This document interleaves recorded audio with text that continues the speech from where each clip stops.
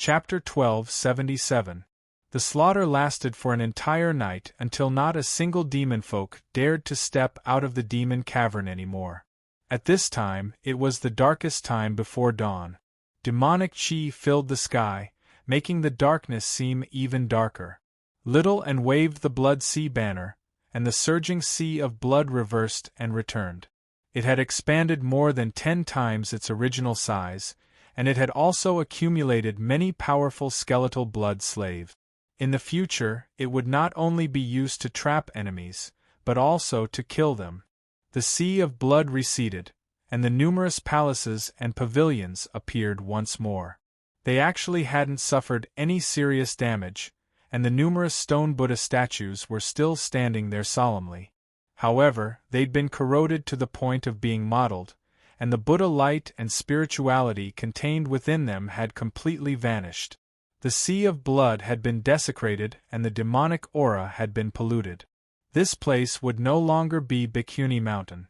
She quietly walked past the temples. This was the first time in her life that she had personally destroyed a Jialan.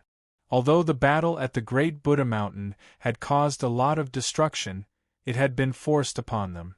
Moreover, the destruction of the Great Buddha Mountain was the result of the demon domain's invasion. He then recalled the 2 vows of the White Bone Bodhisattva. The infinite Buddhist vow to destroy, and the supreme Buddhist vow to end. Finally, he gathered the 4 great vows into one body. He had many comprehensions in his heart. Comprehensions were just as important as resources. In many cases, comprehensions were even harder to come by. She suddenly stood in front of a stone Buddha statue, put her palms together, closed her eyes, and chanted the Diamond Sutra. Everything that exists is like a dream, an illusion, a bubble, and a shadow, like dew or like lightning. This is how one should view it. Everything is impermanent, all techniques have no self, impermanence has no self, life and death are the same, Buddha and demon are the same. Her body emitted a faint Buddhist light. It exuded warmth in the darkness, illuminating the stone Buddha in front of him. The Buddha's face flowed in the light. He seemed to lower his head to look at her. The divine Nun of the South Sea's stern face appeared in his mind again, gradually fading away. The Tao that she wanted to walk on was no longer something that could be restrained by mere rules. He had thought that balancing the Buddha and the demon was a different way, but it turned out that he was just being presumptuous.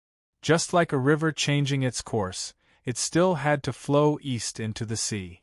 Even if it dried up halfway, seeped into the earth, and evaporated into the sky.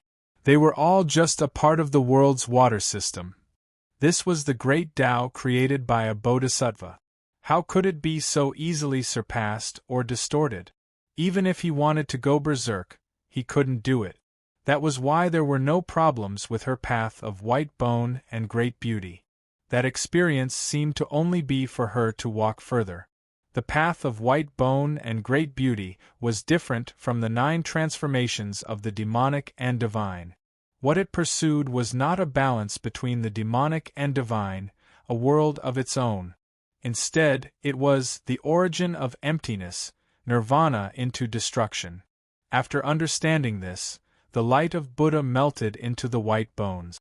Her face became even more peaceful and tranquil. She silently faced the stone Buddha. Anyone who saw her would think that she was the most devout believer. Was the Tao of the White Bone Bodhisattva just one of the infinite Buddhist Dharma and the supreme Buddhist Tao? Perhaps becoming a demon was just an illusion. She had no idea that he had completely mastered the first 3 layers of the path of white bone and great beauty in an instant. At this moment, she already had the qualifications to ascend. Not only could she ascend to the next level, she could obtain the Sutua Creek fruit. He could even cast aside the threat of the hungry ghost realm. However, she made the same choice as Li Qingshan, who was thousands of miles away. She gave up on ascending and continued to condense her power. Suddenly, the sword chi was awe-inspiring and murderous. The Forsaken Immortal Sword's 364 small white bone swords assembled into the sword formation of heaven and earth. They revolved rapidly and shot towards her. The halls and halls along the way were all reduced to smithereens. The bluish-white monk robes were lifted up by the murderous aura. She did not move at all, as if she was completely submerged in cultivation. She did not dodge, nor did she resist. The Forsaken Immortal Sword approached within a meter of her before suddenly slowing down. The edge of the sword trembled gently, slicing through the air, and leaving behind black slashes that conjured a myriad of sword forms. The 364 small white bone swords revolved around her. By devouring the Demon King and killing the demon folk, it had gathered unprecedented power. Now was the perfect time for a backlash. It was also her last chance. Clang! The 365 swords thrummed together and rapidly shrank. A strand of her hair was severed by the edge of the sword, drifting to the ground slowly. This was the first time she had been injured since the Battle of the Ghost Tower. She opened her eyes slightly and gazed at the Forsaken Immortal Sword that was only inches away. In that moment, the world seemed to lose all color, turning pale. The soul of the Forsaken Immortal Sword felt like everything had lost its meaning. Even its consciousness had become empty in this pale world. It could not forget this feeling anymore. It thought blankly, she's only at the third heavenly tribulation, so how can she possess such willpower? Don't tell me she's a reincarnated immortal like the Wujue ghosts? When she extended her hand, the Forsaken Immortal Sword turned around, allowing her to grasp the hilt. In that moment, the balance was completely broken. The imprint had already been imprinted. Master and servant were now separated. From now onwards, the Forsaken Immortal Sword no longer had the opportunity for a backlash. Even when she was heavily injured and unconscious, she could only protect her master wholeheartedly. The Forsaken Immortal Sword was enveloped in the samadhi flames of white bone.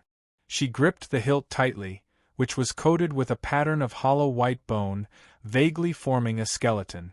The shape was actually not important. What mattered was that she had completely refined the Forsaken Immortal Sword. As if nothing had happened at all, the soul of the Forsaken Immortal Sword grumbled, "Master, these swords aren't very useful." Yet little and communicated with the soul of the Forsaken Immortal Sword. He reforged all of the small white bone swords according to the soul's wishes. The artifact forging section could be considered the most important section of the path of white bone and great beauty. It was not just an external object, but an extension of her body. It was equivalent to a sword cultivator's life-bound sword, or even more so. Over the years, she had basically never stopped forging various white bone artifacts. Even her white bone and great beauty could be viewed as another form of artifact. Her artifact forging methods were extremely brilliant. As long as white bone was used as the raw material, even if it was not an artifact recorded in the path of white bone and great beauty, she could still forge it. Within the blazing flames, the small white bone swords gradually melted and reformed. All of them became strangely twisted. Some of them were curved like blades, some were at right angles, and some only had half of them. Not a single one of them looked like a sword. In the end, even the number changed. Originally, there were 364 of them, which made up 365 with the Forsaken Immortal Sword, but now there were only 139 of them. Not only was the number much smaller, but they were also completely unbalanced, giving off the feeling that they were twisted and incomplete. There were many sets of artifacts in the world. None of them would use such a meaningless number. However, the soul of the Forsaken Immortal Sword was overjoyed. It said in a flattering manner, "This is great. This is exactly what I wanted. This way, it'll be even easier to kill. Master, you treat me much better than that old fiend." This was not completely false. To the fiend immortal, the path of the sword was only one of the 5 absolute. Even though it was the most important path of killing, the problem was that there was no one in the 9 provinces who was his opponent. Moreover, the forsaken immortal sword was not a good sword to him. He would have to give it up sooner or later, so why would he waste the effort to forge such a twisted sword formation? It was not as interesting as playing the zither or painting. For little Anne, there were many threats in front of her. The most direct threat was the great cultivators of the various provinces, as well as the demons from the demonic domain. Yongzhou and Mountain Temple were just the beginning. The biggest threat was the hungry ghost realm and the great Xia dynasty, which she did not know what they were up to. This was her war alone, and the enemy was the entire world. At least for a long time, the destructive power of the forsaken immortal sword would be worth using. The soul of the sword could also save her a lot of effort to use other methods. Thus, she continued to forge artifacts. One by one, the skull prayer beads rolled out of the samadhi white bone fire and turned into skeleton demons. They bowed to her and flew off in all directions. When she had forged 33 skull prayer beads, all the white bone artifacts that she had lost in the battle at the ghost tower were finally restored. She did not stop there. She forged another 3 skull prayer beads, making up a total of 36 beads. In an instant, every skeleton demon scattered throughout Yongzhou became even more powerful and ferocious. Their strength surpassed that of ordinary demon kings and great cultivators, reaching the middle stage of the third heavenly tribulation. Although there were only 3 additional skull prayer beads, it made the entire string of skull prayer beads reach a higher level. The 36 skull prayer beads symbolized the 36 types of troubles. There were 6 of them, each representing the 3 types of suffering, joy, loss, good and evil, and peace. They combined to form 36 types of troubles. This was a transitional stage for the skull prayer beads to advance from low grade to middle grade. 27 skull prayer beads were only low grade.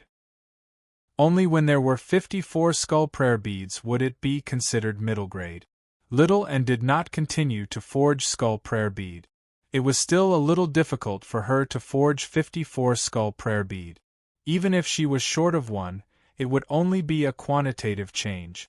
A dozen more skeleton demons would not make much of a difference. Thus, she continued to forge the Chaos Soul Bell. This was the latest white bone artifact that she had forged.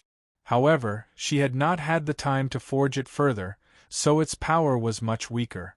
Now was the time to put it to use. To be continued. Chapter 1278. A mountain of clouds passed through the blue sky. Li Fengyuan stood on the surging clouds, gazing down at the ground sternly. After receiving her news, he had rushed to the Harmony province as soon as possible, but what he saw was this. The sun scorched the ground. It should have been the season for vegetation to grow, but there was only endless, yellowish-brown barren land as far as the eye could see. There were no birds in the air, and there were no fish in the water. Even the deserts of the Scarlet Province and the tundra of the Frost Province should not be so deathly still. A feathered person said, "My king, I heard that she's even opened the largest demon cavern in the Harmony Province. Right now, demon chi surges into the sky from the north, polluting the region of 500 kilometers. Even demon folk struggle to compare to such evil deeds. Even if that's the case, are you still going to help her?" Li Fengyuan looked away and gazed at the sky. "She no longer needs my help, nor does she need anyone else's help. Let's return to the Cloud Province. No, let's directly go to the East Sea and leave this place of trouble." The feathered people all said, "My king is wise." Li Fengyuan suddenly turned around. He could vaguely hear the strange sound of a bell. The feathered people sensed nothing. They asked curiously, "My king, what's wrong?" "Nothing. Let's go." The mountain of clouds flew off, leaving behind a long trail as it headed east, vanishing into the horizon. Ding! Clang! The sound of the bell swept through the plains with little Anne, landing gracefully in a city. She stood on the tallest building in the city barefoot, before taking off high into the air again. The chaotic soul bell on her waist rang. In the busy, sweaty streets, in the restaurants where people toasted each other. Wherever the sound of the bell passed by, the souls were thrown into disarray. Suddenly, it turned into a ball of pale white flames, rushing into the sky strand by strand, chasing after her. She seemed to wander through the world aimlessly, followed by millions of streaks of pale white flames. She crossed mountains and valleys, passed through day and night the Dragon Province. Thousands of mountains surged towards the center like waves, clustered around a tall mountain. It was like a huge dragon in the ocean had raised its head, ready to soar off. This was the greatest ley line in the world, Dragon Head Mountain. It was said that the mountain was transformed from the corpse of a true dragon, but that was a matter from 1,000,000 years ago. The dragons had already left this world a long time ago. Many legends could no longer be verified. At the peak of the mountain, there was a great hall that was over 1,000 feet tall. It left the sea of clouds at its feet and was almost connected to the sky. It had the power to dominate the 9 prefectures. Under the sunlight, once again, it was filled with extraordinary splendor. Changes swirled. It was as if it was shrouded in neon lights, extremely magnificent and glorious. It didn't seem like it was made by humans, much less by humans. And that was indeed the case.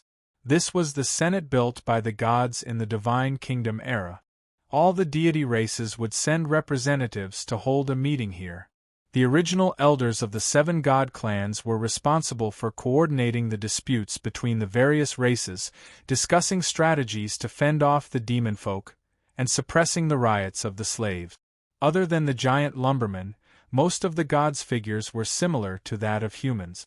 It was said that they were influenced by the Dragon Clan, and that was why this hall was so huge. In order to celebrate the arrival of a new era and increase the authority of their own race, the various races had done their best to build this grand hall. There should not have been such a tall mountain in the world.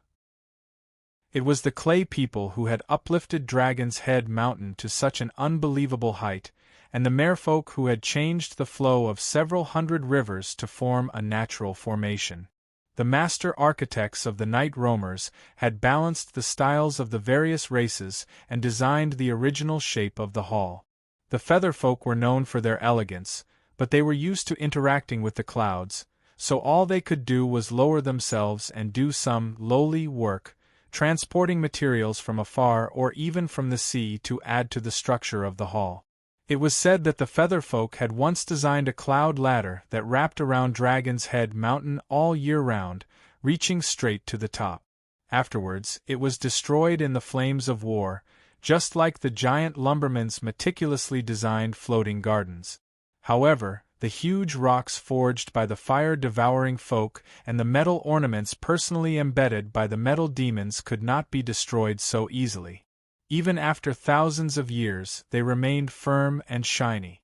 That was probably the only time the gods' people had worked together for something. Afterwards, even when demon folk invaded, it was filled with schemes and schemes, both open and covert. They were even tempted to destroy the opposing races. The lowly slaves were the best cannon fodder, especially the humans who could become demon folk at any time. Instead, the demons that could serve as mounts seemed a little more amiable. However, by then, the humans already possessed their own sects, schools, and even belief.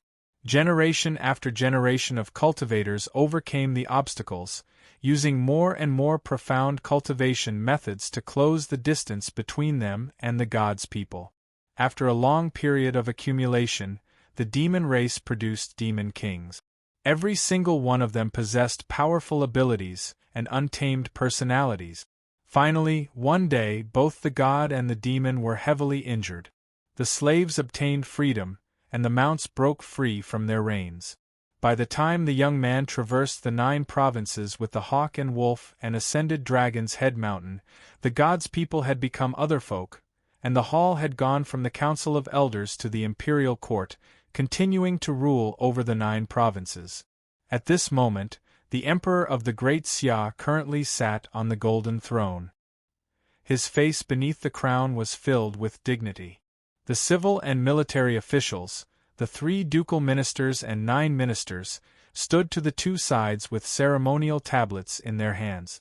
In such a colossal hall, it was unavoidable for the humans to seem insignificant. However, the aura they gave off was like that of giants, and that was the result of them purposefully concealing it. Otherwise, the aura of any one of them would be able to fill the entire hall. A stern voice echoed in the hall. According to the report of the governor of Yong Province, the foe of Buddha has wreaked havoc in Yong Province, and not a single living being has survived. Other than the capital, Great Liang City, and the place where the Banyan Tree King is entrenched, the cultivation sects in other places have all been destroyed.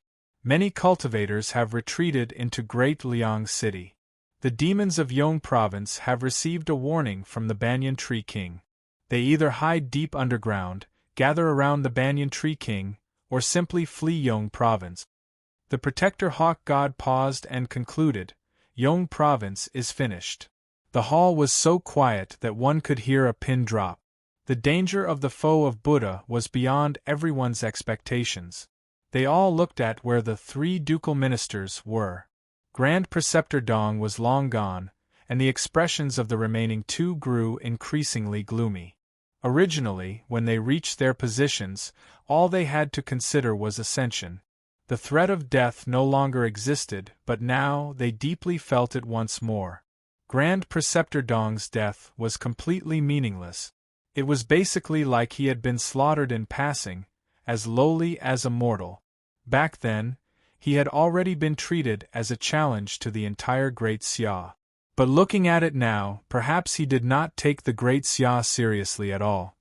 The Emperor of the Great Xia asked, "Where is she right now? I can't lock onto her. She might come to the Dragon Province." There was a series of whispers in the hall. What if the foe of Buddha came to the Dragon Province? Was she going to be like the governor of Yong Province, hiding on Dragon Head Mountain? Their sects and dwellings were scattered across the Dragon Province. If they retreated, it would be a great humiliation. Floating Astronomy. Chapter 1279. Silence. Si Qing shouted. He wore the gilded dragon robe of the crown prince, and stood beside the throne, in charge of maintaining order in the hall. This job sounded quite authoritative, but it was just a fox borrowing the tiger's might. If there were eunuchs in this world, this would be the work of a eunuch. He was extremely annoyed, but he did not dare to show it on his face. After all, he was the weakest among the crown princes. Even Si Bao, who went through the tribulation later than him, was stronger than him. This was because his physical body was destroyed by Li Qingshan and his strength was greatly reduced. The hatred in his heart had never subsided and was growing with each passing day. The hall immediately quieted down. The emperor said, "Our great Xia, with all the officials and generals in the court, can't think of a way to deal with a mere person?" The head of the 9 ministers, Zhong Zai, said, "I have something to say. If it's just to deal with the enemy of Buddha, there are many ways. It's not impossible to kill her, but we need to use the power of the whole country. Now is the crucial moment of worship to the heavens. After the worship succeeds, the enemy of Buddha is just a small problem. If the worship fails, even if we kill the enemy of Buddha, the 9 regions will not escape the fate of being swallowed by the hungry ghost realm." The left imperial advisor said, "It's not difficult to force the hungry ghost realm to retreat, but this time, the hungry ghost realm is here for the enemy of Buddha, and they are determined to get it at all costs." The emperor frowned. "The enemy of Buddha again." Zhongzai said, "The left imperial advisor is right. The problem is not just the hungry ghost realm. The enemy of Buddha has already opened dozens of demon dens. If this continues, there will be an unprecedented demon disaster soon. Although it is indeed the enemy of Buddha that caused this situation. However, our enemy is not just one person, but 2 worlds." The emperor suddenly stood up. He said angrily, "Is this enemy of Buddha sent by the heavens to go against us? Are you going to let us watch her run amok without doing anything?" In an instant, The wind and clouds outside the hall surged and thunder rumbled. Zhongzai said, "A little impatience will spoil the great plan. Your Majesty, please prioritize the worship to the heavens." All the ministers said, "Your Majesty, please prioritize the worship to the heavens." The great Xia Emperor slowly sat down again. Forget it.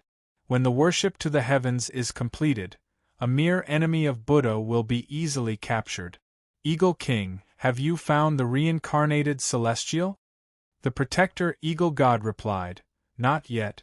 The various prefectures have prepared a list of names, and there are some people with extraordinary talents among them. He might have been a cultivator in his previous life. But it's not the celestial we're looking for.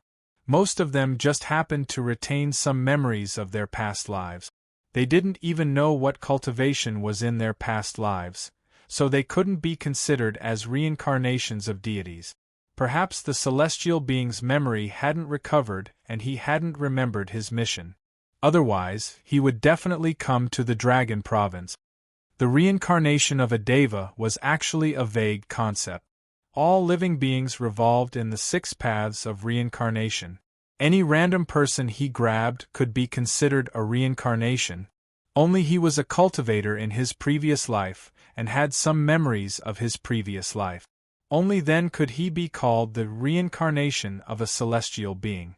The problem was that 9 regions spanned hundreds of thousands of miles, and the population at its peak was more than 10 billion. There were too many talented people. On the other hand, there was truly no way to verify the memories of one's previous lifetime. Even if one did exist, it would mostly be blurry and incomplete, and one could only rely on one's comprehension ability and speed of cultivation.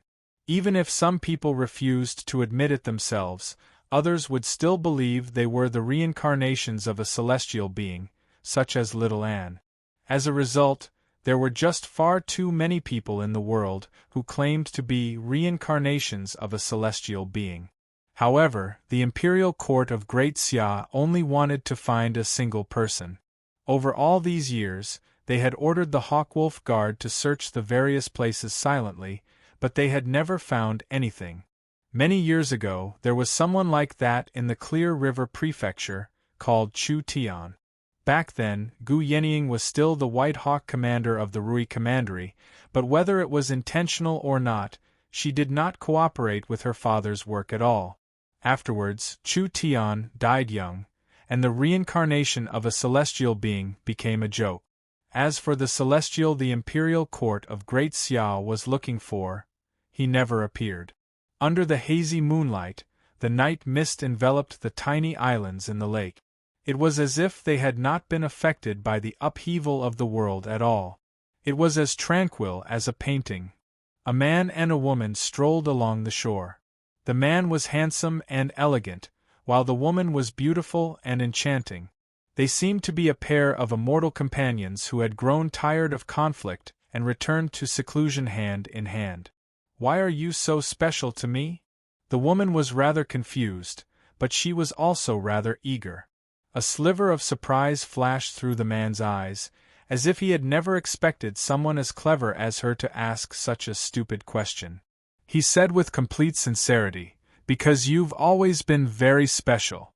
"Hey, you must be especially bad." The woman lowered her eyes and smiled in a self-deprecating manner. "Yeah, not only are you especially bad, but you're also very cruel." The man smiled. "Yeah, I've always thought I hid it very well." The woman smiled as well. "It's useless. I've always experienced it deeply, but it seems like the past White Hawk commanders of the Rui Commandery have all been like that." The man smiled bitterly as if he was helpless. The woman grumbled, "Oi, if you're talking about me then so be it, but do you have to talk about my master too?" The man was mildly surprised. He had never seen her behave like this before. It was actually surprisingly enchanting. Suddenly, he remembered that she had practiced arts of charm in the past, but the sliver of affection was not fake. He smiled. "Just like the saying, like master, like disciple. Senior Gu obviously has her reasons for accepting you as her disciple." Any observant person can see how special you are. Perhaps she just finds me particularly annoying, so she specially accepted me as her disciple so that she can torture me," the woman said half jokingly, half seriously. "I've never heard of something like that. Accepting someone as your disciple just because you hate them." The man laughed aloud. His clear laughter alarmed a flock of egrets. "There have always been many strange things in the world. Isn't there one of the 8 sufferings of Buddhism called the Society of Resentment?" The woman turned her head to the side and looked at the man. The man looked back at her. "Yeah, I don't think much about that. I feel like the greatest sufferings of life are not being able to get what you want." The woman shifted her gaze. "What do you want?" The man suddenly changed the topic. The playboy, who was the primary disciple of the school of legalism, was infatuated with your master. Unfortunately, he's already left the Rui Commandery, or I'd definitely invite him for a drink so that I can ask him for guidance on how to free myself from the pain of not being able to get what I want. The woman fell silent for a while before saying, "Do you know? The person I hate the most is my master." The man asked curiously, "Why?" The woman stopped and stared at the drifting moonlight in the lake. "I haven't told you about my past, have I?" "No." The man shook his head. Her past had always been a mystery. "Do you want to hear it?" "That's exactly what I want." The man could sense the woman's heart opening up to him. His efforts over the years had finally paid off. Joy surged through his heart. Wasn't what he had done everything he could to obtain that sincerity? Only by obtaining that sincerity could he personally shatter it and take back everything that belonged to him. Qianrongji, this is my Chu Tian's revenge. To be continued. P.S. I'm going to my aunt's tomorrow, and then I'll take a bus home, so I'm taking a day off. Yep, that's it. Chapter 1280. Did you know? My surname was originally Shangguan. Qianrongji stared at the rippling moonlight in the lake in a daze. It was as if her soul had already passed through time and returned to a very, very long time ago. All that remained here was an empty shell. Lin Xian smiled. Shangguan Rongji sounds better. However, when she spat out the matters of the past that she had buried deeply, Lin Xian gradually stopped smiling. Lin Xian couldn't laugh anymore. He didn't know what to say. Even though he had lived 2 lives and experienced numerous dangers, so much so that he had become indifferent to all sorts of slaughter and death. However, the pain in the depths of people's hearts, the unforgettable and unspeakable humiliation, even he felt bitter when the person involved personally mentioned it. He could not help but think back to his 2 lives. Compared to what she had gone through, it could be described as smooth sailing. The greatest setback he had suffered was when he had yet to recover his memories and was called Chu Tian. However, even Chu Tian had spent most of his life being arrogant, complacent, and heartless. Qianrongji's voice was extraordinarily indifferent, as if she was talking about someone else. Lin Xian could not help but feel a hint of sympathy, but he immediately dismissed that thought. He recovered his pride as a celestial. There are plenty of pitiful people in the world. Just how many of them will become demonesses like her? Since there's so much pain in life, why don't you just die earlier? Why do you have to trouble others? How dare you ruin my mission, preventing me from reporting back to the Dragon Province? You deserve to die.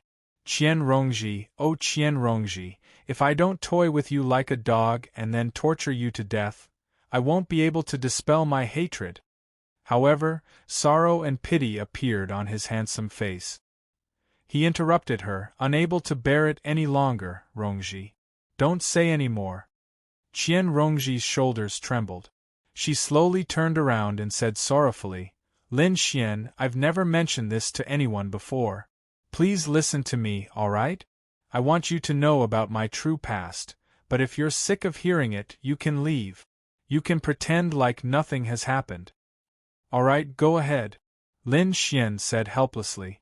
After changing his attitude, he no longer felt pity for her. Instead, it was filled with cruel pleasure. Tearing open her old scars and making her bleed, this could also be considered a part of revenge. Until Qian Rongji finished speaking in one breath. His face was already covered in tears. "Am I a monster?" he asked in a daze. "Yes. You are a monster, a twisted and insane monster. You can even say those details. How shameless!" Lin Xian thought. He took a step forward and said passionately, "No, no. None of this was your fault. It's the Qian clan's people who deserve to die. But since you've already taken revenge, why don't you let it go? Your master isn't torturing you. He's trying to make you turn back." "Can we really turn back?" Qian Rongji was at a loss. She looked at her hands and her eyes became firm again. "No, there's no turning back. If I turn back, I'll have nothing left. I can only continue like this. Sometimes I think I'm doomed to suffer all my life. If that's the case, how can I escape the arrangement of fate? You don't have nothing. You still have me. I'll always be with you." Qian Rongji's expression changed. "Really? Listen to what I've said. It's true. I, Lin Xian, swear to the heavens that I'll be with you forever." The boundless will of the 9 provinces obviously did not pay attention to her frivolous words. However, just like any woman intoxicated in love, she became emotionally moved and could not help but throw herself at her lover. Lin Xian hesitated for a moment, but he still opened his arms firmly. This was a godsend opportunity. Even a weak child could kill an unguarded adult, not to mention that the difference in strength between them was not that great. He could not delay the matter of the heaven-climbing vine any longer. The Dragon Province was currently searching for him. If he wanted to enter the royal court of the Dragon Province gloriously, he had to take action. When they embraced each other tightly, Lin Xian felt a wave of pain. However, with his willpower, he could endure it. Qian Rongji's hoarse, apologetic voice rang out by his ear. "Sorry, I've already done my best to restrain myself." Lin Xian said sincerely, "You've already given me the best. What's a little pain worth?" He considered how he could capture her without killing her immediately. "Really? I'll give you more, much more," Qian Rongji murmured. She kissed Lin Xian's neck with her red lips, gently licking and kissing it. A cloud just happened to block out the moonlight. The atmosphere of darkness permeated the air. Lin Xian thought about the past she spoke of and felt disgust. However, this disgust turned into shock very soon. Pain that was hundreds of times greater than what he was just now suddenly surged into his soul. His eyes suddenly widened, and he let out a meaningless gurgling sound from his mouth. Even a reincarnated celestial would not be able to ignore the pain of hell. Not to mention her almost insane method of cultivation. She possessed thousands of hell snakes instead of just borrowing the power of hell. She could be described as a living hell. "This is the best thing I have. Do you like it? Don't worry, I'll satisfy you completely." Before he knew it, Qian Rongji's eyes had turned into the cold eyes of a snake before he knew it. Hell snakes crawled all over her face. Even her red lips and tongue were entangled with venomous snakes, hissing and flicking their tongues. Lin Xian's face darkened as his veins bulged. He squeezed out 2 words from between his teeth, "Rongji." He still struggled to believe that his identity had been exposed. He was confident that his disguise was perfect. From Chu Tian to Lin Xian, he had indeed become a completely different person. No matter how careful Qian Rongji was, it was impossible for her to discover any traces of him. Just what had gone wrong, or was she still testing him? Chu Tian. Qian Rongji's voice was extremely excited. She hugged him firmly, as if her arms wanted to squeeze into his body. Hell snakes wormed their way into his body, gnawing at his soul. "Did you know? I hate it when others pity me the most. Am I that pitiful? I'll make them 100 times, 1,000 times more pitiful than me. Fortunately, I'm not that cruel. At the very least, I won't pity them. Alright, I've already given you so much. It's about time you pay me back. A vine extended, stabbing into Chu Tian's dantian. Chu Tian did his best to concentrate. Let me go, or I'll take you down with me. Alright. I can't wait anymore. Qian Rongji wrapped herself even tighter, like a huge python that had swallowed an elephant. Even if she was about to choke to death, she would not let go of the prey in her mouth. You madman! Chu Tian was filled with regret. He should not have cared about the dignity of Celestials. He should have asked for reinforcements from the imperial court earlier. At this moment, the heaven-climbing vine pierced his dantian. It was empty, without the existence of a golden core. A purple light lit up on his forehead.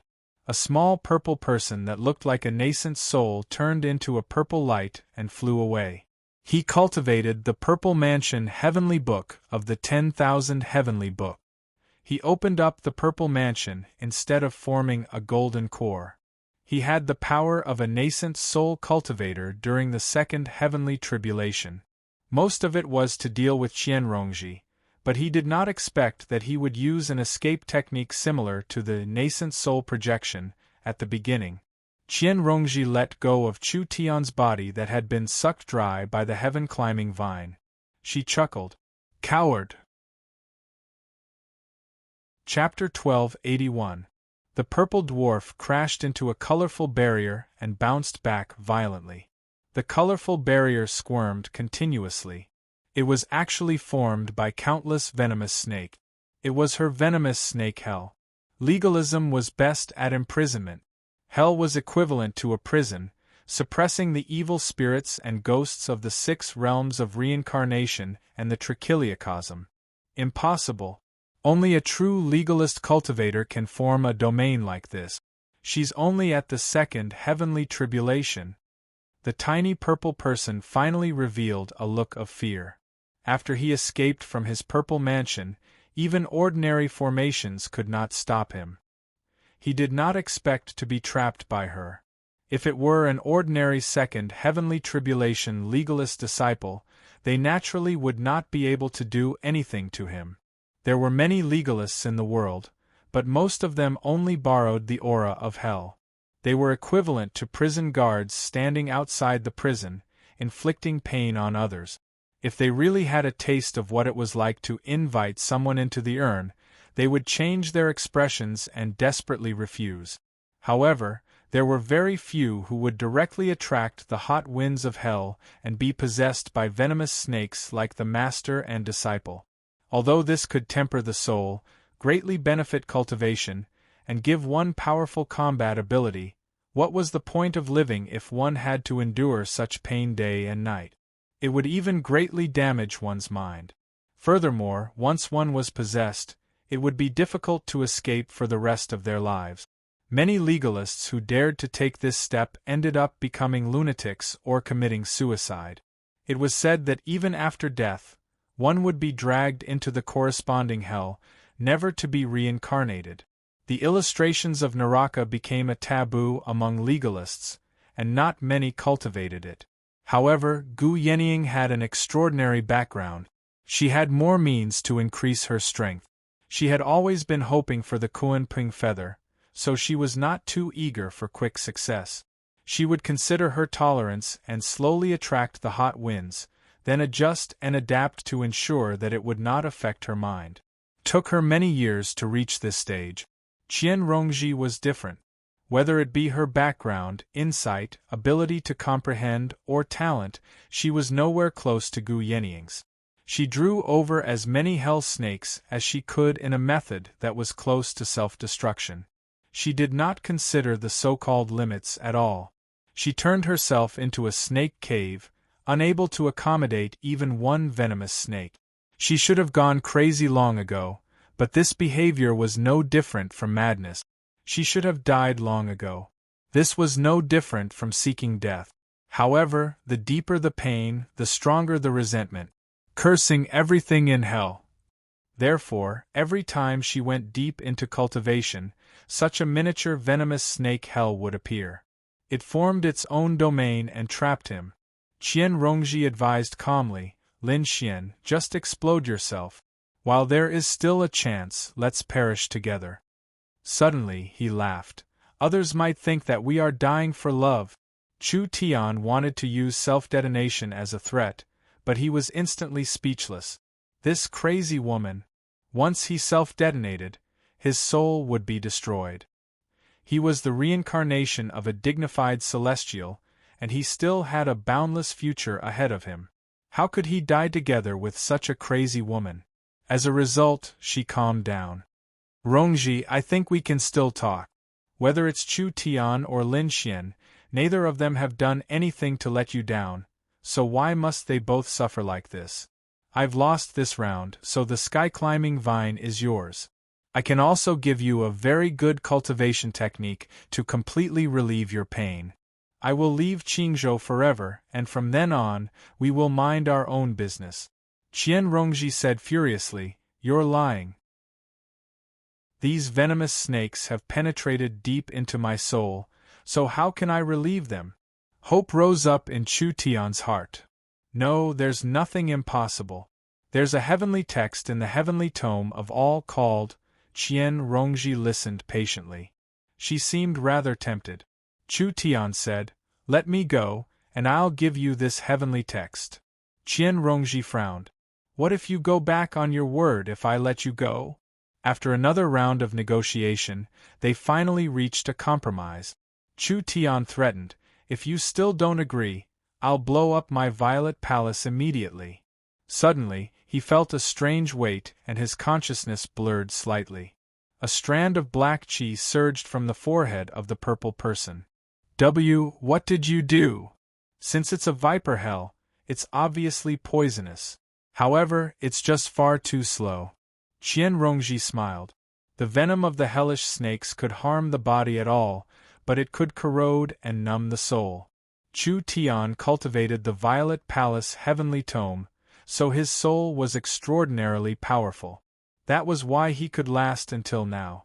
Chu Tian discovered that she had been stalling for time the entire time. He said firmly, I want to go with you. Before he had even finished speaking, Qian Rongji suddenly opened the viper hell and retreated. Chu Tian was caught between a rock and a hard place. If he chased after her right now, would Qian Rongji really die with the speed of his Violet Palace?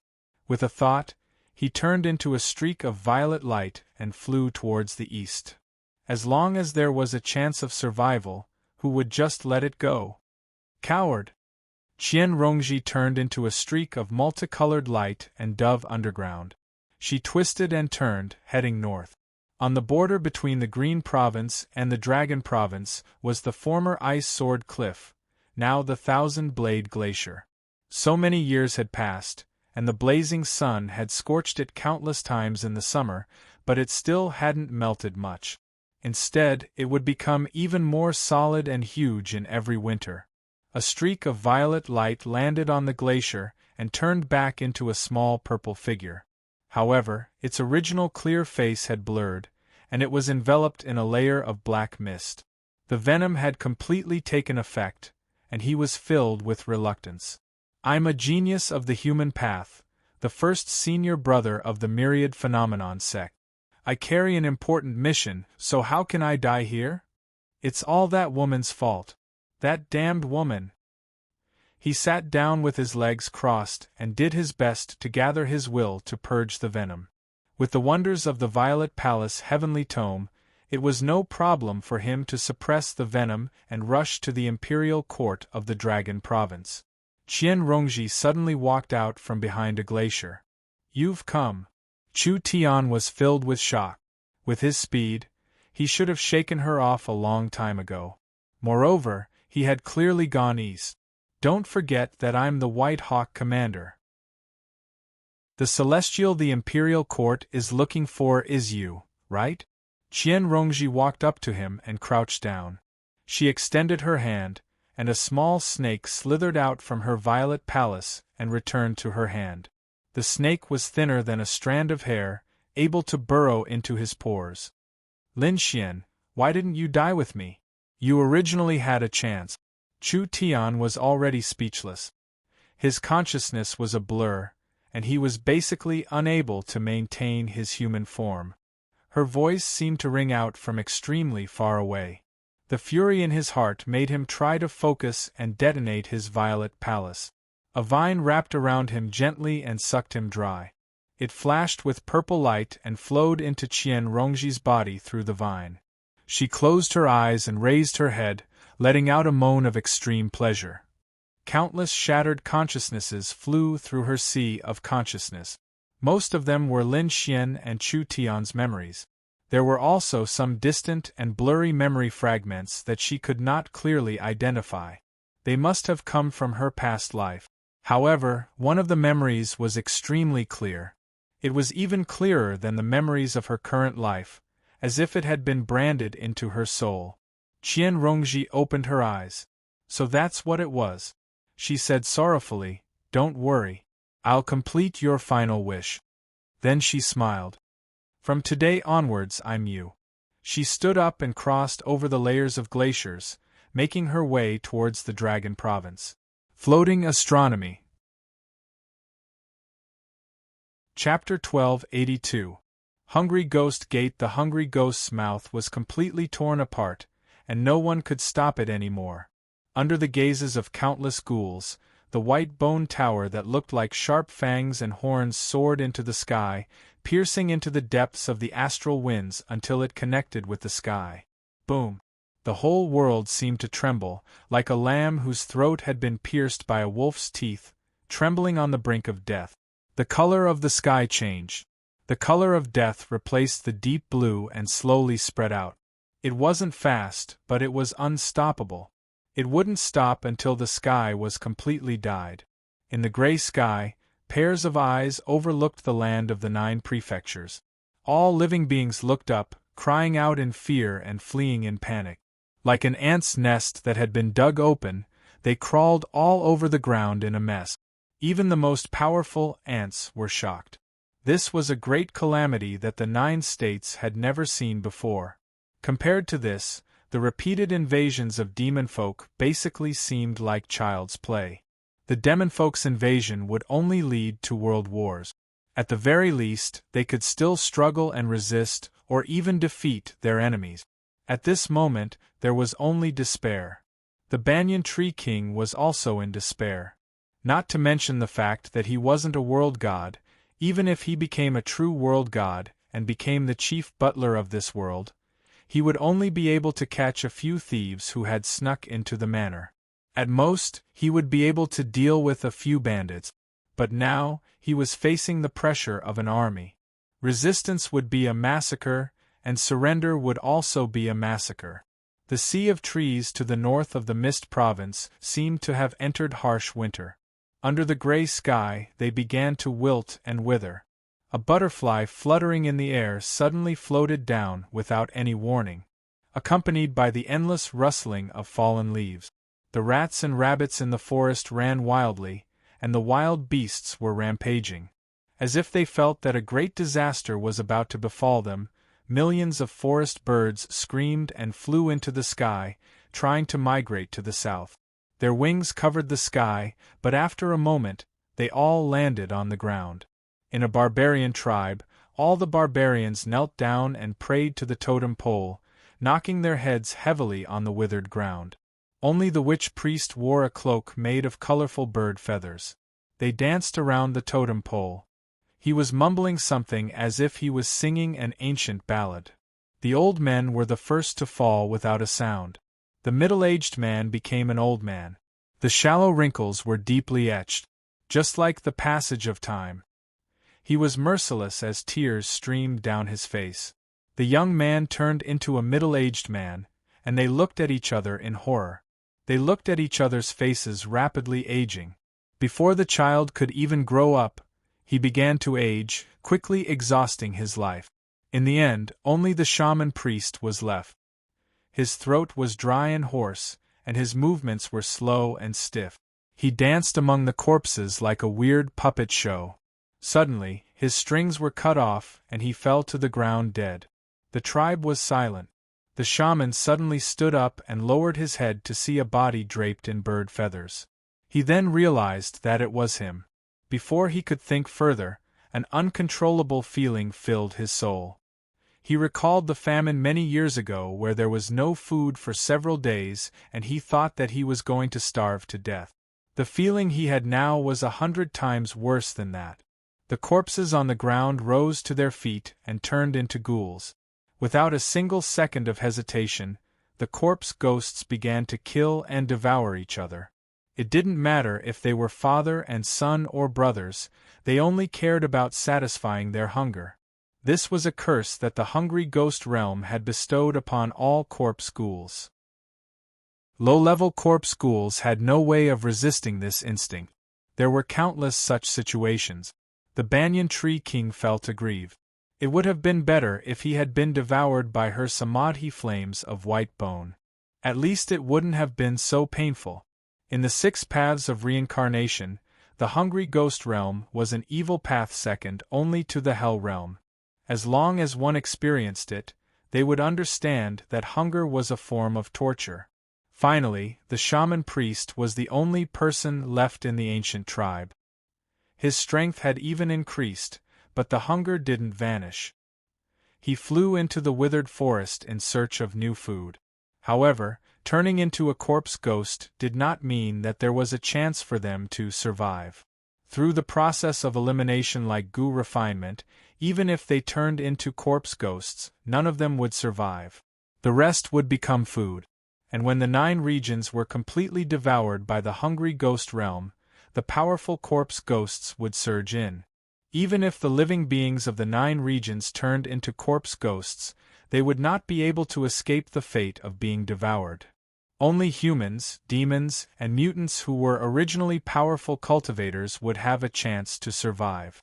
The banyan tree king could not be bothered with the other provinces. He gathered all of his strength in Towering City.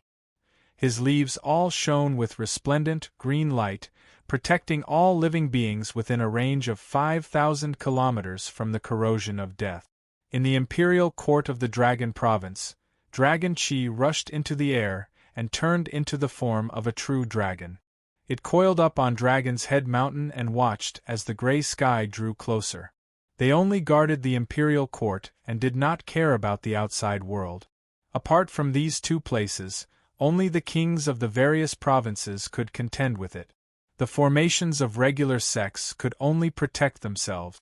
Cultivators would not be corroded so easily, but it was only a matter of time. The foundation they relied on for survival was about to cease to exist. Apart from turning into corpse ghosts, there was no other path. Suddenly, the banyan tree king discovered that the most crucial force to stop the hungry ghost realm's devouring was actually the demon caverns. Thousands of strands of demon chi were like beacons in smoke, stopping the gray in the sky from spreading. The demon domain was not one of the 6 paths of reincarnation, but in terms of world level, it was no worse than the hungry ghost realm. No matter how vicious the demon folk were, they were still living beings. When the laws of the 2 worlds clashed, the hungry ghost realm's devouring and expansion would slow down until the demon caverns were cleared. This was no longer a simple seal, but stealing food from the jaws of a tiger. It had completely severed the connection between the 9 provinces and the demon domain. The demon caverns were like the sharp, messy spines of a fish. They needed to be picked out carefully, or the 9 provinces would truly become the underbelly of the fish. Don't tell me this step was also within her expectations? The banyan tree king thought to himself. Over the past few months, she had rampaged through the world, unleashing a massacre across the various provinces and basically opening up most of the demon caverns in the world. Not only could they stop the hungry ghost realm's devouring, but they were also the best path of retreat. Otherwise, even if she ascended right now, she would probably only ascend to the hungry ghost realm. It was not that he could not predict this step, but he would never think like that. As his goal was to become a god of the world, he could not even seal up the demon caverns in time. How could he allow the demon folk to invade? Right now, he could not afford to care too much.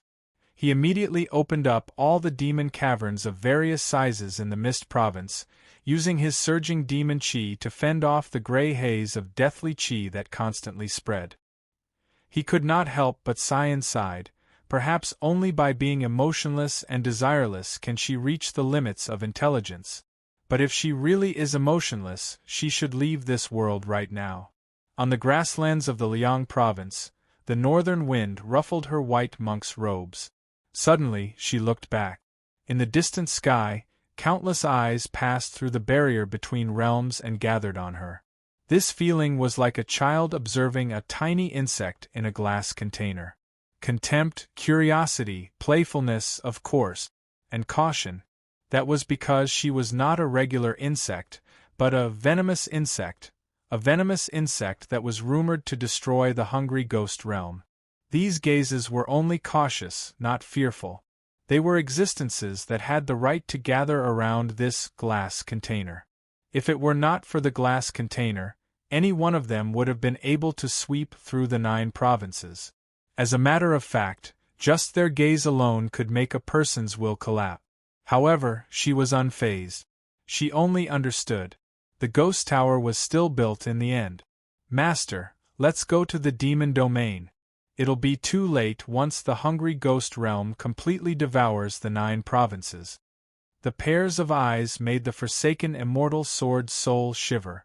It even felt fear. It could not turn to another sword master. If it became enemies with these opponents, it would definitely be destroyed. There were many demon caves in the Liang province, and any one of them could lead to the demon domain. As long as she reached the demon domain, the hungry ghost realm could do nothing to her.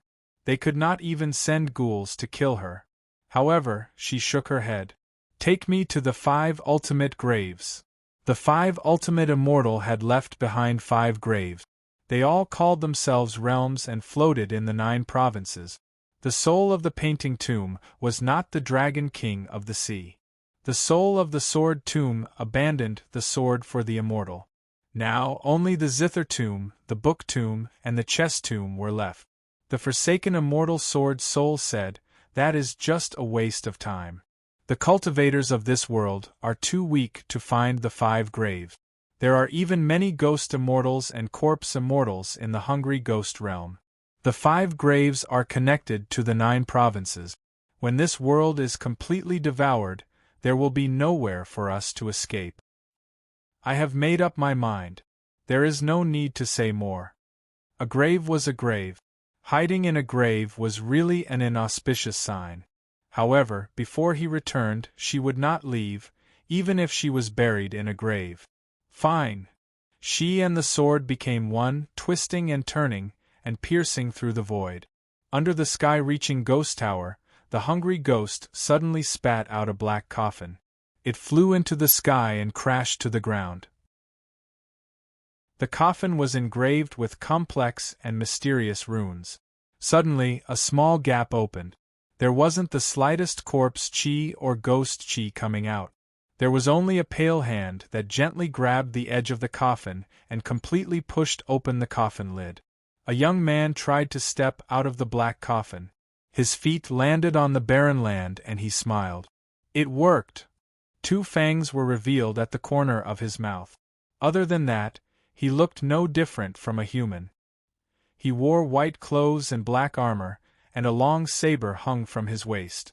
He looked like a heroic warrior, not at all like the ferocious and terrifying ghouls. He looked back and saw that all the corpse kings and ghost kings bowed their heads, not daring to meet his eyes. He was shocked. Zombies! If there was a so-called god race in the chaotic hungry ghost realm, it would be the zombie race. Unlike their ferocious and twisted brethren, zombies looked almost no different from living people. They even had body temperature and heartbeat. They were not tortured by hunger, nor did they devour other ghouls. But their power was far above normal ghouls. They were the true favorites of the hungry ghost realm, almost equivalent to the Luo Ho clan of the Azura realm. However, the Luo Ho clan was born. Zombies could not reproduce. Apart from their ancestor, goddess Nuba, the rest were acquired. Only the extremely powerful zombies could pass on their descendants, and they had to consume their original power. They chose the peerless geniuses of the 3,000 worlds. Kwang Tianyu was such a zombie. He asked, "Why don't you find some living people to eat? What are you doing here?" "This is the order of Emperor Li. Lord Zombie, it is said that the enemy is in the north." Once she left the Hungry Ghost Gate, even if the Corpse Kings and Ghost Kings attacked together, they would not be a match for her. "I have the guidance of the stars. I don't need your nonsense." Kwang Tianyu looked at the sky. Pairs of eyes, big and small, were like stars, gathered somewhere in the north. At this time, there were also many eyes gathered on him. He bowed to a pair of eyes and waved his hand. "Since I'm here, I don't need to care about Emperor Li. Let's make a big mess. Ha ha ha, when I destroy the White Bone Inheritor, I will be the Emperor of this region. To be continued. P.S. I've been home for the New Year these few days. There are a lot of things to do. The updates are not good, please forgive me." Chapter 1283. Boom. 100 zhang deep pit appeared on the ground. Amidst his wild laughter, Kwang Tianyu shot up into the sky, piercing through the layers of clouds until he reached the end of the horizon. The surging astral wind slashed at his body, but it actually didn't leave a single wound on him. He looked down at the 9 regions. Under the gaze of countless eyes in the sky, he did not have the slightest fear and said to himself, "This is my territory." Regardless of whether it was the Banyan Tree King in the south or the Great Xia Royal Court in the north, he did not place any of them in his eyes. Even the biggest target of this trip, the White Bone Successor, could be destroyed with a flip of his hand. This was not arrogance, but absolute confidence. He had already gone through 4 heavenly tribulations. According to the common ghouls, he would be the Corpse Emperor. However, he didn't think that this was an honorific for a real zombie. The strongest cultivator in the Jojo world was only at the peak of the 3rd heavenly tribulation. The difference of one major realm was like the difference between heaven and earth. Moreover, there was a huge gap in power between the 3rd and 4th heavenly tribulations. It wasn't without reason that the Buddhists called cultivators who had overcome 4 heavenly tribulations advanced fruit. On the path to becoming an immortal and a god, those who hadn't overcome 4 heavenly tribulations were simply unqualified. Even if there were thousands of great cultivators working together, they would still be no match for him. Just find a powerful corpse emperor in the Hungry Ghost realm, and this mission would not be too difficult. His only opponent was this world. However, the corpse gods and ghost immortals who ruled over the Hungry Ghost realm were determined to win this battle. Even if the risk was minuscule, they had to nip it in the bud. They did not even wait for the Hungry Ghost realm to completely devour the 9 provinces. They directly sent a zombie that had survived 4 heavenly tribulations into the 9 provinces. Even if he borrowed the power of the Hungry Ghost realm, in order to create this deceptive black coffin, he had paid a huge price. It could be said that he was determined to obtain it. Kwang Tianyu took a deep breath and bared his fangs. His aura continued to rise, pushing aside the immeasurable astral winds. For a moment the weather changed, as if a peerless demon had descended. His eyes shone with a faint golden light, carrying a divine aura. "What's that?" The Banyan Tree King also sensed something. He had never felt such a terrifying aura in the 9 states. That was definitely not something a Corpse King or Ghost King could possess. He changed his mind. The invisible laws of heaven and earth were like a huge net, entangling towards the source of the aura. However, the moment he got close, the laws of heaven and earth lost their effect, as if it was a blind spot. Kwang Tianyu immediately noticed. He glanced towards the south. "He's not even a world god. You still dare to deal with me? How reckless!" Anger flashed across his face. The backlash of the world was not a joke. If he was not careful, his soul would be destroyed. Even if a true god or true immortal descended, it was also impossible for them to directly fight against a world. Otherwise, they wouldn't have sent him down. However, His mood immediately became better. Now that even the laws of the world could not do anything to him, what was there to be afraid of? This trip down was simply an outing, and he even picked up a domain for free. His lips parted as he said soundlessly, "Wait until I kill the white bone heir. If your will hasn't been devoured by the hungry ghost realm, then I'll come and kill you." These words were like thunder exploding above towering Sky City, and the pressure contained within them caused the demon kings to tremble. The waves of the forest rose and fell. The banyan tree king sighed in his heart. Fusing himself with the world seemed to be a huge mistake. He would have been better off ascending earlier.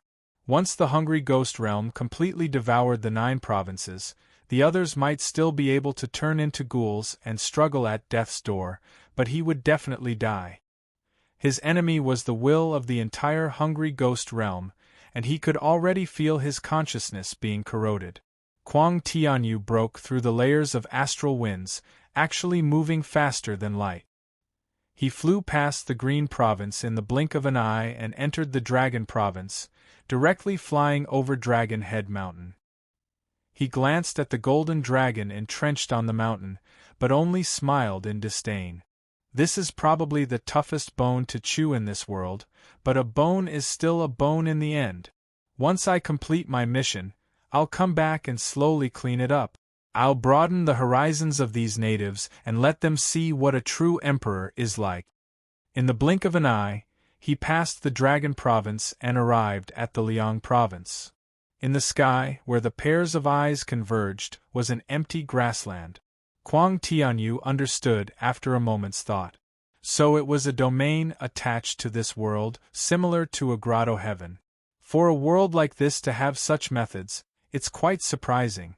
However, if they think they can stop me with this little trick, then they're overestimating themselves. As he spoke, he drew the long saber at his waist. Within the palace, there were layers of curtains. A woman dressed in dark green court robes sat and played the zither. Her slender fingers plucked the strings leisurely, and the sound of the zither spiraled up like the sounds of nature. The face behind the curtains was blurry, but there was no doubt that it was a great beauty. Suddenly, her brows furrowed slightly, and the sound of the zither changed. It was as cold as ice, and the chimes carried the aura of blades. "Who goes there?" A flash of sword light tore through the layers of curtains. Little and stood barefoot on the cold white marble railings outside the palace, but he did not look at the woman playing the zither. He only looked at the dark green zither in her hands, understanding that it was her true form. "You're Gwilly." The woman in court robes had originally asked little Anne, but she suddenly noticed the sword in his hand. Her expression changed, and she called out the abandoned immortal sword's true name, Gwilly. Both of them had once been treasures of the 5 absolutes immortal, so they could not be more familiar with each other. She picked up the zither and turned to leave. With a wave of her hand, the zither strings crisscrossed. The zither strings were sharp and sensitive, and thousands of chimes were waiting to be released. Without waiting for little Anne to speak, the abandoned immortal sword leaped out, turned, and shot out, cutting countless zither strings. Immediately after, it transformed into a human form and blocked the woman's path. "Lu-yi, long time no see." One of his eyes was wide open, and the other was slightly squinted. His left shoulder was high and his right shoulder drooped. His face was like that of a youth. He could not be considered ugly, but his entire body was filled with strange contortions. Even the clothes on his body did not fit. These words coming from his mouth were filled with the aura of a hooligan.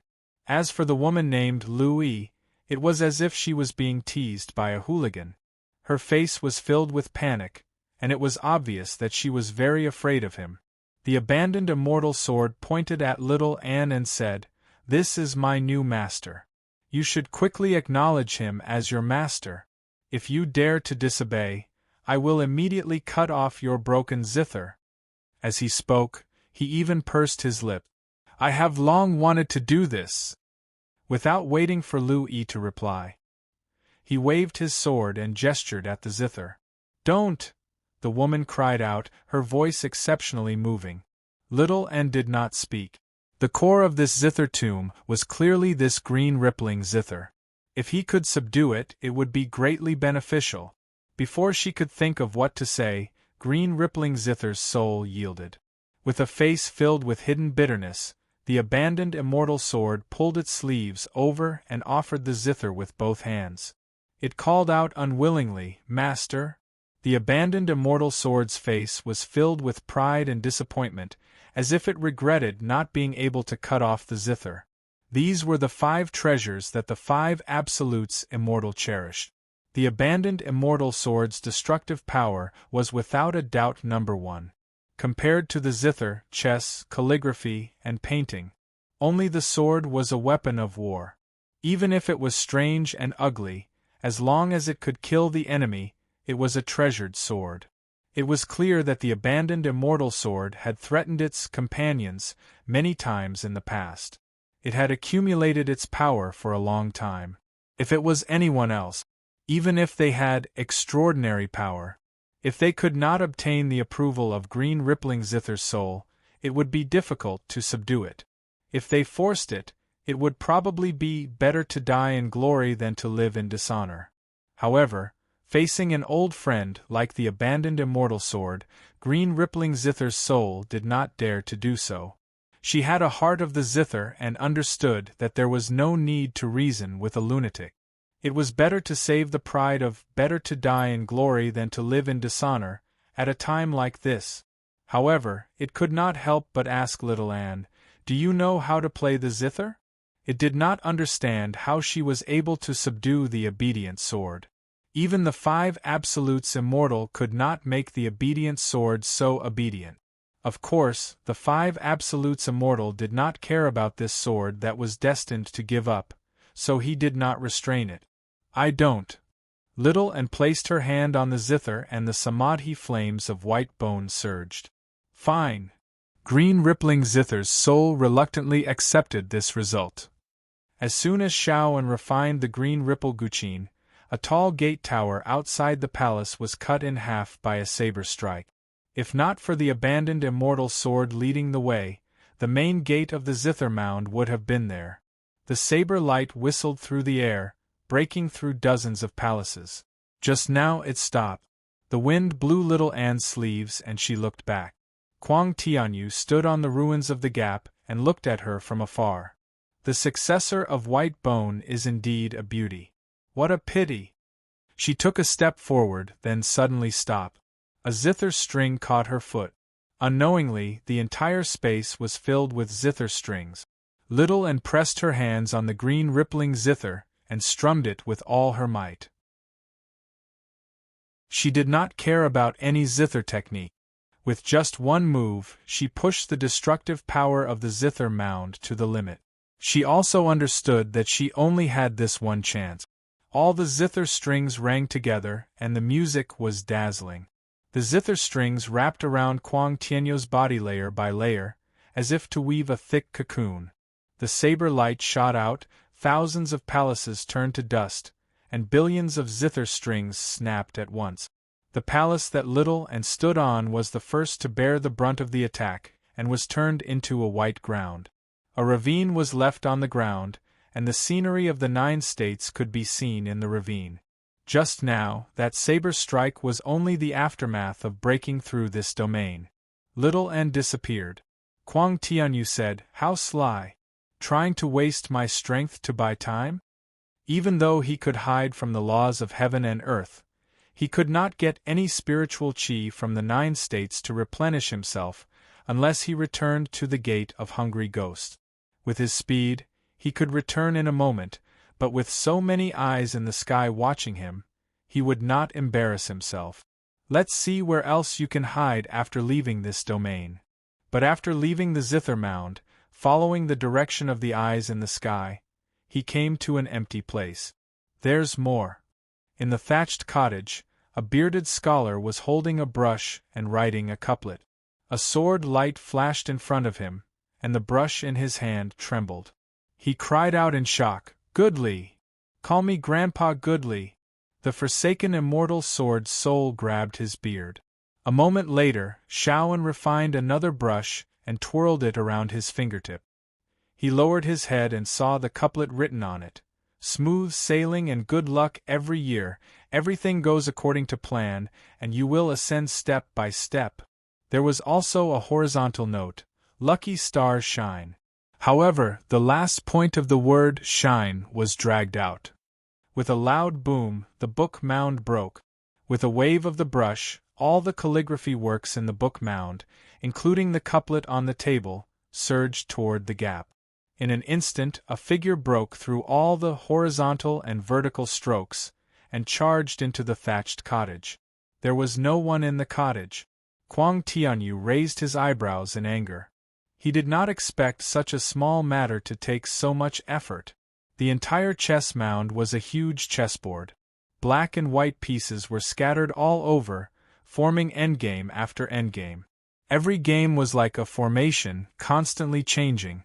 The chess soul, who was as beautiful as a woman and wore a tall black hat and a long white robe, was waiting for a master, a genius chess player who could solve all of its endgame.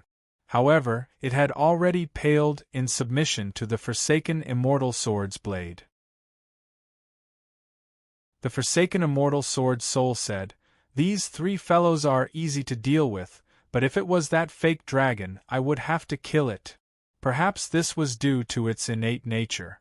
The zither, chess, calligraphy, and sword all had to be used by someone. Apart from the crazy and rebellious forsaken immortal sword, the zither, chess, and brush souls were all waiting for a suitable master, which made it easier for them to recognize a master. Paintings were different. They could only be admired, not used, so they formed their own style. Moreover, the five absolutes immortal had painted a dragon, so he would not be threatened by the forsaken immortal sword. If we lose again, we will have no way out. Little and silently inserted the blood sea banner into the chessboard and set up the skeleton demon formation. He had the forsaken immortal sword soul lead the sword formation. The zither and brush were placed beside him, so he had to do his part. Yes, there was no way out. His chances of survival were extremely slim, but there was no fear, only a deep sense of guilt. "Qingshan, I'm sorry. I won't be able to keep my promise. I'm afraid I won't be able to accompany you beyond the 9 heavens." The chessboard trembled. The chess tomb had been destroyed. Kwang Tianyu frowned as his eyes shone brightly. The entire starry sky was a chessboard and the twinkling stars were the chess pieces. However, he could only slowly crack the game. He preferred to crush his opponents with absolute strength. He cleaved through the starry sky with his saber, but he switched to another game. In the blink of an eye, he had cracked dozens of games. He grew increasingly impatient as he shouted, "White Bone successor, stop struggling at death's door. Come out and accept your death." The chess soul shouted, "I'm almost out of games. Master, what kind of opponent is this? Why is he so powerful?" Little and did not answer as he gripped the Buddha-slaying sword tightly. Kwang Tianyu broke through the final starry sky and suddenly landed on a huge chessboard. The black and white sides were fighting on the chessboard. It was like an ancient battlefield with thousands of soldiers and horses. He had fallen into the array. The zither music was dazzling, and there were ambushes on all sides. It was accompanied by a faint bell chime, but it was even more disorienting. A torrential sea of blood surged as 1,000,000 skeletons rode the rolling waves and charged at him. 36 prayer beads spun as they descended from the sky. 139 bone swords crisscrossed each other. Endless slaughter. Billions of lives were all for this battle. Kwang Tianyu finally revealed a cautious expression. He did not want to fail miserably. Golden light flashed in his eyes as he calmed his heart and soul. He stomped hard, causing the chessboard to tremble and the chess pieces to scatter. He allowed the white bone sword to slash at his body, producing clanging sounds. The sword array that could kill a demon king could not injure him at all. With a slash, the sea of blood parted. Suddenly, his neck tightened. The skull prayer beads wrapped tightly, transforming into tiny skulls that bit him and pulled him into the sky. A sword beam flashed as the forsaken immortal sword tore through the void and slashed down. He grabbed the prayer beads with his left hand and pulled them away. He brandished his saber with his right hand and parried the forsaken immortal sword. At that moment, a white figure silently emerged from the sea of blood and arrived behind him. The blade of the sword flew. Layers of ambushes and array formations were all for a single strike. Buddha slaying sword. Floating astronomy. Chapter 1284. The blade pierced through the black armor and white clothes, touching his skin. Kuang Tianyo's hair stood on end. He felt the terror of death, and his eyes were filled with disbelief. Having inherited the bloodline of the sea god, his body was so strong that even the astral wind could not hurt him at all. What was even more powerful was his recovery. Even if he was dismembered and beheaded, he would not die. He was even mistakenly called an immortal existence. The word death was too unfamiliar to him. As he thought about it, his reaction was not slow at all. He grabbed the blade with a backhand. Looking back, golden light shot out in all directions and met a pair of ghostly eyes. He sneered. "Let's see what other tricks you have up your sleeve." He suddenly felt a sharp pain in his palm. Blood gushed out and dyed the Buddha-slaying sword red. In an instant, it turned into flames and spread along the torn wound. "Get out of my way!" Kuang Tianyu waved his hand and sent Little and flying. He saw that his right hand and wrist were all on fire. In the blink of an eye, the fire had reached his elbow. He made up his mind and cut off his wrist. His entire right arm cracked and turned into a ball of fire in midair. Little and felt a little regretful. If this sword had hit a vital point, he would have been very confident that he could have killed him. No matter how strong his body was or how fast his recovery was, he would not have been able to escape death. Even if it had only pierced his torso, it would have been enough to severely injure him. Although he had cut off one of his arms, there would not be a second chance. That slim chance of survival had been cut off. "How dare you hurt me?" Kuang Tianyo's teeth protruded. His face was ferocious as he roared. That sword had not only cut off one of his arms, but it had also injured his spiritual soul. And his dignity. This feeling was like a human teasing an ant and suddenly being bitten. The pain was one thing, but the ant was poisonous, forcing him to amputate his limbs to save his life. It was a sad joke. His embarrassment turned into anger. A violent aura rampaged, and the chess mound shook violently. Even the surging sea of blood that got close to him. It dried up immediately. Little and grasped the abandoned fairy sword. He became one with the sword and flew out of the chess mound, heading south. Under the gaze of countless pairs of eyes, she knew that there was no chance of survival. But she would not be disturbed by her emotions and wait for death. It was unexpected. The corpse emperor did not immediately chase after him. This made her feel a little strange. Could it be that the sword had heavily injured him? In the chess mound, Kuang Tianyu knelt on the ground with blue veins bulging on his forehead. He gathered all his strength on his right shoulder, and a granule grew out. There were 5 forks at the top of the granule, and it vaguely looked like a small hand. He was confident that he could kill the white-boned successor with one hand, but he did not want to run out with a broken arm in front of everyone. That would be a great humiliation, and he would definitely become a laughingstock in the hungry ghost realm. Furthermore, many of those eyes belonged to his master.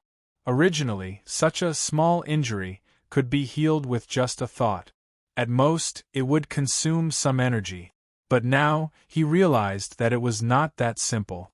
The sword wound on the body of the banyan tree king of Towering City was already very small, but it still existed. How could an injury inflicted by the Buddha-slaying sword be so easily healed? "Damn it! Damn it! Damn it! I will definitely kill you!" Little and made her way south and arrived in the Dragon Province. She stopped at the foot of Dragon Head Mountain. The golden dragon condensed from Dragon Chi roared at her. The roar was like an alarm, echoing through the imperial court. The emperor of the Great Xia, the 3 ministers, and the 9 ministers all arrived at the top of the mountain. Through the clouds beneath their feet, they looked at the white figure. It's the foe. What is she trying to do? Qian Rongji was among them as well. She had clearly not undergone the 3rd heavenly tribulation yet, but she seemed to be treated with great respect. She was even on par with the emperor of the Great Xia. She seemed rather pleased with herself, but her eyes were clouded over right now. She had already understood Little Anne's intentions. None of the people present were stupid. They all understood as well. The left advisor said furiously, "The foe wants to lure the corpse emperor into the imperial court." To her, the 9 provinces were vast, but there was no way out. She needed to use all the power she could. She could only use the forsaken immortal sword to break through the formation of the imperial court and enter. However, she needed to grasp the opportunity well. Only then could she divert the trouble, or there would be trouble both internally and externally. The imperial court of the Great Xia also viewed her as a mortal enemy. Dragon Head Mountain was also a dangerous place. Unless she had no other choice, she would never take the risk. The left advisor suggested, "Your Majesty, why don't we use this opportunity to kill the foe of Buddha? No matter when or where, the foe of Buddha would always be the primary enemy of Buddhism. As for the demon folk and corpses, they would have to wait." With a sneer, everyone looked at Qian Rongji.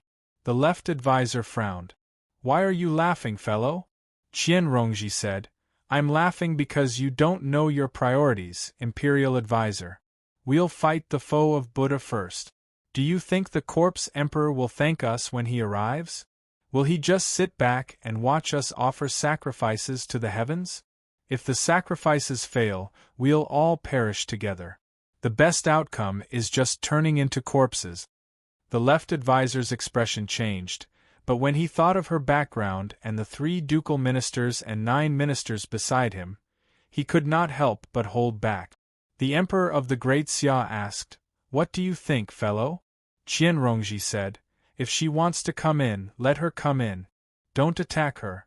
Let go of your hatred for now and work with her against the corpse emperor." The emperor of the Great Xia said, "We probably can't. That's definitely not a regular corpse emperor. We can stall for as long as we can. We'll begin the sacrifices immediately." The Minister of Rites said, "But we're not ready yet." Qian Rongji said, "We can't worry about that. Once this world is completely devoured by the hungry ghost realm, we'll have to sacrifice ghosts." The emperor of the Great Xia glanced at the sky and suddenly discovered that a blue star had appeared among the countless pairs of eyes. It was extremely tiny and dim, but it definitely was not an eye. It vanished in the blink of an eye. He could not afford to think too much about it. He had already made up his mind and ordered, "Begin the sacrifices." The group immediately arrived at a tall altar in the center of the imperial court. The tall altar had 2 sides, round on the outside and square on the inside. It was taller in the north and lower in the south. The beautifully carved white jade railings clearly differed from the style of other folk buildings. It must have been built by humans. It could not be considered huge, but it was simple and imposing. It was known as the Heaven Altar. Qian Rongji walked up to the Heaven Altar alone. Just as she was about to plant the sky-climbing vine in the center of the Heaven Altar, she suddenly raised her head and saw a dark blue star that was abnormally dazzling. Everyone followed her line of sight and saw that the star had disappeared again. This time, it did not take long before the star appeared again. It was like a blue moon, bright and dazzling, illuminating the entire 9 provinces. From the merfolk of the Southern Sea to the herdsmen of Shuang Province, everyone looked into the distance and asked, "What is that?" Little An looked up and suddenly felt his own heartbeat. That fake mass of flesh seemed to have really become the pillar of life, pulsating with every twinkle of the star. This feeling was abnormally intimate and abnormally familiar. When the blue moon flashed again, it broke through the sky that was filled with malice. Dragging a long tail behind it, it flew towards the Dragon Head Mountain like an incomparably huge meteor. Everyone in the imperial court turned pale with fright. If such a meteor were to crash into the Dragon Head Mountain, the consequences would be unimaginable. Little Anne looked up at the meteor in a daze, like a young girl making a wish to the meteor. The meteor landed at the foot of the mountain and melted into the void like a burst soap bubble, disappearing without a trace. Before Little Anne could come back to his senses, he was tightly held in an embrace. His voice rang in his ears, "I miss you so much." The world seemed to tremble. All the feelings since they parted suddenly surged into his heart. The longing, pain, grievance, and guilt turned the tranquil lake into a surging ocean, and then calmed down in his arms. All his wishes had been fulfilled. Qingshan. Floating Heaven Literature. P.S. Let Qingshan and Little Anne have a New Year reunion. I wish everyone's wishes can be fulfilled. Chapter 1285. The world was vast, the stars were staring, the mountains were towering, and the dragons were coiled. At this moment, everything became insignificant. Only the one in his arms was irreplaceable.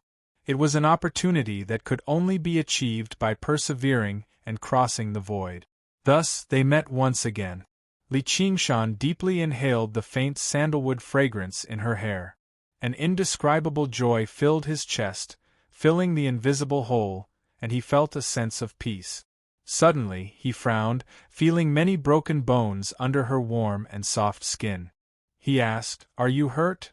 Little Anne came to a sudden realization, thinking of the current situation. Just now, the wave of the corpse emperor had hurt her. She attached herself to Li Qingshan's ear and briefly explained the invasion of the hungry ghost realm, the corpse emperor who was hunting her, and her own plan. Her expression suddenly became somewhat vexed. As soon as he came back, he had to face an almost invincible enemy because of her. Li Qingshan understood what she was thinking and smiled. "What, I'm not welcome back?" "Welcome." Little Anne smiled. She would never say something stupid like, "Let him go first." Live and die together had long been a matter of course for them. Li Qingshan looked up at the sky, meeting all the eyes full of malice. "It seems that the 9 provinces have changed a lot while I was away. But fortunately I've also been changing. Let me save this world." Little Anne wanted to say something but stopped. She was a little worried about how he would react if he knew what she had done. But now was not the time to talk about this. On Dragon Head Mountain, the Emperor of Great Xia said, "That's Li Qingshan." He had never seen Li Qingshan with his own eyes, but Crown Prince Si Qing had many dealings with Li Qingshan. He glanced at Si Qing, only to see him looking at Li Qingshan's figure with resentment. Then, there was clearly fear hidden in that resentment. He was clearly looking down from the peak of the mountain, but it seemed like he was looking at an unscalable peak. The left imperial advisor said, "It's that evildoer." The great Xia Emperor said, "Wasn't he exiled by Bai Chen? Just now, what is that blue meteor?" No one could answer this question. They had to admit that the situation had already gone beyond their control. Any grand plan or grand strategy had to be based on power. It wasn't something that could be hidden in the dark and muttered a few words, pretending to be the mastermind. "Sister!" Si Bao, who had thick eyebrows and big eyes, waved at Gu Yenying with all her might. She was now one of the Xia Kingdom's princes. Gu Yenying was looking at Li Qingshan and Little Anne thoughtfully. She turned around and smiled. In the blink of an eye, she met the gaze of a pair of eagle eyes. The guardian eagle god was also looking at her. Gu Yenying bowed from afar, as if admitting defeat. In other words, there was no need to fight or seek recognition. Many of the complicated and tangled emotions from the past vanished with this bow. She had already flown even higher, seeing a sky that even the eagle god had never seen before. His father was still his father, and his father was only his father. That seems to be the altar of heaven. Gu Yenying thought of something before hugging Si Bao as well. Basically, all the great cultivators of the Dragon Province had gathered around the altar of heaven. The 3 ministers and 9 ministers was only a general description. There were also the left and right imperial advisors, the princes, the ministers of the 6 ministries, and so on. There were several dozen of them, but not a single one of them saw how she had passed through the formation and arrived at the top of the mountain. "Sister, you're so powerful!" Si Bao was surprised. Gu Yenying was still only at the 3rd heavenly tribulation. She had not even reached the peak of the 3rd heavenly tribulation. It was obviously the Kuan Peng's feather that bestowed her with such power. It was all thanks to Li Qingshan's new mount that the Kuan Peng's feather retained some of its power. Although this power did not truly belong to her, decreasing with every use and recovering extremely slowly, it had already opened up a path for her. The guardian eagle god immediately understood that she had obtained the feather and inherited the legacy within it. Moreover, her comprehension was deeper, and she had progressed further than Bai Chen in the past.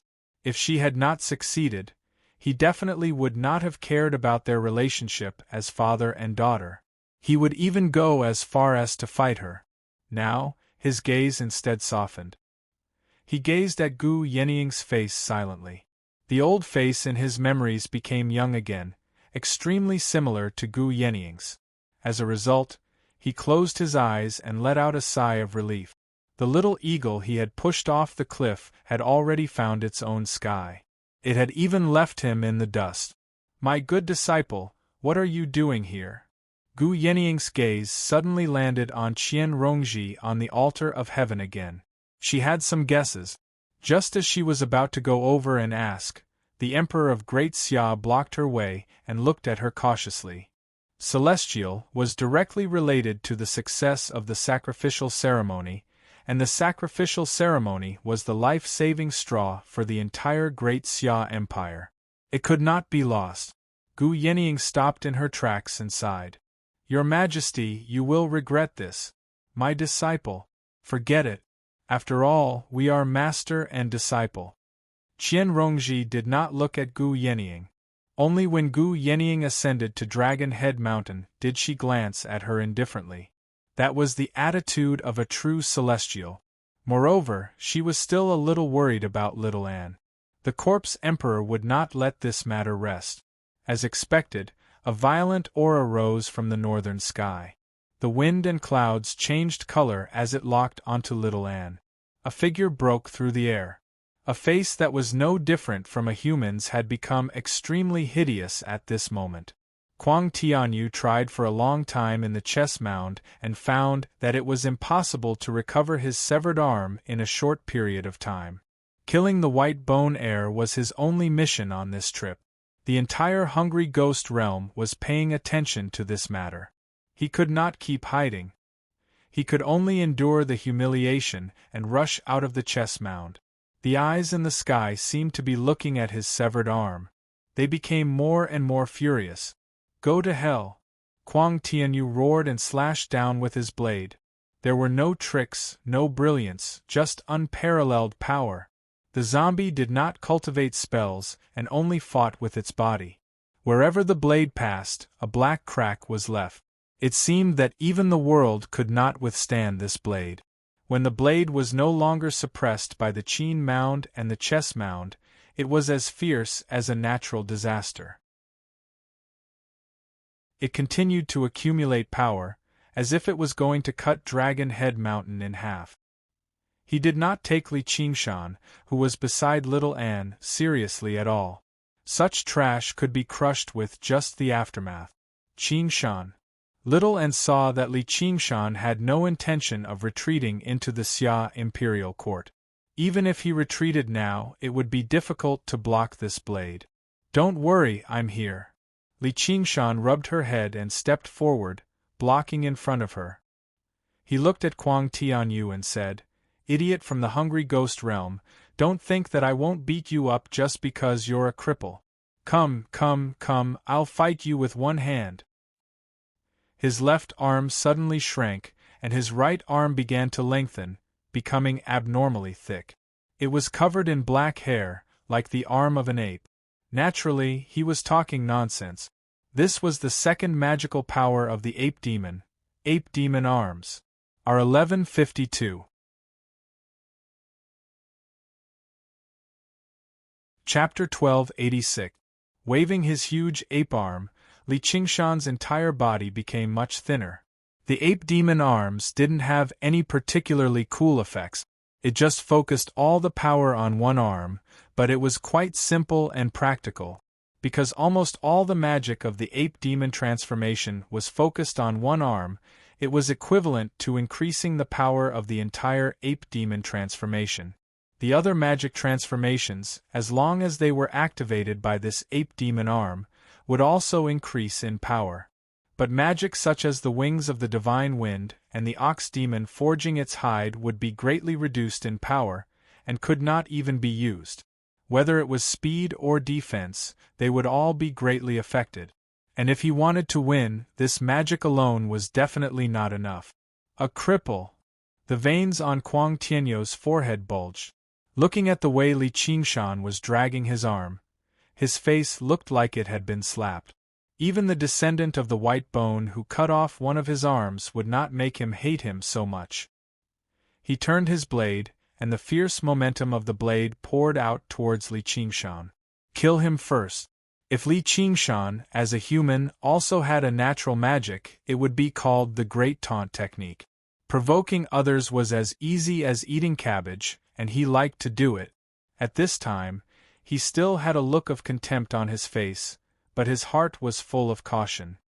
His opponent was a corpse emperor who had gone through 4 heavenly tribulations, a whole level higher than him. And it didn't look like an ordinary corpse emperor, even in terms of bloodline and physique.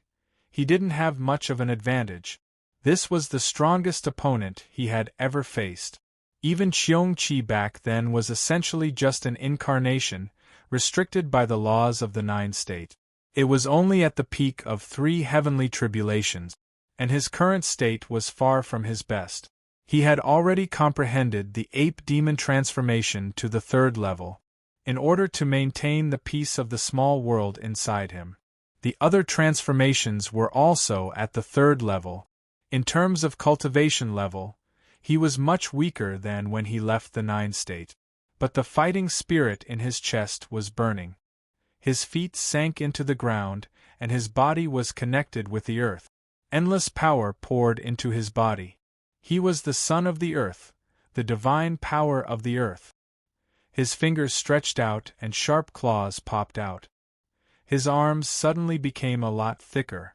It set off a fierce wind, as if there was a tiger roaring, the tiger demon rage.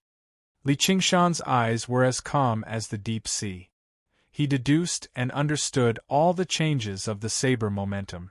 If it was in the past, it would have been impossible to use these 2 methods at the same time. But now there was no obstruction. He slowly waved his arm like a taut bowstring. He was ready to strike. Kuang Tianyou's heart suddenly surged with a trace of uneasiness. This man who suddenly appeared was no longer a weakling that could be easily destroyed.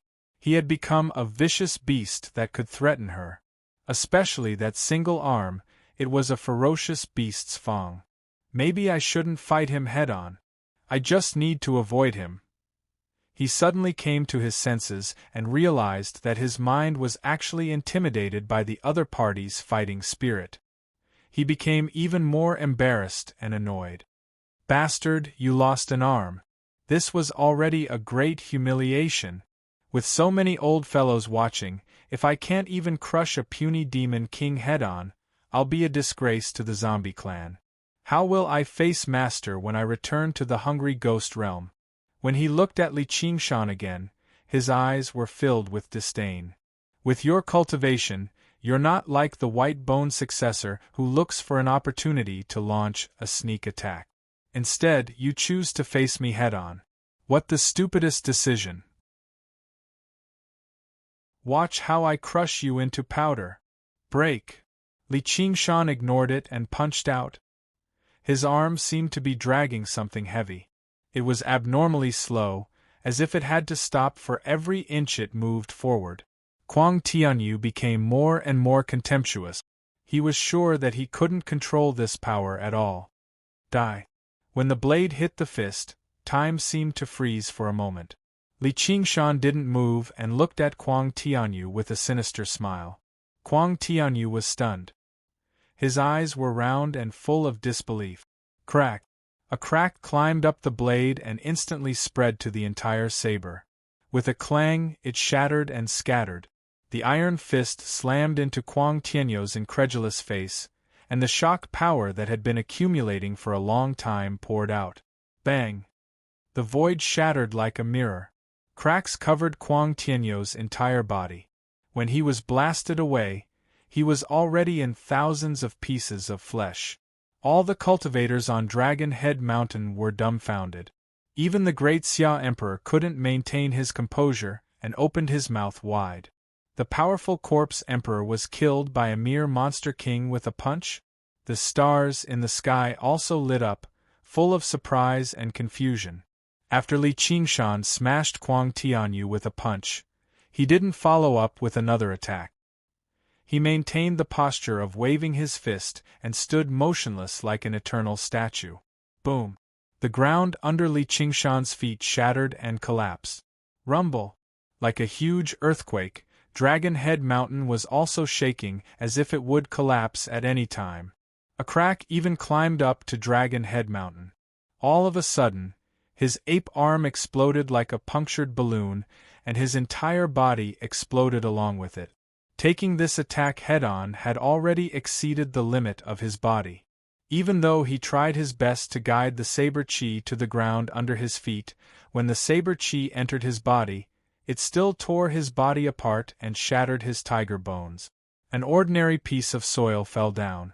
Few people in the world of the 9 provinces recognized it, but cries of surprise sounded in the hungry ghost realm. Living soil of the 9 heavens. This piece of living soil of the 9 heavens had always been held in Li Qingshan's fist. It was a divine item that ordinary worlds didn't have the qualifications to possess. It had strengthened the ox demon's power and magical abilities to the extreme, allowing it to shatter Kuang Tianyu's zombie divine body. This change was even more shocking. In just a single collision, the two had been smashed to pieces, and in the end, they had actually perished together. Si Bao murmured, "No, it's not perishing together. Both of them didn't die. How powerful!" The moment Li Qingshan's body was shattered, a phoenix cry soared into the sky. Blazing flames, the phoenix's nirvana. The pieces of Kuang Tianyu's scattered corpse began to gather in midair.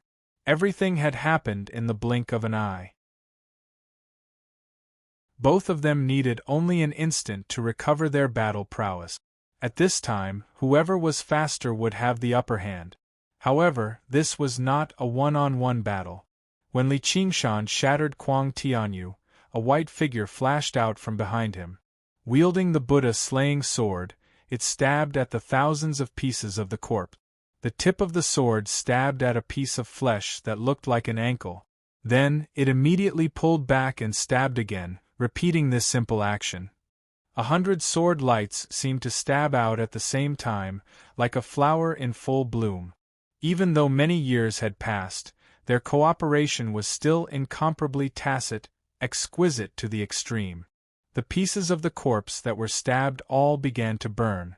In the blink of an eye, Kuang Tianyu had gathered all the pieces of the corpse together. However, he appeared exceptionally horrifying and miserable. A third of his head was missing, his calf was gone, and there was a large hole in his chest. His body was mutilated everywhere, and half of his face was filled with shock and anger. The living soil of the 9 heavens was just about to fall to the ground when it suddenly flew up again. It turned around and tossed up and down in a large hand. Li Qingshan smiled. His condition was even better than when he had first descended. Rising from the ashes, he grew stronger the more he fought. No, why did I fight him head-on? There were clearly thousands of ways to defeat him, and I felt danger from the start. Could it be that this world has deceived my mind and twisted my will? The boundless heaven's will was not so easy to deceive. Kuang Tianyu's mind cleared, and he immediately felt the danger of death. His heart trembled, and he pushed off with one leg, charging straight into the sky. He fled toward the gate of hungry ghosts, disregarding everything else. You want to leave after offending little Anne? Come back. Li Qingshan gripped the living soil of the nine heavens tightly, fully activating the great earth force field. He grabbed at Kuang Tianyu from afar. Kuang Tianyu's figure paused as he was pulled back by an invisible force. His heart was filled with indignation. What kind of fucking demon king is this? Why didn't anyone tell me that the white-boned successor had such an existence by his side?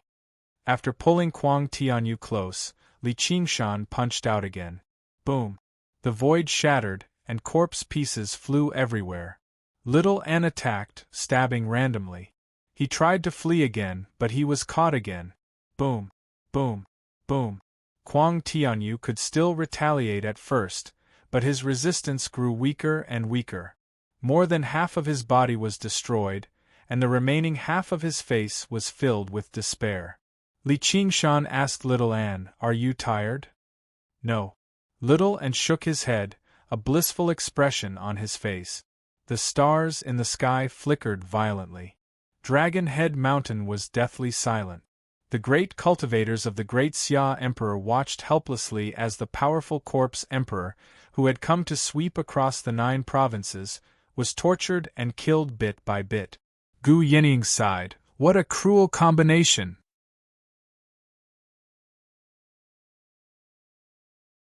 Chapter 1287. Kuang Tianyu was like a moth trapped in a spider's web. No matter how hard he tried, he could not break free from the earth force field. The more he struggled, the weaker he became. He roared with unwillingness, "If it wasn't for this damned world where spells and treasures cannot be used, how could you, a mere monster king, force me to this step?" Faced with imminent danger, his mind instead became extremely clear. He understood that this world had obscured his senses and disturbed his mind unknowingly. Not only did he end up clashing head-on with Li Qingshan for some reason, but even the sneak attack from the white-boned successor left him rather confused. Otherwise, with his cultivation, how could he be so easily ambushed, and he would not be obsessed with repairing his severed arm? He should have known that it was impossible if he tried a little. Heaven's will was in the cycle. Li Qingshan also understood why the strongest enemy he had met in his life was so poor and did not even have a decent ultimate move. He could not help but think back to the time when he fell into the small world. He could not use any power, and he could not get any spiritual energy to replenish himself. He was as weak as a mortal and had terrible luck. Although he did not know how this guy sneaked into the 9 states and escaped the suppression of the world's will, he was still heavily restricted and could not do whatever he wanted like in the hungry ghost realm. This was the saying, "When the time comes, the heaven and earth will lend us their strength, but when the time comes, the hero will not be free." All living beings must have a suitable world in order to run freely. Otherwise, they would be shackled by all kinds of tangible and intangible shackles. Li Qingshan punched again and smashed Kuang Tianyu into pieces. He smiled and said, "If this was not the 9 states, I have gone through 4 heavenly tribulations.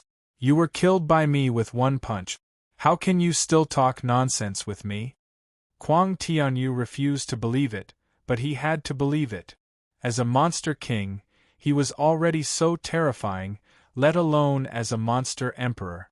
But, how could there be such a powerful monster king in the world? This thought echoed in everyone's mind. Li Qingshan smashed Kuang Tianyu dozens of times. Kuang Tianyu only had half of his head left in his hand. One eye was still glaring at him. Li Qingshan could not help but laugh and say, "Heh? This guy's physique is really strong." He then asked Little Anne, "Why didn't you kill him?" No matter how strong one's physique was, it would be greatly reduced in front of the Buddha slaying sword. The fact that this fellow was able to survive until now was clearly because Little Ann had been holding back and had not found the right opportunity to kill him in one strike. Instead, he controlled the might of the Buddha slaying sword, weakening him bit by bit. Little Ann told him about the battle at the ghost tower. The Dark Queen had fallen into the trap of the hungry ghost realm in her place. Li Qingshan sighed. What a good mother! He showed Little Ann Kuang Tianyou's twisted and hideous head. This guy looks like a character. Let's go. Let's exchange him for your mother. Kuang Tianyou's expression changed, and he gradually calmed down. Originally, he thought that he was dead for sure, but he didn't expect that there was still a chance of survival. He asked, What's your name? Li Qingshan smiled and said, What? Do you want to take revenge on me? Kuang Tianyou said, Are you afraid? Li Qingshan laughed aloud. He raised his head and said to all the eyes in the sky, I'm Li Qingshan. His voice was not particularly loud, nor was it heroic at all. It was like he was stating a simple fact. You're in big trouble now. The corner of Kuang Tianyou's eye twitched. He understood that Li Qingshan was looking down on him. The humiliation filled his eyes with hatred, but for some reason, he had a feeling that he might never be able to get his revenge. Li Qingshan lowered his head and said to Kuang Tianyou, I hope you really are that important. Let's go, Little Ann. Wait, Qingshan, your master has been captured too. After listening to what had happened, Li Qingshan frowned. What a lingua temple! He bellowed, Minister of the Left, get your ass out here. The bellow was like a clap of thunder. Ripples spread across the protective formation, and a fortress on the Dragon Head Mountain was smashed into pieces. The officials of Great Xia looked at each other in shock. The Dragon Assembly Formation was the #1 formation in the world. Not only was it where the spirit veins of the 9 prefectures converged, but it was also favored by the will of all living beings. Although it was not activated, it did not completely block the bellow. Although the corpse emperor was gone, an even more ruthless one came. It was undoubtedly a fool's dream to complete the worship under such circumstances. Prince Siqing's face was pale. He hid behind the crowd and did not dare to show his face. Although it was not only out of fear, there was no difference in his expression. He clenched his fists and loosened them. Impossible! How could he become so strong in such a short time? Amit Ba, the Minister of the Left, stepped out from the crowd and looked down at Li Qingshan. Li Qingshan, you are a layman disciple of Buddhism. Why can't you tell right from wrong? Li Qingshan laughed sinisterly. I can't tell right from wrong? The Minister of the Left pointed at Little Ann. Do you know what the enemy of Buddha beside you has done? Shaoan lowered her head. Li Qingshan was taken aback. He glanced at Shaoan in a strange manner. Then he said, I only know that when she was attacking the hungry ghost realm with her full strength, you despicable and shameless bald ass launched a sneak attack. Alright, then let me tell you. She opened up half of the demonic dens in the world, causing the demonic aura in the various prefectures to soar into the sky. She destroyed trillions of living beings in the 4 prefectures. Such monstrous sins are too numerous to be recorded. She is even more evil and terrifying than the hungry ghost realm. The Minister of the Left spoke righteously. He stood on the peak of the high mountain, his body glowing with golden light. He was like the king of hell, judging evil spirits and sending them to the 18th level of hell, never to be reincarnated. What nonsense are you talking about? Little and won't. Li Qingshan retorted disapprovingly. He felt that this kind of accusation was too ridiculous. He put his hand on Little Ann's shoulder, but felt that her body was trembling slightly. If you don't believe me, then let your master confront me. The imperial advisor of the left took out the wooden fish with a wave of his hand. The wooden fish opened its mouth, and the unraging monk tumbled out. All of his cultivation had been sealed up, but he still did not seem to care at all. He patted off the dust and stood up. When he saw Li Qingshan, he beamed with joy, but when he saw Little and beside him, he could not help but sigh. He became compassionate and closed his eyes silently. He was not completely clueless about the world. The left advisor purposely told him about Little Anne's actions in order to torture him with remorse. He even began to waver as he wondered if he had made the wrong decision. He wondered if he should have helped the left imperial preceptor kill Little, and that day. If your master hadn't interfered that day, I would have died. I've already slain the enemy of Buddha. Even 10,000 deaths cannot atone for my sins.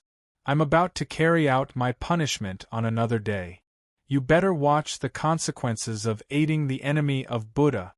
The left advisor raised the wooden fish mallet high into the air, about to swing it down on the unraging monk's head.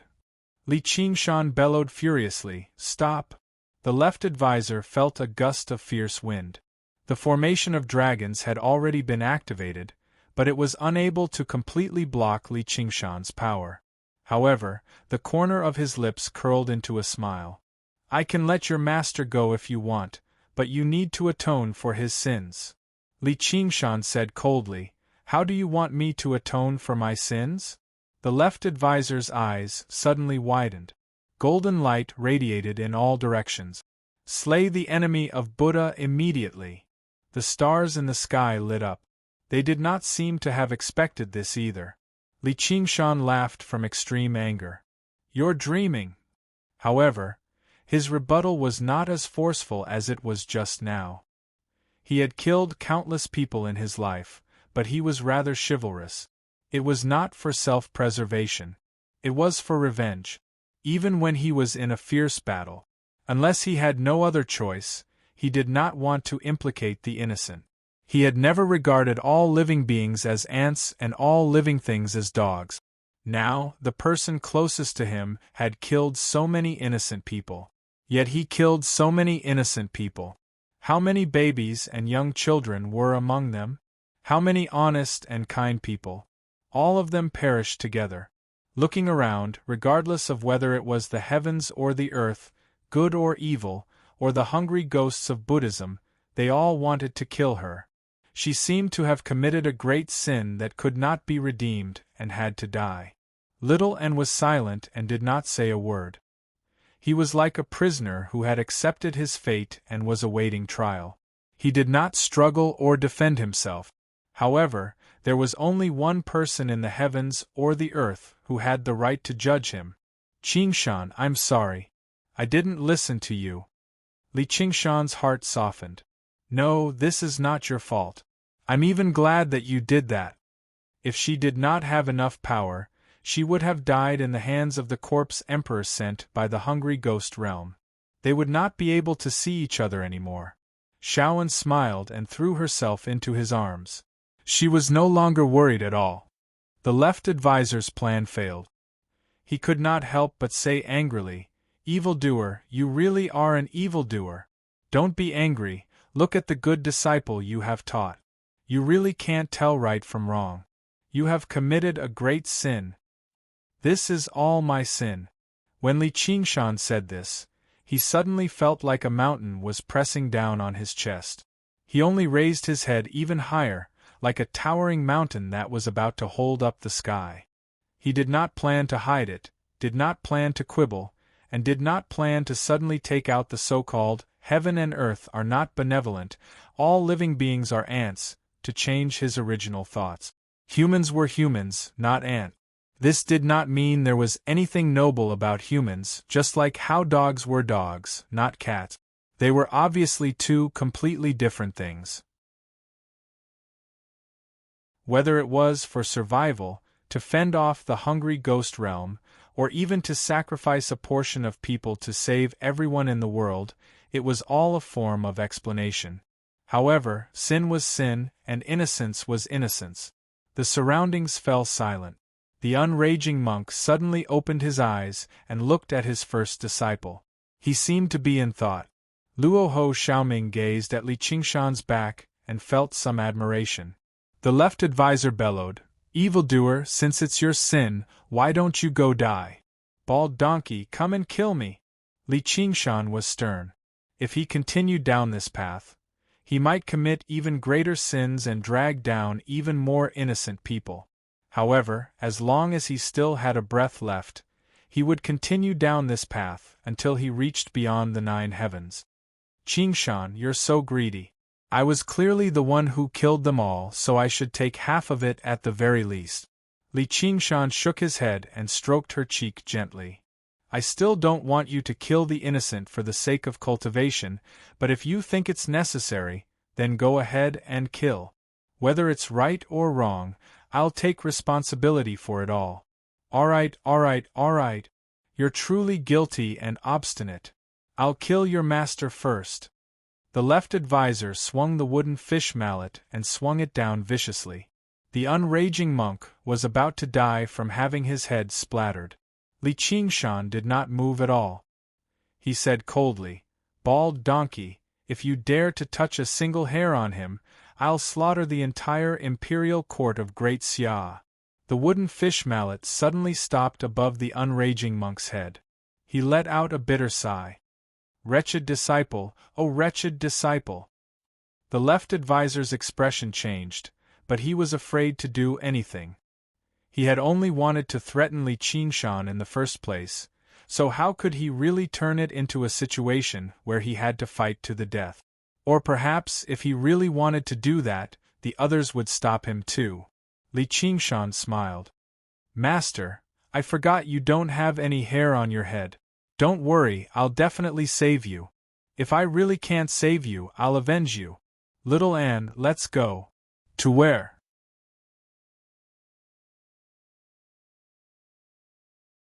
Chapter 1288.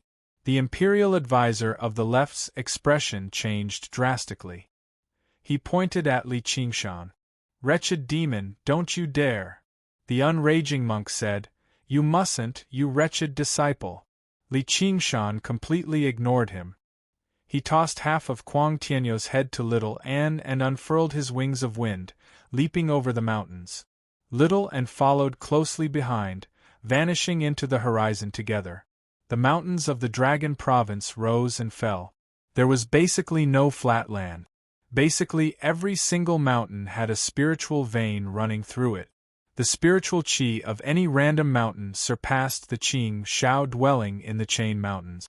Then he remembered how the old donkey had destroyed the dwelling, which made him even more furious. On top of Dragon's Head Mountain, Gu Yenying said, Your Majesty, this world is about to be devoured by the hungry ghost realm. We're all people of the 9 provinces, so if we continue fighting like this, the hungry ghost realm will laugh at us. Why don't we just keep the peace and release this unraging master? That way you can continue your worship. The Emperor of Great Xia frowned. How did you know? Gu Yenying smiled. It's only a guess. If you're willing to make peace, I can mediate. Normally speaking, that wretched demon is still reasonable. Before the Emperor of Great Xia could reply, the imperial advisor of the left sneered. Our Lingua Temple isn't a place that just anyone can take down. It won't be too late to talk once the wretched demon runs out of options and returns here. The Emperor of Great Xia said in thought, You're right, imperial advisor. With the strength that Li Qingshan has demonstrated just now, he'll be a great help to me if I can use him. There was an even deeper reason that could not be put into words. As the Emperor of Great Xia, he possessed supreme authority. How could he easily accept a wretched demon who had appeared out of nowhere to be on equal footing with him? If he's willing to submit, I can confer him the title of 10-Demon King. He'll be able to watch over an entire province. Gu Yenying bowed slightly. I wish you all the best, Your Majesty. However, he shook his head in his heart. Now that things have come to this, why would Li Qingshan care about being the 10-Demon King? It's already good enough that I don't kick you off this Dragon Head Mountain and become the Emperor. The Dragon Province was not particularly large. A while later, Li Qingshan saw a Buddhist holy land shrouded in golden light and shrouded in mist among the mountains. It was the greatest temple in the world, the Lingua Temple. There were thousands of pagodas and halls in the temple. It was resplendent and dazzling, as if it was one with the mountain. It was as if it was made of a whole piece of gold. At this moment, the temple's alarm bell rang. A ray of Buddhist light soared into the sky, illuminating the surroundings. Another 8 spots of golden light rose and hovered above the Lingua Temple. The left imperial preceptor had already sent a message, ordering the 8 monk kings stationed in the temple to rely on the formation. They guarded the Lingua Temple. The 7 treasure monk monarch was one of them. Looking at the demonic aura that was sweeping over like a black cloud, their emotions were rather complicated. In his message, the left advisor told them about the battle at the foot of Dragon Head Mountain. The conclusion was, "The wretched demon is vicious. You must not leave the formation and fight him in the open." Even the mighty left advisor was afraid of leaving Dragon Head Mountain right now to assist the Lingua Temple, afraid that Li Qingshan would intercept him halfway. Boom! Li Qingshan landed at the entrance of the temple and stowed away his wings of wind, gazing at the Golden Mountain. He did not plan on directly attacking the Lingua Temple. That would take far too much time and effort. Just the nameless protective formation completely surpassed the Chan monastery of Devanaga in the past. Who knew how many tricks this holy land of Buddhism was hiding? Even if he was not afraid, it would still be troublesome. Wretched demon, how bold of you! How dare you protect the enemy of Buddhism and invade our Lingua Temple? The 7 treasure monk monarch bellowed. All the bells in the temple rang out with tremendous might, drowning out Li Qingshan's aura. Li Qingshan said sternly, "You bald donkeys are the bold ones. How dare you destroy my dwelling?" Destroy your dwelling? The 7 treasure monk monarch had almost forgotten about the tiny cave in the Chain Mountains. Only now did he remember it. Are you talking about that barren mountain in the Chain Mountains? Probably no one in the world believed that a tiny mountain with thin spiritual chi could be mentioned in the same breath as the Lingua Temple. Desolation, my ass! There were clearly trees on that mountain. Li Qingshan flew into a rage. He took a step forward and the ground shook. His body swelled up, and his skin turned a deep green. His feet turned into hooves, and his 2 ox horns stabbed towards the sky. His surging demon chi became even deeper and more restrained. Moo! An ox's cry seemed to rise up from the depths of the earth. In the blink of an eye, he had already turned into a great demon over 300 meters tall. He had ox horns, ox hooves, an ox head, and an ox tail. His eyes stared at the Lingua Temple covetously. If it were not for the fact that his body and arms still resembled those of a human, he basically seemed like a huge ox standing there. The ox-demon transformation of the 9 transformations of the demonic and divine abandoned his other transformation abilities and pushed the ox-demon transformation to the limit. After shattering his demon core and reforging his world, his figure was no longer as exaggerated as before, easily reaching several thousand meters in height. Instead, it was even more condensed and refined. The 8 monk monarchs communicated telepathically. "Be careful. That demon is coming. I have ordered all the monks to chant in the Hall of Great Strength. Even the demon monarch can forget about breaking through the formation. Let's see how a demon monarch like him is going to break through the Lingua Temple." The so-called formation was originally used to make use of the right time, place, and people to defeat the strong. Moreover, the Lingua Temple was a holy land of Buddhism. It also gathered the wishes of all the arhats in the world. A single cultivator would not be able to do anything to it. Even if one had extraordinary strength, he would not be able to afford it. Littlein said, "Qingshan, I will go in and destroy the formation." "That is suicide." The abandoned fairy sword spirit shrieked. The hill temple was not the Lingua Temple, and a frontal attack was different from a sneak attack at night. There is no need for that.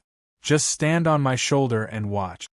A simple and honest smile appeared on Li Qingshan's ox face. His muscles bulged as he slowly bent over and half-knelt on the ground. One of the monk monarchs mocked, "Demon, it is not too late to kneel and beg for mercy." Li Qingshan did not make a sound. His back was arched like a mountain, like a volcano that was about to erupt. His arms that seemed to be made of mixed iron swung up high and hammered the ground. Boom! The mountains shook. The monk monarchs looked at each other, not knowing what he was going to do. Boom! The ground cracked. Boom! Boom! Boom! Li Qingshan struck the ground again and again.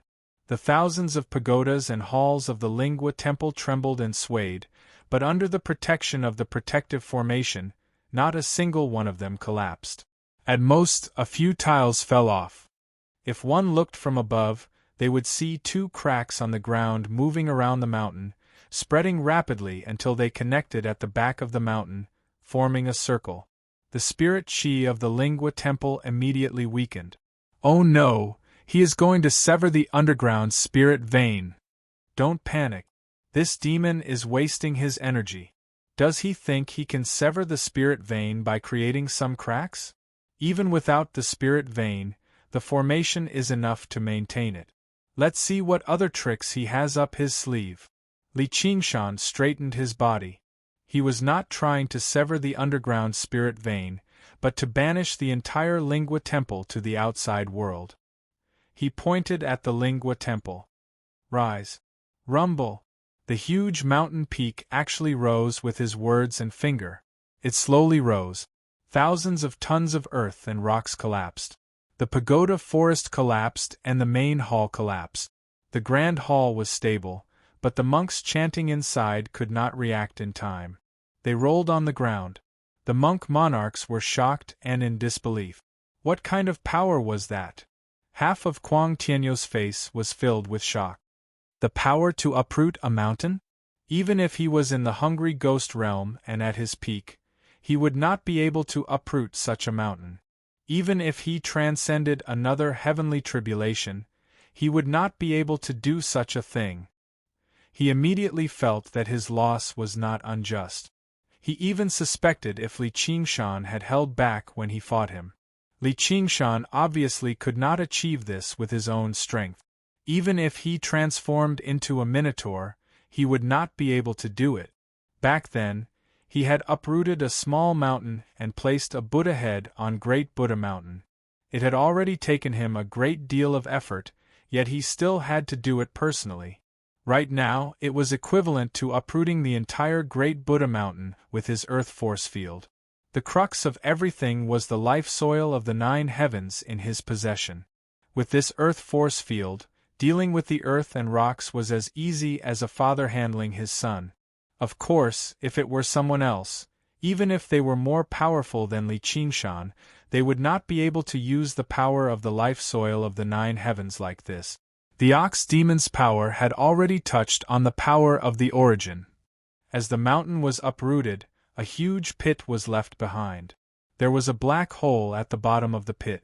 Immediately, demon chi surged into the sky, obscuring the stars and making the sky dim. A colossal demon cavern that had never been seen before was suppressed beneath the Lingua Temple. Countless demon folk crawled out from the demon cavern. There were even a few demon kings among them. Now that they had regained their freedom, they roared out and demonified, about to cause a great disturbance. A hoof stomped down, and the demon cavern shattered. The roars immediately vanished.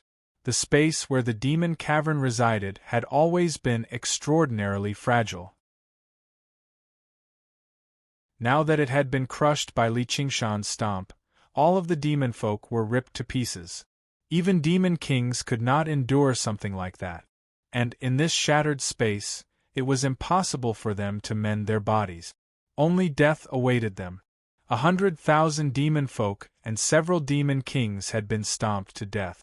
The monk kings were just about to rush out of the Lingua Temple and throw their lives at Li Qingshan, but when they saw this, they gulped and dismissed this thought. Even if humans opened up an ant nest and wanted to stomp all the ants to death, it would not be so easy. They were not afraid of death, but they did not want to be stomped to death like this. Li Qingshan did not even glance at the demon cavern. His ox head was held high, and his sturdy body was filled with a primitive, vigorous aura. He held the Lingua Temple in one hand as he stood between the sky and the earth. He was like a savage fiend god. Suddenly, he strode off and rushed towards Dragon Head Mountain. Boom, boom, boom, boom.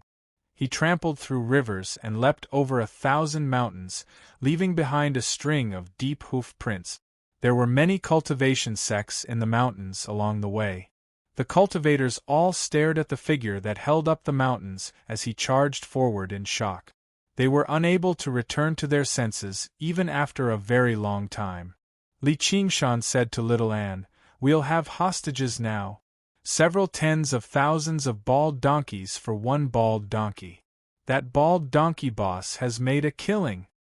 On Dragon Head Mountain, the assistant minister of the Ministry of Works flew extremely high into the air as a grandmaster of Moism. He took out an arcane treasure that resembled a telescope and gazed in the direction of the Lingua Temple with one eye. "Do you see it? Has that wretched demon managed to breach the Lingua Temple?" The minister of the left panicked. Just now, his connection with the Lingua Temple had suddenly been severed as if it had vanished into thin air. The Minister of Works widened his eyes and furrowed his brows as if he was rather in disbelief. He blinked repeatedly before opening his mouth. The Minister of the Left pressed for more details. The Minister lowered his head. He was still rather stunned. "He's back with the Lingua Temple." With the Lingua Temple? All the cultivators below were baffled. What did he mean by with the Lingua Temple? Could the Lingua Temple be stuffed into his pocket?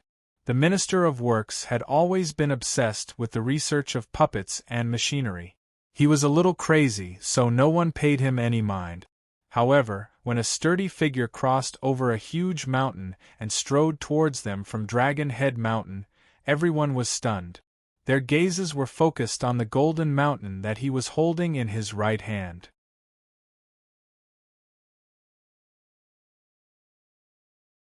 Chapter 1289. The Dragon's Head Mountain fell deathly silent. Before absolute power like this, all influence and schemes were child's play. They still struggled to understand. He was clearly just a demon king, so how could he possess such power? The living soil of the 9 heavens was extraordinarily precious, yet it did not seem particularly surprising either. Clearly, it was not something these bumpkins could understand. They had not even heard of it before. Even Kuang Tianyu from the Hungry Ghost Realm had probably only heard of its name. Even with the countless pairs of eyes in the sky, only an extremely small number of people could recognize the true name of the piece of dirt with a single glance, which left them even more perplexed. They had never heard of the living soil of the 9 heavens having such an effect. When Li Qingshan stood before the Dragon's Head Mountain again, his human form turned into that of an ox demon. "Release them, or I'll slaughter these bald donkeys first before slaughtering you bastards." It was like a kidnapper confronting the police with a hostage situation. The police did not speak, nor did they negotiate. They directly kidnapped the kidnapper's entire family, including the dog they had raised for a decade. If they did not release them, they would kill them one by one. Of course, Li Qingshan was not a police officer, nor was he a hero. Even a benevolent Buddhist like you is bold enough to lower yourself to me. If you want to try something like this, I'll play you to the end. He had already shouldered countless sins, so he did not mind adding a few more souls to the mix. Why you? The minister of the left pointed at Li Qingshan as he trembled in anger. The fellow cultivators around him all looked at the wooden fish mallet in his hand nervously, afraid that he would slaughter the unraging monk out of anger. If that happened, there would be no way to clean up the situation. Li Qingshan would probably directly smash the Lingua Temple over. Just like the minister of the left, the emperor of Great Xia was originally rather confident in the great formation of dragons. He believed that stopping Li Qingshan would not be a big issue. He just did not want to be disturbed from the sacrificial ceremony. However, as he gazed at the mountain hovering in the air right now, his confidence immediately vanished into thin air. There was no need for Li Qingshan to put himself in danger and crash into the protective formation of the imperial court. All he had to do was uproot the mountains and smash them over. All they could do was resist, and they would definitely lose the altar. There was no need to even think about the grand sacrificial ceremony. Gu Yenying said, "Your Majesty, it looks like Li Qingshan isn't satisfied with just being a 10 Directions Demon King." The Grand Xia Emperor frowned. Only then did he realize how ridiculous his words just now were. He said coldly, "I'm afraid the current Yu isn't satisfied with this." "I've never been satisfied." The left master said, "Don't be angry, don't be angry. You've really taught a good disciple." The Chan monastery of Devanaga first produced an enemy of the Buddha, and then they produced a wretched demon like this who wants to destroy our Lingua temple. What a great place! The unraging monk straightened himself up. He sighed and said, "Qingshan, stop it. I'm just a monk who drinks and eats meat. I'm not worth it. From today onwards, I will expel you from the sect. You and I will have nothing to do with each other anymore. I am a Buddhist disciple. We're willing to be punished by the Buddhist precept. Please let our fellow disciples of the Lingua temple go." In order to save him, they had to gamble the lives of several tens of thousands of monks. He never wanted to see something like that. Li Qingshan frowned before smiling again.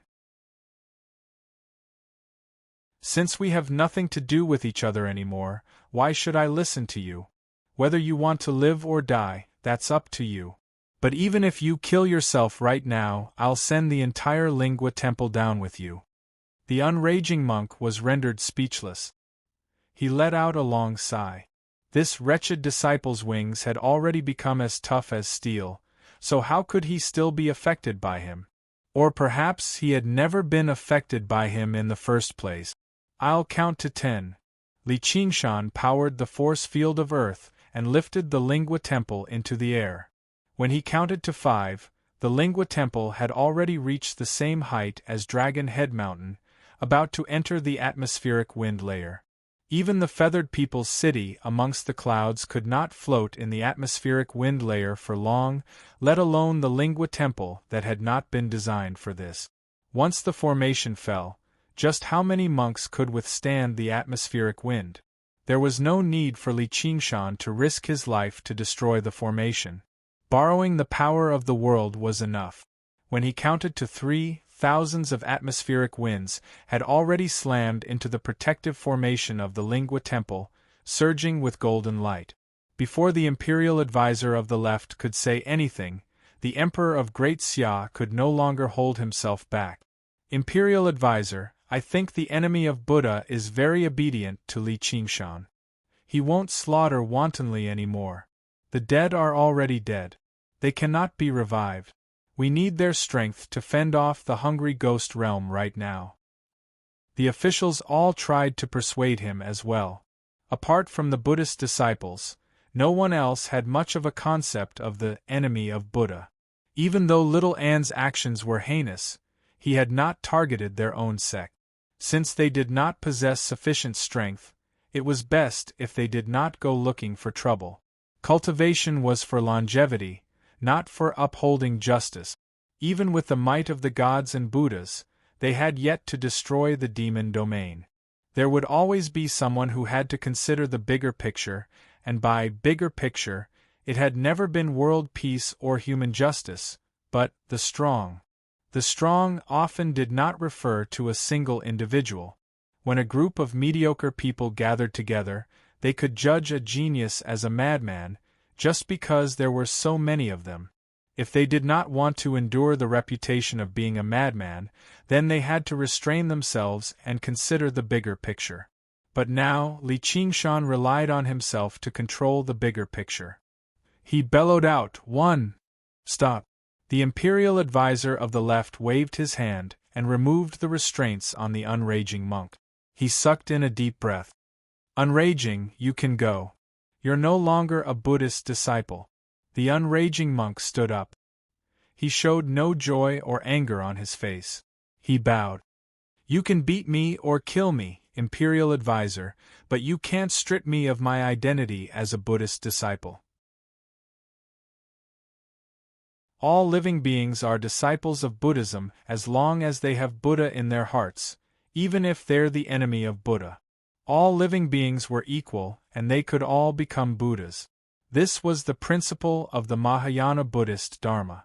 However, just like all the major principles of the world, if anyone really followed these principles, they would definitely end up badly battered and bleeding. They might even be rejected by their own kind. The Imperial Advisor of the left bellowed, "You piss off." As soon as the unraging monk left the Dragon's Head mountain, an ugly monk flew over from afar and called out, "Master." The unraging monk was surprised. Duoj. He was the little demon folk Li Qingshan had met in the Demon Suppression Hall, as well as his second junior brother. Duoj had rushed to the vicinity of the Lingua Temple after learning the unraging monk had been captured, but he had no idea how to save him. He did not even know the unraging monk had been brought to the imperial court by the Imperial Advisor of the left. Only when Li Qingshan came to uproot the Lingua Temple did he follow, only to see the unraging monk being released immediately. He could not help but praise, "First senior brother, you really are a great evil after all." The corner of Li Qingshan's eye twitched. Only then did Duoj realize he had misspoken. He smiled dryly. However, it was not because his demon folk instincts had relapsed. Instead, Li Qingshan's method of saving him was simply too vicious. The unraging monk saw Duoj, and could not help but smile. Even if he had gone to all the trouble and only managed to redeem a measly demon folk, it would still be worth it. However, just how many people in the world believed the lofty, righteous monk king to be equal to a lowly demon folk with twisted wills? The Imperial Advisor of the left saw how the atmospheric winds were about to rip through the formation. He called out, "Li Qingshan, release the Lingua Temple." Li Qingshan smiled. "All right, I'll do as you say, Imperial Advisor." As a result, he pulled back the force field of Earth. Seeing Li Qingshan's smile, the Imperial Advisor of the left's heart skipped a beat. He sensed that the Lingua Temple was falling straight down. The Imperial Advisor of the left paled in fright. "Wretched demon, stop!" "I've already stopped." Li Qingshan yawned and waved his hand. A mountain weighed more than 100 million tons. Apart from Li Qingshan, who wielded the life soil of the 9 heavens, there was no one in the world who could lift it up, nor could anyone stop its fall. Boom! With an earth-shattering rumble, the mountain plunged into the embrace of the earth viciously. A cloud of dust swept into the surroundings. Even if it was smashed to pieces, it would only return to its original appearance. The thousands of pagodas, halls, and statues on the mountain were no different. What holy land of Buddhism, bodhisattvas, or arhats? All of them were dust to dust, dust to dust. The Lingua Temple was destroyed. Spurt! The Imperial Advisor of the left coughed up a mouthful of blood. He glared at Li Qingshan as if his eyes were about to spit fire. "You've gone back on your word. I remember what I promised you was just the lives of the monks in the temple. Look, aren't they still alive and well?" Li Qingshan pointed at the sky. The time it took for the Lingua Temple to fall was enough for the monk kings to save the monk. Other than a few Qi practitioners, the others didn't even need help as they could hover in the air with their own strength. "You destroyed my cave abode and I destroyed your temple. Let's get back at each other. However, you ambushed little and with such despicable means. We'll settle this later. I don't want much, just one punch from me will do." The Imperial Advisor of the left said, "Monster, you will die a horrible death. I only regret that I didn't kill the foe of Buddha that day. I've caused the world to suffer." Li Qingshan shouted angrily, "Foe of Buddha! Foe of Buddha!" When she was fighting the hungry ghost realm, Where were you, you bald donkey? He will find a way to pay for my sins. There's no need for a bald donkey like you to stand on the moral high ground and talk nonsense. I don't have time for you today. Prepare to die. Yenying, come with me. Li Qingshan left his back to the people on the Dragon Head Mountain and strode towards the south. That was the direction of the Tong Tian Ghost Tower. What are you doing? Saving the world.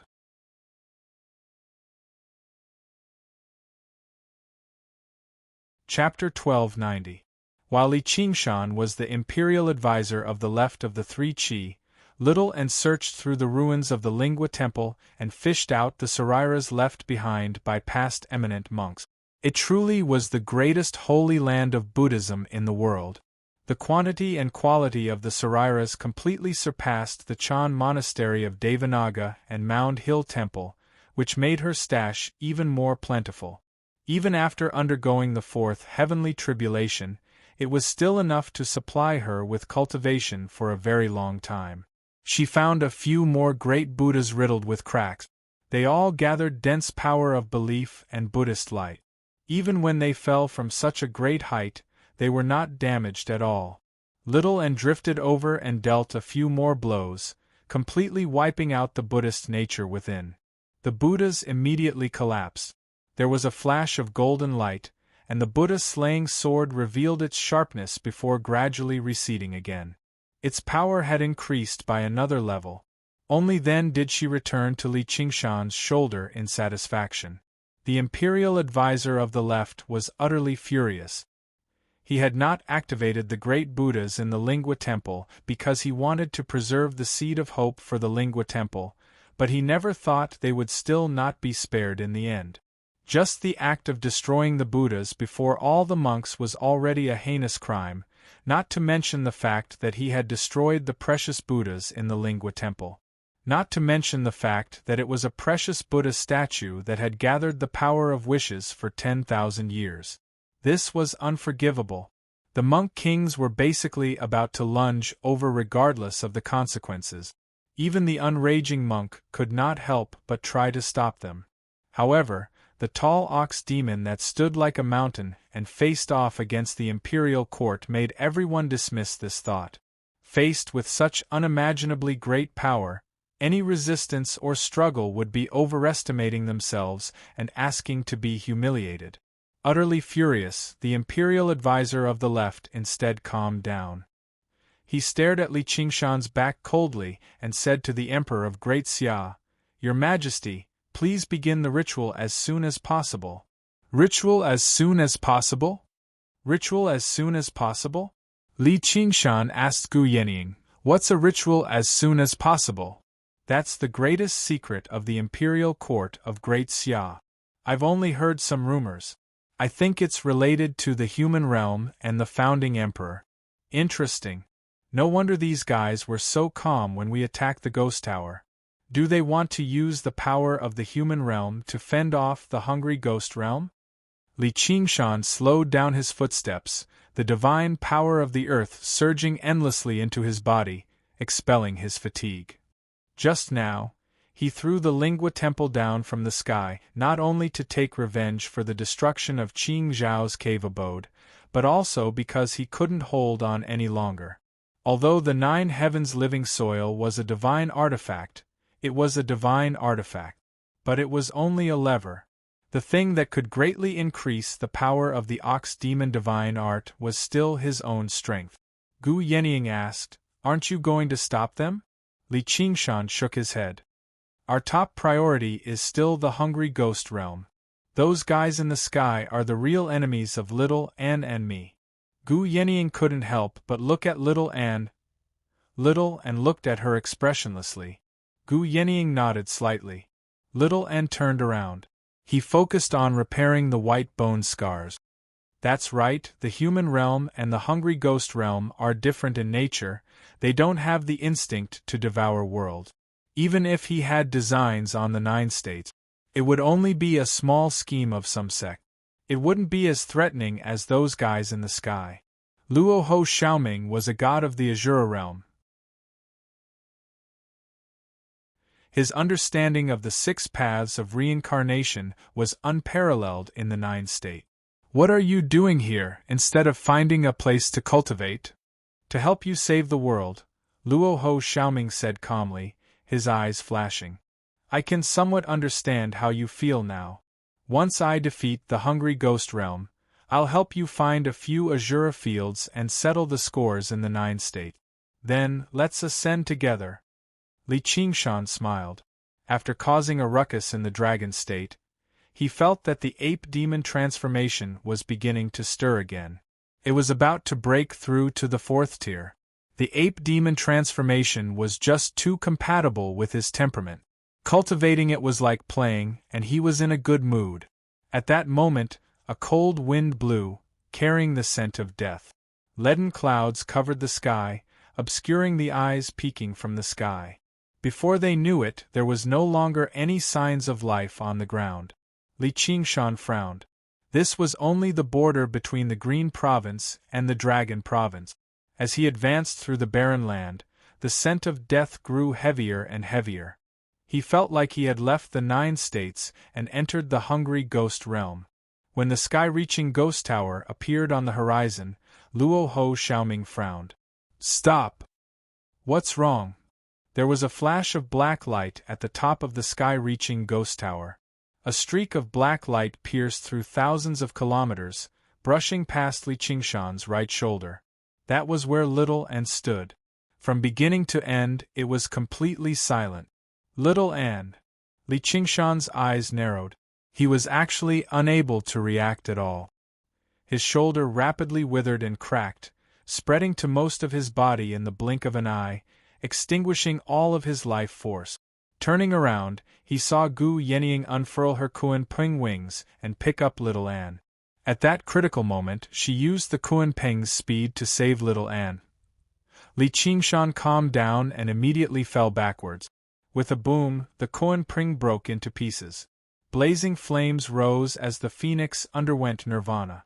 However, Li Qingshan still felt extremely weak. He did not feel the usual comfort of reviving on the spot at all. He punched the ground, and a mountain rose from the ground, blocking them. Only then did he feel a sense of lingering fear. If that strike had struck Little Anne, he would definitely have died. Just by brushing past his body, it had forced him to be reborn. Furthermore, he had not received any warning from the spirit turtle.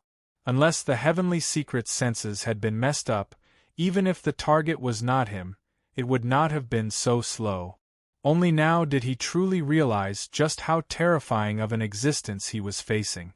The hungry ghost realm of the 6 realms of Sasra. Little Anne broke free from Gu Yenying's embrace. Li Qingshan smiled. "Thank goodness you're here." Gu Yenying smiled. "I probably wouldn't have been able to react in time even if it was 1,500 kilometers away. Furthermore, they were still far from the sky-reaching ghost tower. There was a thin crack in space that did not close up even after a very long time, proving the power of the strike. Luo Ho Xiaoming said, "It's the death ray from the fang of the hungry ghost. They've been charging up for us the entire time. These ghouls sure are cunning. A part of this world of yours has already been devoured and assimilated by the hungry ghost realm. Breaking this fang won't be easy." Just now, if that strike had brushed past him in the slightest, he would be dead for sure. He would only be able to revive in the Azura realm and face his cruel mother. However, despite the danger, his expression remained the same. He did not panic at all. Kuang Tianyu said, "You're dreaming if you want to destroy the fang of the hungry ghost. Just watch as this world is devoured." However, to his dismay, no one paid any attention to his threat. Luo Ho Xiaoming asked, "How's little Fatty?" "He's still adapting to the laws of this world, but he's much more active here. Let's exchange hostages first." Li Qingshan obviously would not attack the sky-reaching ghost tower recklessly. He still had an important trump card that he had yet to reveal, which was the space-devouring divine beast, Deep Blue Little Fatty. Unlike the space-devouring divine beasts, The world of the 9 provinces already possessed complete laws of the world, which restrained all outsiders. As a result, Deep Blue Little Fatty vanished soon after entering the 9 provinces. Now, she was hiding in the space beside Li Qingshan, ready to feast at any time. Floating Astronomy.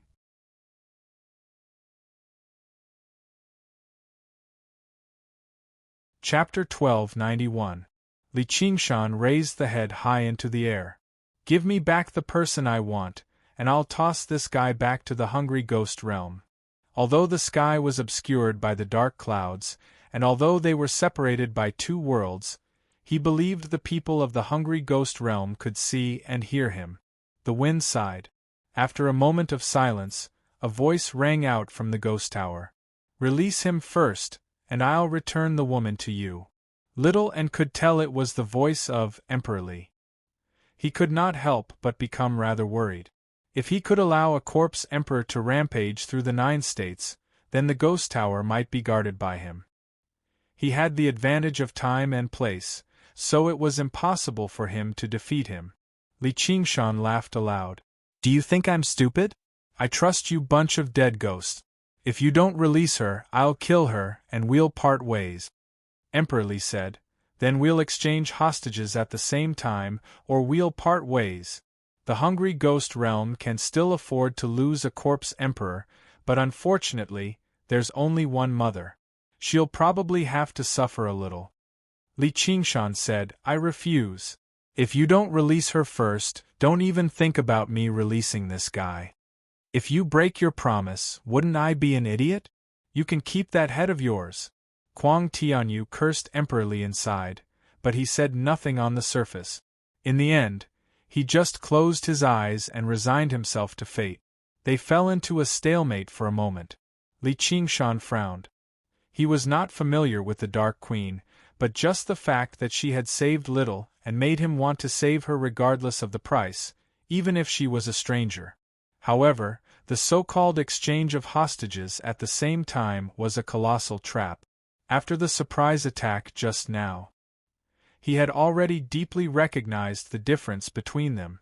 It was impossible for them to compete on equal footing. Not only would the slightest mistake fail to save the Dark Queen, but they might even lose their lives. However, if this stalemate continued, they would only be able to watch the hungry ghost realm devour this world bit by bit, which was extremely disadvantageous to them. Gu Yenying said, Why don't I try? Little Anne's expression changed slightly. Why? Just now, saving her was just a matter of convenience. If he personally went to exchange the hostage, he would be taking a huge risk. Gu Yenying smiled and said, We're in the same boat. Little Anne said in a low voice, Thank you. Let Qingshan make the decision. Li Qingshan looked at Little Anne and then at Gu Yenying, feeling a headache coming on. At this moment, Luo Ho and Little Ming had already figured out the cause and effect. Don't worry, this guy is a zombie. The hungry ghost realm will definitely save him. Kuang Tianyu opened his eyes slightly and glanced at Luo Ho Xiaoming. He was astonished. Where did this kid come from? The zombie clan was extremely rare. Someone outside the hungry ghost realm actually knows about it. Li Qingshan asked curiously, What's so great about zombies? I've even made a hole in a zombie. Luo Ho Xiaoming said disdainfully, It's just the same name. You're just someone who hasn't seen the world. There are still demon kings above the 9th heaven. How could the demon kings of your world compare to them? The real zombies all have the bloodline of the great goddess Nuba. They're also very rare in the hungry ghost realm. They're a powerful force. Otherwise, such a good thing as killing the descendants of White Bones would not have fallen to him. Li Qingshan was amused and said to Kuang Tianyu, I couldn't tell, but you're actually quite important. Kuang Tianyu's expression changed slightly and asked Luo Ho Xiaoming, Who are you? Luo Ho Xiaoming said, You don't deserve to know. Qingshan, count 10 more. If the other side doesn't release him after the count, kill him. All right. Li Qingshan said loudly, I'll count 10 more. If you still don't release him, I'll first crush this half of his head, and then break your ghost tower. 10. Emperor Li didn't respond at all. Li Qingshan had always been decisive. No matter how much he struggled, once he made up his mind, he would put aside all his worries and continue counting, not caring if the other side responded. 9. 7. Kuang Tianyou's eyes widened as he looked at Li Qingshan's expression, hoping to find that he was just bluffing, that he wouldn't dare to kill him even if he counted 10,000 times, but he was disappointed. He's serious. He really wants to kill me. Damn Emperor Li. Master will never give up on me. When Li Qingshan counted to 4, Kuang Tianyou sneered, "Do you think the hungry ghost realm is full of good people who would be threatened like this? If you kill me, you'll only let that woman suffer." 3. Li Qingshan's eyes were firm and unmoved. If he had to bear it, then he would bear it. If he had to give it up, then he would give it up. No matter how painful or regretful the process was, this was the path he had chosen. Little An drew her sword and pointed it at half of Kuang Tianyou's face. She wouldn't hold back this time. When she said that she would leave it to Li Qingshan to decide, she wasn't just saying it. She trusted him unreservedly and supported his decision. 1. Li Qingshan lowered his head and gave Little An an apologetic look. Little An nodded slightly and thrust her sword down. "Stop." Emperor Li's voice suddenly sounded at the moment when the blade was about to pierce through Kuang Tianyou's head, full of resentment and resentment. Li Qingshan breathed a sigh of relief, and gave Luo Ho Xiaoming a thumbs up. "Well, you win," Emperor Li said coldly. He didn't care about Kuang Tianyou's life or death at all. On the contrary, he would rather this guy who stole the credit die a horrible death. However, this wasn't something he could decide. From the moment Li Qingshan began to count, an order came. There were only 2 simple words: replace him. But the owner of this order was absolutely not someone he dared to disobey. It went without saying who was more important, a zombie corpse emperor or a regular ghost king. As for Li Qingshan, he clearly could have slaughtered the Lingua Temple and exacted his revenge even more thoroughly, but he never killed a single person in the end. This was also an important reason. He had already proven his trustworthiness. The Dark Queen drifted out from the deep, vast mouth of the hungry ghost. Her face was particularly pale, but she was not injured at all. She had just completely turned into a ghost king. This was not the emperor's doing. Instead, the hungry ghost realm could not tolerate the living. However, she was a disciple of the Umbral Een sect in the first place, so the transformation did not affect her at all. Li Qingshan then said, "You better not try anything, or don't blame me for not keeping my word." Emperor Li was just thinking about whether he should do something to the Dark Queen or not. He could do it after exchanging hostages, but after hearing what Li Qingshan had said, he finally gave up on it. Killing a ghost king was completely meaningless. Kuang Tianyou could not die because of him, or the zombies would never spare him. Mother! Xianyue! The mother and daughter were happy to see each other. Shaoan also smiled, which was rare for him. After Li Qingshan's return, she seemed to sense something again. "Your Highness, please don't move. Relax your mind. Let me examine you." Li Qingshan's eyes were as tranquil as the sea. He extended his hand towards the Dark Queen. The Dark Queen frowned, but she did not turn him down. She allowed Li Qingshan to place his hand on the top of her head and inspect her body closely. The spirit turtle did not sense anything wrong. Only then did she stop. Kuang Tianyou said, "Release me." Li Qingshan sneered viciously. Murderousness surged. "You better go die." A pair of eyes suddenly lit up in the sky, piercing through the clouds. Kuang Tianyou's face changed drastically. "How dare you!" The incoming murderousness suddenly vanished. Kuang Tianyou was taken aback, only to hear Li Qingshan laugh. "I was just joking. Look at how scared you've become. Don't worry, I won't go back on my word. That's because I know people like you always like to court death. You'll definitely come knocking on my door to die in the future, so I'll spare you for a few days. With a farewell, he tossed half of Kuang Tianyu's head towards the ghost tower like he was throwing a shot put. Kuang Tianyu began to recover in the air. His head became a hole, and his body slowly grew out too. The closer he got to the ghost tower, the less he was bound by the laws of the 9 provinces. Originally, he was tempted to stay below the ghost tower and fight against Li Qingshan again, but his feelings were rather mixed right now. If what he said really came true, then wouldn't that be the greatest joke in the world? Whatever, I'd better return to the hungry ghost realm first and completely recover from my wounds. That sword sure is vicious. He might as well just throw himself into the mouth of the hungry ghost. There was a thought that he refused to admit. Not only had he been directly defeated, but his resolve for revenge had been crushed too. And his opponent was clearly weaker than him, yet he seemed extremely powerful. Just what kind of man was this? I've already given him to you. Are you ready to destroy the ghost tower? Come, I can't wait to refine you into a corpse puppet. Emperor Li provoked while activating the tooth of the hungry ghost, silently accumulating power, ready to fire the death ray at any time. Even if there was a mountain in the way, this distance was enough to kill the heir of the white bone, or that Li Qingshan. It was just a pity that the woman was there. Well, I'm coming. Li Qingshan suddenly asked a question. Are you in the tower? I'm here, do you dare to come? A dark shadow shuttled up and down the ghost tower, sometimes condensing into a human form, and sometimes merging into the ghost tower. It was Emperor Li himself.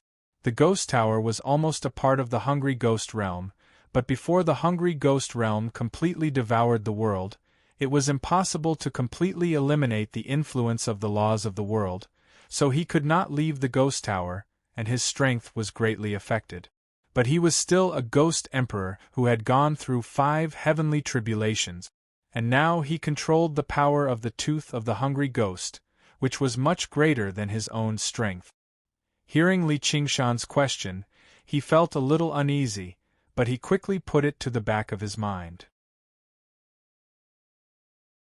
Unless Li Qingshan went through 2 heavenly tribulations at once, he would be courting death if he came.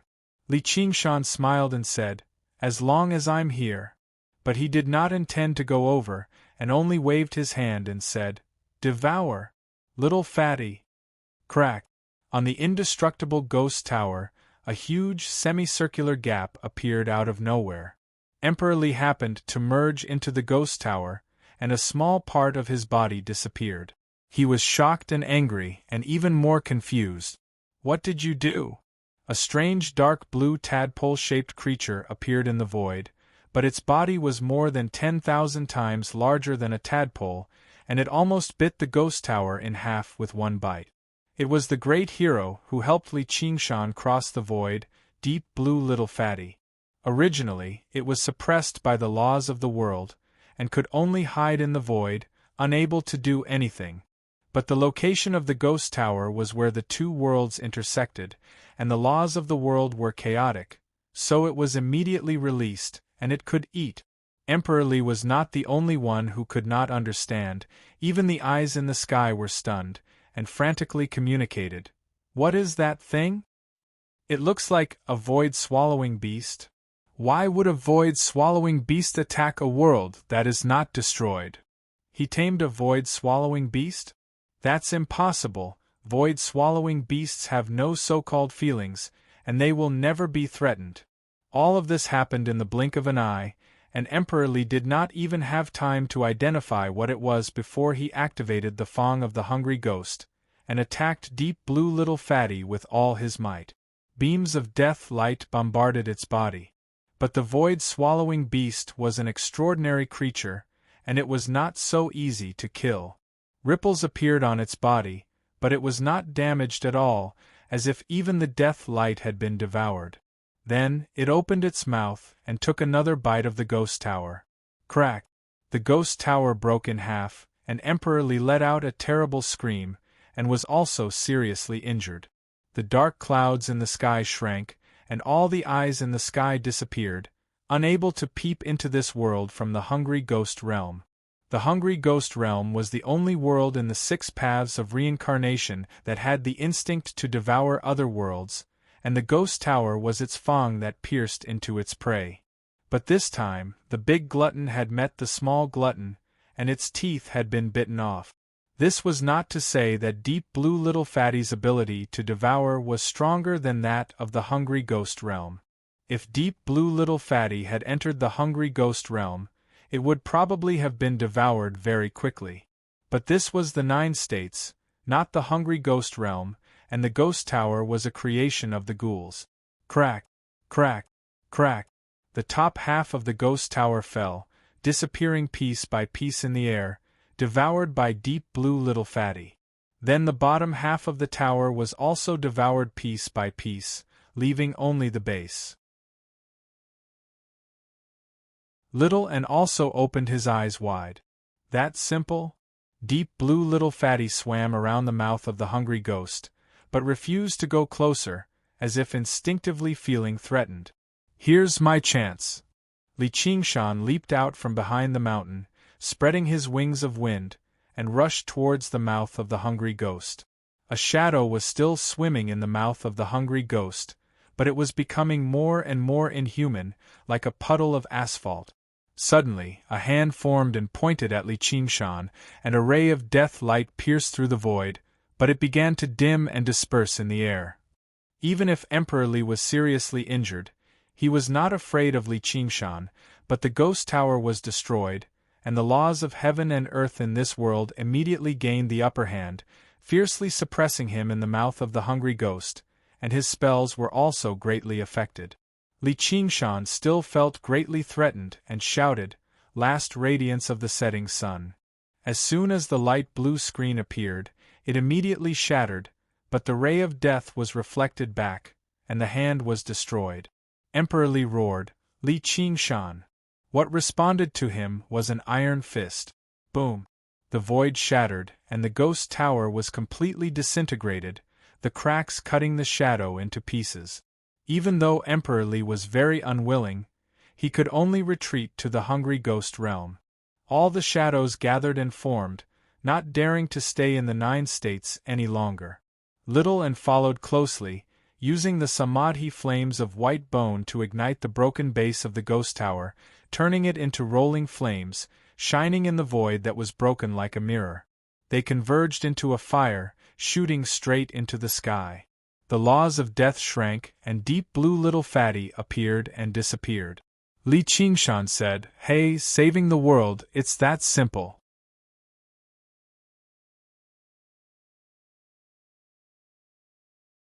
Chapter 1292.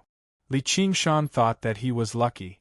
If not for the Deep Blue Fatty, all the cultivators of the world would not have been able to destroy this towering ghost tower even if they joined forces. Emperor Li alone, even if he could not come out of the tower, was not someone that any demon king or great cultivator could defeat. Sensing Deep Blue Fatty's condition, he could not help but feel a little regretful. Although the world was formed by the Deep Blue Fatty, the two were still different. Deep Blue Fatty could eat as much as she wanted in the great swallowing beast's body, but in the 9 states, she was restricted by the laws of heaven and earth, and could not do as she pleased like in the void. Otherwise, she would be a great help even if she went to the demonic domain to fight against demon god Xiongqi.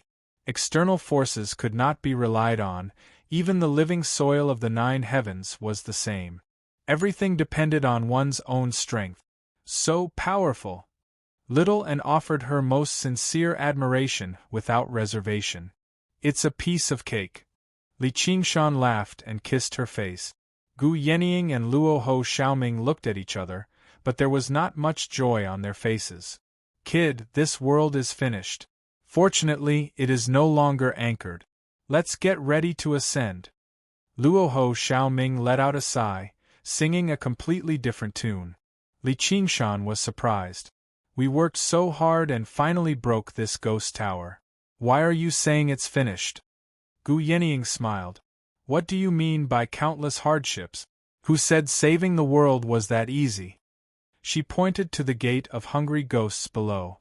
Qingshan, don't be too happy. Look carefully.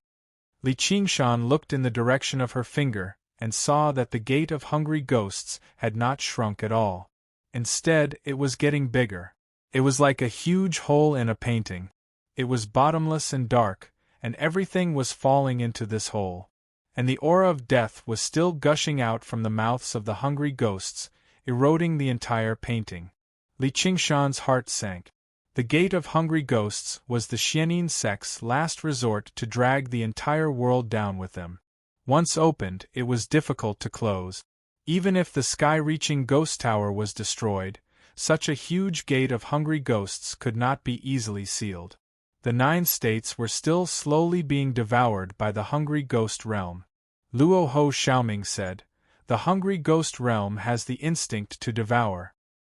He seemed to be very interested in this white-bone successor. Perhaps it was the white-bone bodhisattva from back then. You left too deep an impression on it. Li Qingshan frowned. If he left the mouths of the hungry ghosts alone, the ghouls could return at any time. Building another sky-reaching ghost tower would not be difficult. Was saving the world just an empty promise? He was somewhat unwilling. There must be a way. Then, he summoned Deep Blue Fatty. He opened his mouth and swallowed. For a moment, the weather changed. The sky was filled with dark haze and roiling death energy that surged into Indigo Little Fatty's mouth. It immediately inflated like a balloon. To the void-devouring beast, this was clearly not very nutritious food, but it was not picky at all. As long as Li Qingshan dared to order it, it dared to eat. This caused the small world to change again. Many buried corpses climbed out of their graves under the influence of the death energy. Souls filled with obsession and resentment turned into ghosts in the cold wind. An undead calamity began. Countless people would die in battle and turn into ghosts, but countless people would become famous and heroes. This caused the already unstable small world to become even more turbulent. A forbidden land called Skeleton Island was formed. Many years later, the world's #1 demonic sect was built. The Undying Sect. It brought about many more killings and battles. Li Qingshan felt a little emotional. Although he did not view mortals as ants, when the difference in strength reached a certain level, every word and action could cause a great impact. In order to save the lives of the 9 provinces, he let Deep Blue Fatty devour the death energy. It was an act of kindness, but who knew how many innocent lives had died? Even if he did not mention this back then, he let Deep Blue Fatty devour the world remains in the void. It turned into a meteor shower in the small world, causing countless earthquakes, tsunamis, and volcanic eruptions. How could there not be lives that died? This was not out of malice, but a good thing that was beneficial to many lives. Back then, he did not even feel the slightest bit sorry, because it was too far away, too insignificant. He did not even know if he could save his own life, so how could he care about the lives of others? These emotions were just emotions. Li Qingshan had never regretted anything he did, and he could not be bothered to think about such complicated things. Sealing the gate of hungry ghosts was the most important thing right now. Although he did not have a way, there was someone who definitely had a way. Little Ming, you have to recover your cultivation as soon as possible. Yenying, help Little Ming collect Azura Field. Little Anne, go. Alright, stay by my side. We'll go ask the Banyan Tree King for a plan. Whether we succeed or not, we won't be staying in this world for too long. Gu Yenying said nothing more. She grabbed Luo Ho Xiaoming and left. Li Qingshan conjured another mirror clone and guarded the gate of hungry ghosts, commanding Deep Blue Fatty to prevent the hungry ghost realm from playing any more tricks. Afterwards, he flew back to the Mist Province with Little Anne. Qingshan, welcome back. As soon as Li Qingshan entered the Mist Province, the Banyan Tree King's voice echoed through the surroundings. The sea of trees rippled, and all the living beings in the sea of trees raised their heads. Yi Liubo walked out of the Shadow Palace and said to the infant in her arms proudly, "Listen, that's your father's name. Look at how impressive he is. The infant was still very young, but his pitch-black eyes shone brightly. He said clearly with his tender voice, Daddy, Qingshan. In the Mist Capital, the king of Southern Yu had received news of Li Qingshan's return a long time ago. He even knew everything about him defeating the Corpse Emperor and destroying the Lingua Temple. At this realm of cultivation, information actually spread very quickly. When he heard the Banyan Tree King's welcome, he immediately took off into the air and hurried off to Towering City. The Green Province, the Cloud Province, the Harmony Province. His voice echoed through all the places where the Banyan Tree King had become a god, basically ringing through the entire 9 provinces. Everyone muttered this name inside. It would become a new legend. Li Qingshan passed through the dense canopy and landed in Towering City. The Banyan Tree King turned into a human and smiled. Although I've never underestimated you, your performance has always exceeded my expectations. Li Qingshan smiled. You've already said that many times. The king of Southern Yu studied him. Just how did you? How? The key is the heart. Fine then. The king of Southern Yu accepted this explanation helplessly, even though he had no idea what he wanted to ask about. How did he return from space? How did he defeat the Corpse Emperor? Or how did he topple the Ghost Tower? Perhaps legends had always been slightly inconceivable and incomprehensible. Li Qingshan said, If it weren't for the urgent matter, I'd definitely drink with the 2 of you. May I ask, Tree King, how do you seal the mouth of a hungry ghost? The Banyan Tree King said, That's the wound of the entire world. No cultivator can do anything about it. All they can do is borrow the power of the world. Li Qingshan said, I understand. You understand? I've already become a god of the world once. The will of the world was powerful, but it was blurry. Everything operated on instinct, so it was unable to use its full power. If they had a smart and powerful butler, then it would be completely different. At the very least, they would not allow a Corpse Emperor to sneak in. They could directly use heavenly lightning to attack or even kill it. The Banyan Tree King was astounded. You've become a god? Li Qingshan said, I'll pass on all my experience and knowledge to you right now. Haha, I never thought there would be a time when I'd be teaching you. The Banyan Tree King smiled bitterly. It was only a matter of time before your knowledge surpassed mine. I'll go get the remaining cauldrons, Little and suddenly said. Even though he was extremely reluctant, he still wanted to lend him a hand. After a moment of hesitation, he added, Don't ever see me again. Li Qingshan said, I won't. I'll definitely wait for your return. The Frost Province cauldron is already gone. I'll go get the Dragon Province cauldron. I'll leave the rest to you. The Banyan Tree King had already become the god of the 5 provinces. All that remained were the 2 cauldrons. The king of Southern Yu said, I'll be a lobbyist as well. It'll be for the best if we don't use force. This is for the sake of the entire 9 provinces. I'm sure the 2 fellows can consider the bigger picture. Li Qingshan smiled. I don't think there's any need for me to pay them a visit in person. They split up again. Li Qingshan entered the heart of the tree through the opening in the tree trunk.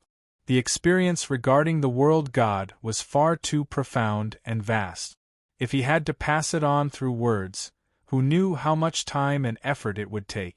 Hollow, jade-green aerial roots extended out, directly connecting to Li Qingshan's head. The Banyan Tree King already knew how to imbue wisdom, but he was just doing the exact opposite now.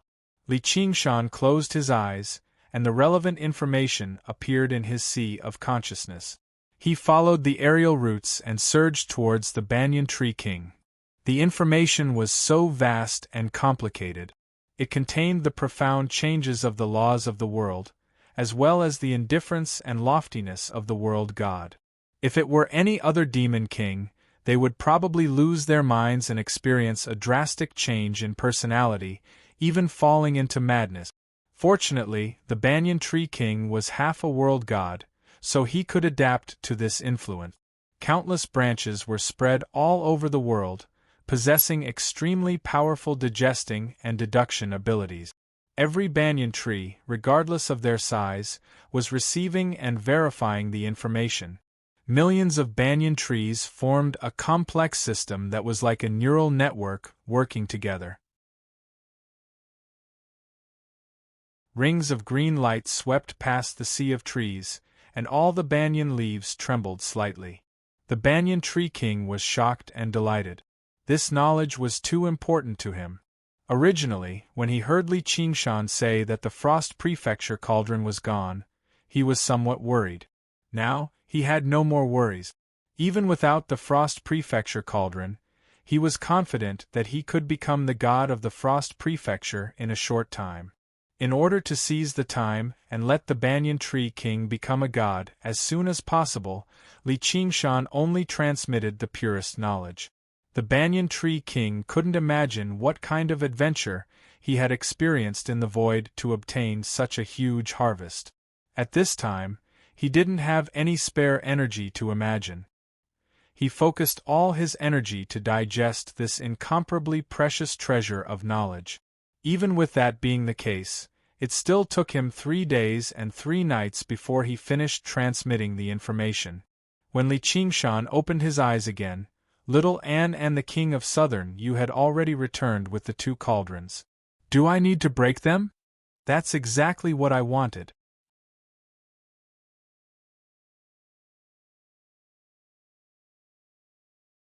Chapter 1293.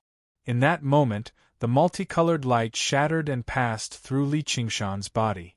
In a trance, the mountains, rivers, and the 4 seasons all fused into the tree. Every leaf glowed. Li Qingshan gained a new understanding of the laws of the world of the 9 states.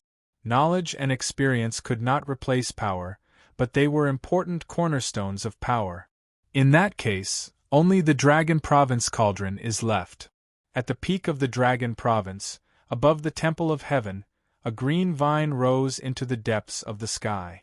The wind was like an axe, but it could not cut off a single leaf. The sky-climbing vine seemed to grow in a different world.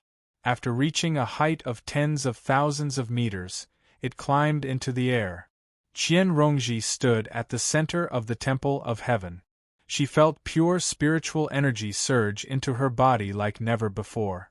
Coupled with the benefits she had obtained from the Great Xia dynasty, she was about to break through the 3rd heavenly tribulation.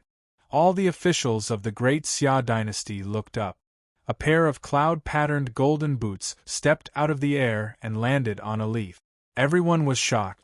Only the Great Xia Emperor, the left and right imperial advisors, and a few others seemed to have understood.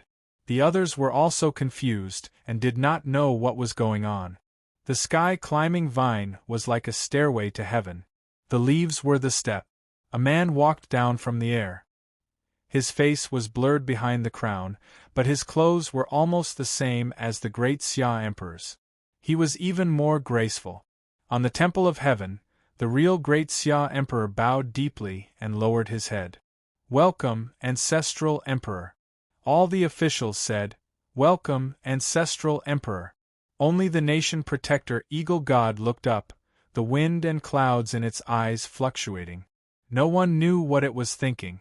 The Skyfrost Wolf King in the distant Shuang province murmured, "Master." The man appeared completely out of the air and waved his hand. "Rise, my subjects." His voice was drowned out by the wind and thunder, like a stone thrown into a lake, stirring up waves. The wind raged and surged, forming many tornadoes. Bolts of lightning intertwined, forming a sea of lightning. The mountains shook. Dragon Head Mountain trembled violently. The ground was shaking and cracking. Lava spewed out of the cracks. Pillars of fire shot into the sky. The world was like an enraged beast. The wind was its roar, the lightning was its claws, and the fire was its teeth. He threw himself at the man. What happened? Li Qingshan stood on the great banyan tree and looked into the distance. The activity in the Dragon Province could be clearly sensed even from 50,000 kilometers away. He muttered, "Mystic light illuminates all. pieces of the spirit turtle's profound shell overlap. He zoomed in on the dragon head mountain. Li Qingshan's expression changed. Even he couldn't resist the might of the heavens and earth. At most, it could hold on for a while. The power possessed by an individual and the world was on a completely different level.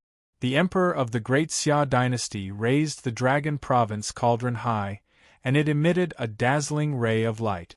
The wind and thunder calmed down slightly, but they were still as fierce as ever. Wind, fire, thunder, and lightning bombarded the man's body. The man seemed to be under heavy shackles. He walked very slowly, but he was very determined. Even if the crown on his head was shattered by the wind and lightning, his long hair scattered, and his dragon robe burned to ashes, revealing his chest, he still walked down step by step. The Banyan Tree King was shocked. "It's him!" "Who?" Li Qingshan already understood. The first emperor of the great Xia dynasty, Chua Long. The Banyan Tree King's voice was filled with uneasiness. Li Qingshan nodded. This was a legend that he had been hearing ever since he left the mountain. Compared to the 5 absolutes immortals' distant past, the first ancestor emperor's glorious achievements were within reach. He couldn't help but let the mystic light illuminates all zoom in. Chuolong seemed to have sensed something and looked back. Separated by 50,000 kilometers, the two legends looked at each other. Li Qingshan raised his eyebrows and stared at him. Chuolong's lips curled up, and his pitch-black eyes seemed to see through everything.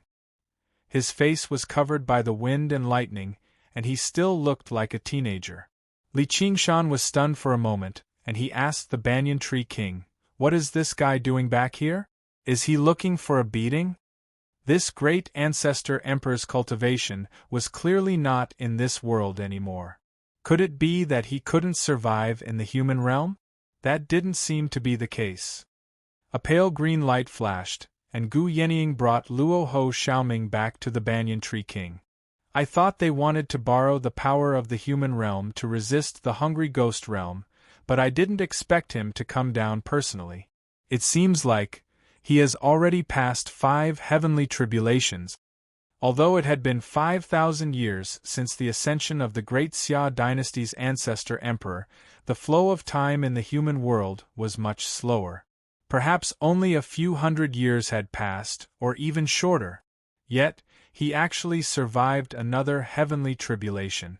How amazing was this? Li Qingshan said, "Another Emperor Li?" Luo Ho Xiaoming said, "No, the human realm doesn't have the instinct to devour the world. He only used that sky-climbing vine as a passage, and he had to bear the power of heaven and earth. If he didn't come from this world, the rejection wouldn't be so severe, and he would have been turned into ashes by now." This was called the rejection not so severe? Li Qingshan looked at the terrifying scene of destruction. The rejection of the world of the 9 states was much more terrifying than that of a small world. It was simply a violent attack.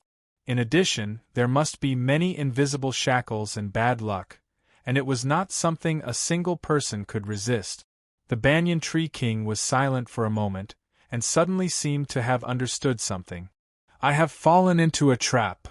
Li Qingshan was stunned. He had never seen the Banyan Tree King lose his composure like this. He had always looked like he had the pearl of wisdom in his hands. Even if there were occasional mistakes, it was not the fault of the battle. This feeling was as if Zhuge Kongming was in the middle of a battle and shouted, "Oh no, there's an ambush!" It was really strange.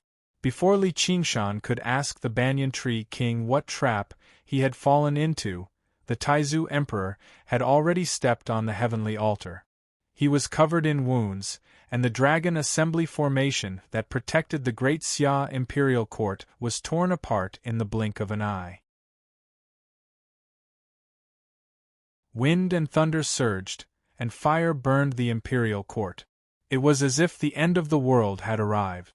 Everyone's expression changed, and it was obvious that the power of heaven and earth didn't care about friendly fire. In an instant, everyone would be dead.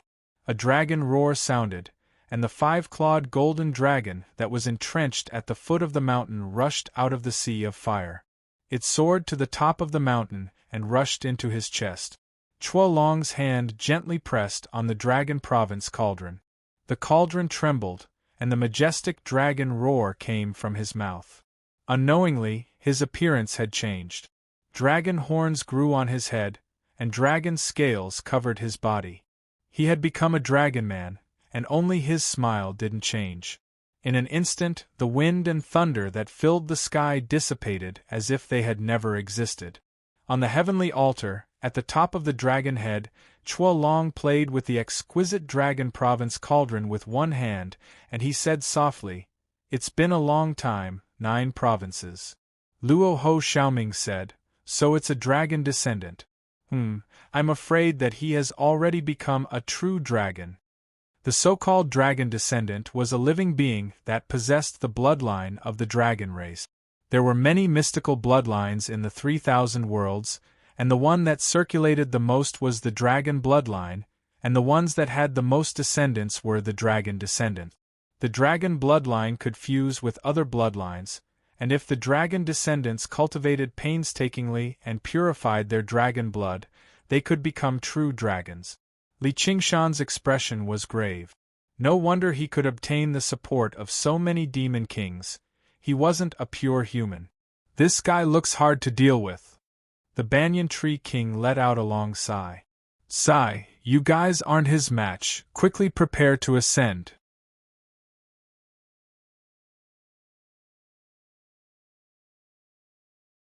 Chapter 1294. Li Qingshan was very unconvinced. "Why must you boost the morale of others and diminish your own? I think he's suppressed his cultivation to below the 4th heavenly tribulation, which is why he can calm the might of the world. If they really fight, he might even be a little weaker than the Corpse Emperor. I'll go retrieve the Dragon Province cauldron right now and assist you in becoming a god." The Banyan Tree King said, "Sai, you don't understand, old friend, you've actually managed to obtain the cauldrons of 7 provinces. That's far beyond my expectations." Huolong's voice rang out through the profound light illuminates all. Li Qingshan was slightly surprised. He knew the profound light illuminates all could be seen and heard, but this innate ability had never been of much use. He had never seriously developed it either, yet his enemy had actually taken advantage of it first. "Is everything going according to your plan?" The Banyan Tree King thought back to when he first proposed to forge the 9 cauldrons, but he never expected himself to be caught in his own trap. "How's that possible? Even true immortals can't achieve something like that." Huolong swiveled his eyes and stared at Li Qingshan. "The young friend beside you has completely exceeded my expectations. There must be some powerful external interference." His gaze deepened as if he wanted to see through Li Qingshan. Then he shook his head. "Let's not talk about that. Out of the 72 demon kings, you're the one I respect the most. Unfortunately, our paths clash, so we're forced to be enemies. However, since you're an old friend, I'll leave you with a chance of survival." Li Qingshan clenched his fist. A mighty 10 demon king, half a god of the world, actually seemed like a piece of trash to him, someone he could destroy with a wave of his hand. The Banyan Tree King calmed down. "Are you afraid I'll throw my life away? If throwing your life away was useful, why would you waste your breath on me? The Dragon Province leads the 9 provinces. The Dragon Province reigns supreme among the 9 cauldrons of the world. If you devoured the 8 provinces and spent a century to completely digest them, you might have a chance at victory. You've only devoured 7 provinces right now, and only the Mist Province has truly been assimilated, so why must you end your own life?" Huolong fiddled around with the Dragon Province cauldron. "I still don't understand. Why did you return? Do you want to become the god of the world? But you could have done that 5,000 years ago." The Banyan Tree King was puzzled. Low-level worlds were of no use to powerful cultivators. With Chuolong's cultivation and pursuits, why would he return? What did he want? Luo Ho Xiaoming muttered, Blessed grotto heaven. Someone actually knows. That's right, the 9 prefectures will become a paradise for my myriad phenomenon sect. Chuolong proudly said. Why would I, Chuolong, be trapped in a world and be some god of the world? Fellow Taoist, your wisdom is as vast as the sea, and no one in the world can compare to you. It's a pity that your knowledge is lacking, and your ambition is lacking. As the saying goes, without ambition, one's wisdom is lacking. How can the path of cultivation allow you to shrink back like this? He raised the dragon province cauldron high, and the roar of a dragon resounded, shaking the heavens and earth. He turned into a golden true dragon and entered the dragon province cauldron. Dragon patterns appeared outside the cauldron, baring their fangs and brandishing their claws as they swam around the cauldron. Many unprecedented images appeared on the 4 cauldrons. There was the sea of trees of the Mist Province, the desert of the Scarlet Province, the grasslands of the Frost Province, the mountains of the Thunder Province, the images of the 8 provinces gathered in one cauldron. Every branch of the banyan tree king in the various provinces trembled as if they were fending off something invisible. Extremely magnificent colors wove together in the sky like an aurora, changing and flowing with every second. This was a clash between the laws of the world. Everyone gazed up, but they still had no idea what was happening. Li Qingshan did not understand the exact details, but at the very least, he understood something. The Banyan Tree King had been tricked. The Clam King of Mirage Sea and the Frost Feather Moth King's encounters were definitely not an isolated case. They could even be regarded as lucky survivors. This founding emperor who had tricked who knew how many demon kings and great cultivators had long since understood what the Banyan Tree King was thinking. The 9 cauldrons were not a shortcut to godhood, but a great trap instead. The other 8 cauldrons were bait, while the Dragon Province cauldron was a hook hidden within the bait. From the moment the Banyan Tree King devoured the Mist Province cauldron and became the god of the Mist Province, he had fallen into a trap. All he could do right now was shatter the Dragon Province cauldron. Li Qingshan flew up, about to make his way to the Dragon Province. An aerial root wrapped around his ankle, and the Banyan Tree King's voice rang out in his head. Qingshan, you can't do it. Don't walk right into a trap. It's a pity that I've let down your and little Anne's hard work. Fellow, you've gathered the power of 7 cauldrons. Can't you put up a fight? The formation of the Imperial Palace has already fallen, and I still don't care about those rotten fish on the mountain. I just need to last a while. That's exactly what he wants you to think. He wants to use this opportunity to eliminate you as a surprise. He personally forged the 9 cauldrons, and the Dragon Province cauldron is the core of the 9 cauldrons. I can't last for too long. I know your current strength completely surpasses Demon King's. I've also seen your battle against the Corpse Emperor, but this is different. If you don't go to the Dragon Province, he won't be able to do anything to you for some time. Go to the Frost Province and ascend quickly. The Banyan Tree King felt the fragments of the 9 cauldrons in his body surge, reassembling piece by piece, vaguely forming huge cauldrons. Even the Mist Province cauldron that had completely melted away was the same. Only the Frost Province cauldron had been devoured by the miniature world, so it was impossible for it to reassemble. Suddenly, he came to a realization. Even the stalemate right now was probably an illusion. Li Qingshan stopped. It was not only because of the Banyan Tree King's warning, but also because of the Spirit Turtle's warning. The great omen of death shrouded all of his life force. Even when he faced the Corpse Emperor or the Ghost Tower, they were not so terrifying. His trip to the Dragon Province was certain death. He had already undergone rebirth twice, and he was still in a weakened state. Although he could undergo rebirth once more, he would become a phoenix's embryo. He would be unable to fight or flee. Several dozen great cultivators were gathered on Dragon's Head Mountain, and every single one of them possessed great strength. Meanwhile, Who knew how many other tricks the imperial court of Great Xia was hiding, not to mention the founding ancestor of Great Xia who wielded the Dragon Province Cauldron and possessed unknown strength. As a result, the situation was extremely disadvantageous to him. Li Qingshan, are you bold enough to face me in battle? The Hui Long's voice contained a deep dragon's roar, echoing through the 9 provinces.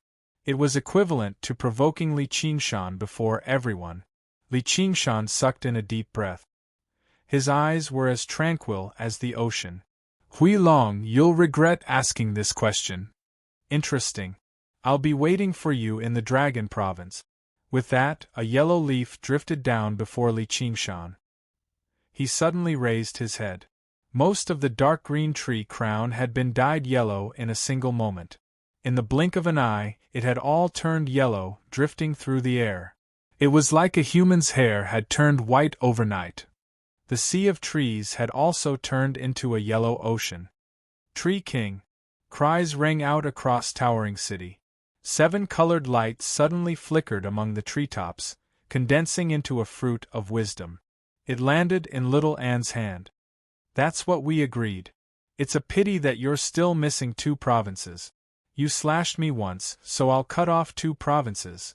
The Banyan Tree King had once promised that when he became the god of the 9 provinces, he would condense an ultimate fruit of wisdom and let Li Qingshan give it to little Anne. A golden light flew over, and Madame Ting cried out in surprise, "You! What's wrong with you?" The Banyan Tree King looked at her and closed his eyes with a smile. "That's fine too." In an instant, the sea of trees turned into ashes. Our 1152.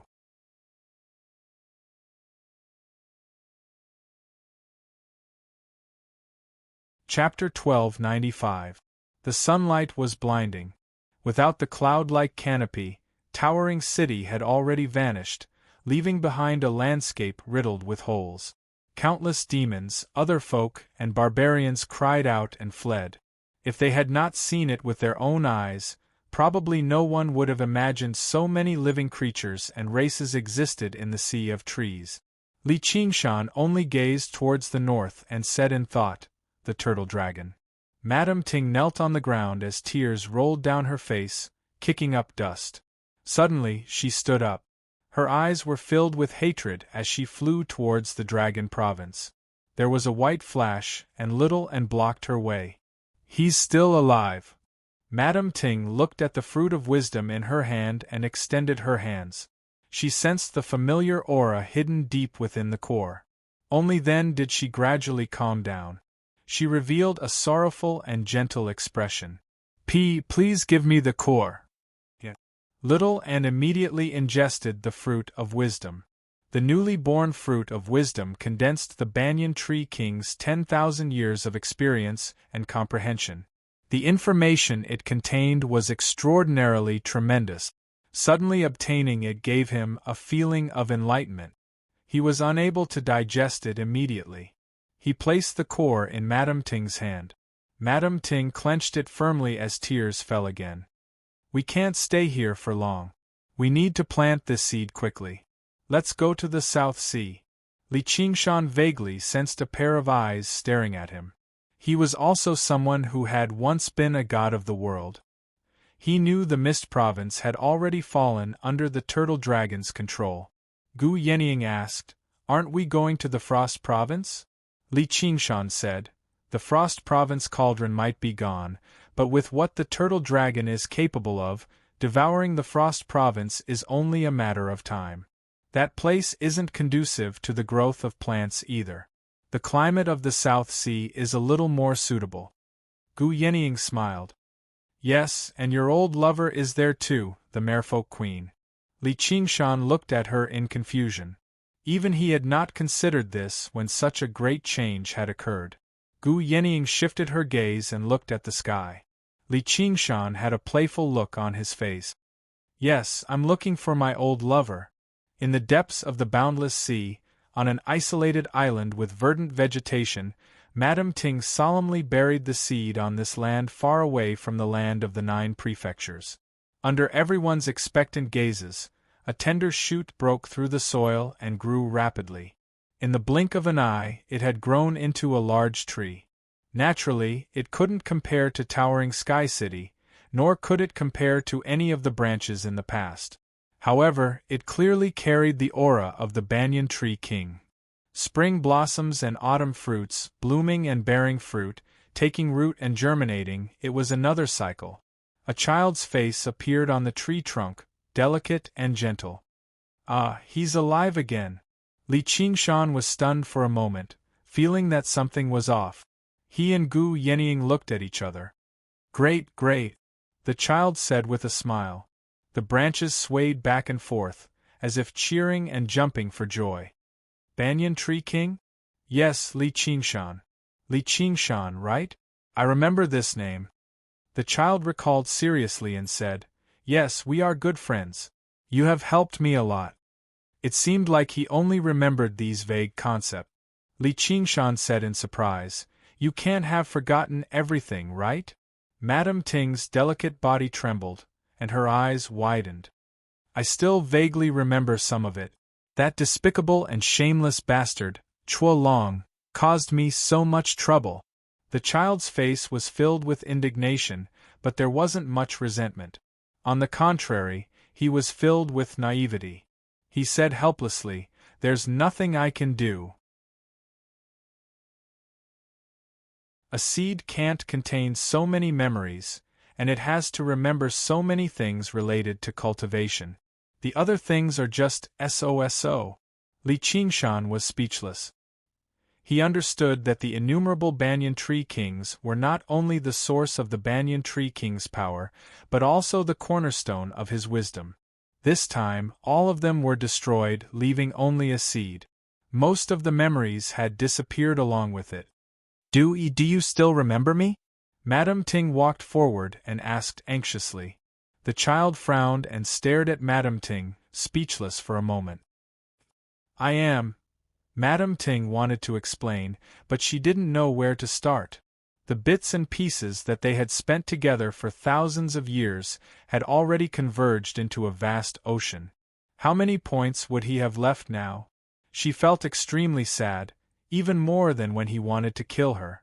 The child murmured, Strange, strange, so clear. The memories related to her occupied almost half of his current memories, even more than the memories related to cultivation.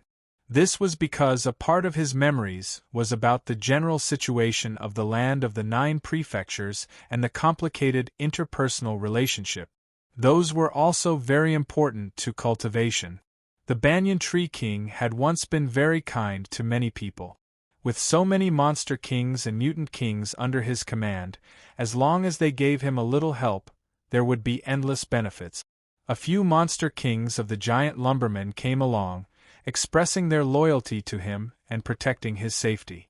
Many other monster kings also came, and almost all of them were present. However, these memories were also vague and general. Even if they were added together, they couldn't compare to the memories of the golden-haired woman in front of him. Most of them were insignificant details and meaningless daily conversations. All of them were extremely clear, without a single bit missing. The child's face suddenly froze, as if he remembered something. With a face full of regret, he said, I'm sorry. I'm an idiot. Please forgive me. His expression was so strange that tears almost fell down. Everyone was stunned. Li Qingshan scratched his head. The Banyan Tree King actually said that he was an idiot. Was there anything stranger than this in this world? Even the great schemer Chuo Long admitted that his wisdom was unparalleled in this world.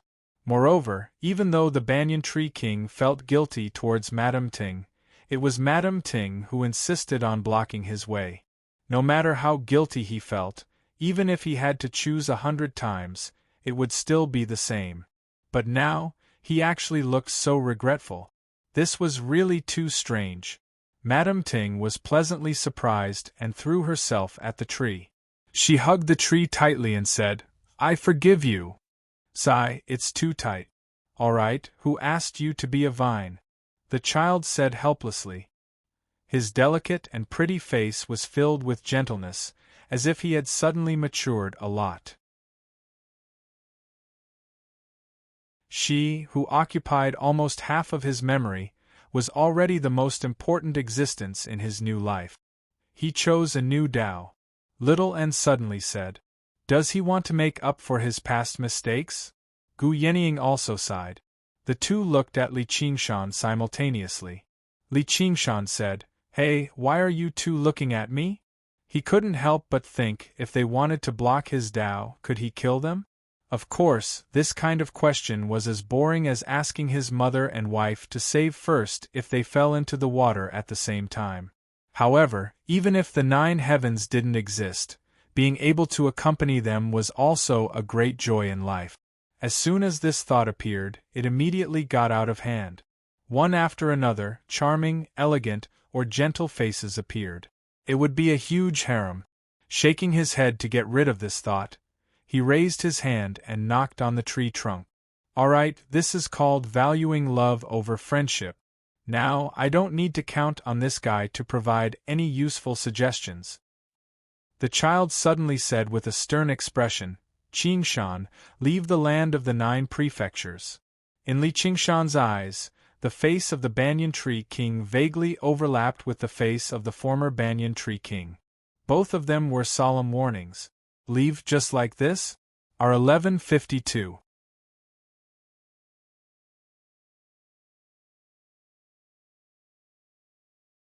Chapter 1296. No, Li Qingshan answered firmly. His eyes shone with cold light. He was like a tiger crouching on a barren hill, grinding his teeth and about to devour someone. If he wants to play with me, then I'll play with him to the end. The wind blew and the clouds scattered. The vegetation on the island trembled. When a person's killing intent was unleashed, the world would be overturned. The mutant kings and demon kings all felt chills run down their spines. In a daze, Li Qingshan seemed to rapidly expand until he filled the surroundings. He turned into a tiger of wind, standing in the South Sea and gazing towards the Dragon Province in the north.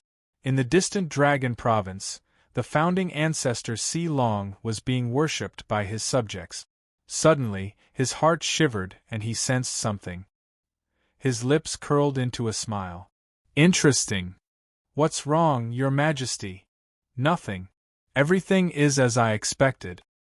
"Hui Long, just you wait." Li Qingshan was delighted. If he retreated this time, the tiger demon's fighting spirit would definitely suffer a great setback, and it would be difficult for him to advance any further.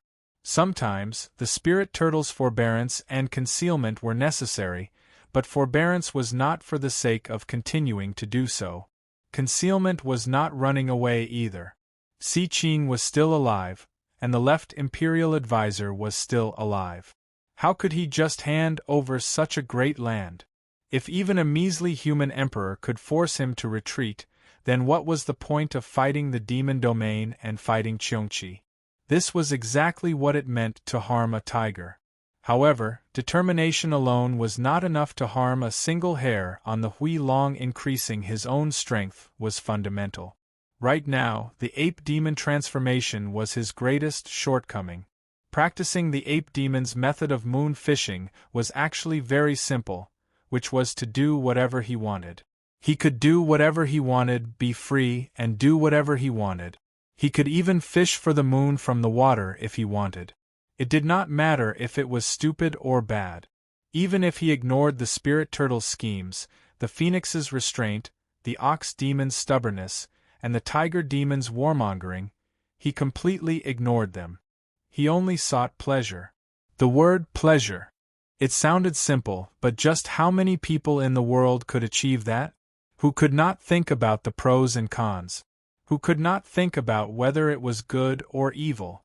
However, Li Qingshan just happened to be skilled at this. His sharp killing intent dispersed, replaced by a smile. He was in high spirits, but it was also rather comical. During the new year, when a naughty child throws a firecracker at your feet, his face is usually filled with naive malice. The mutant kings and monster kings couldn't help but shiver. Just now, they at least understood that Li Qingshan's killing intent wasn't directed at them. It was just that he was affected by the aftershock. But now, he felt like he could twist off anyone's head and kick it like a ball at any time, and without any reason. No matter how this North Moon demon monarch's temperament changes, it's impossible to ignore it. They looked like they were not to be trifled with. However, if it was him, maybe we can really defeat that human emperor Feng Long. After all, demonic apes were still demons. One should never underestimate the destructive power of a brat. Li Qingshan suddenly soared into the sky, somersaulted a few hundred times in the air, and jumped into the sea. Almost at the same time, another Li Qingshan rushed out of the sea and flew north. That was another mirror image of him. He didn't explain anything to Gu Yenying, Luo Ho Xiaoming, or Little Anne. They didn't need his explanation. Since they understood that he was determined to fight, they were ready. Little Anne floated away. She had a lot of resources in her hands, but she hadn't had the time to use them.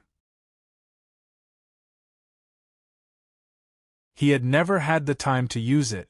Now that he had obtained all the relics of the Lingua Temple and a large part of the corpse Emperor Kuang Tianyou's body, he could further condense the white bone body and various white bone artifacts.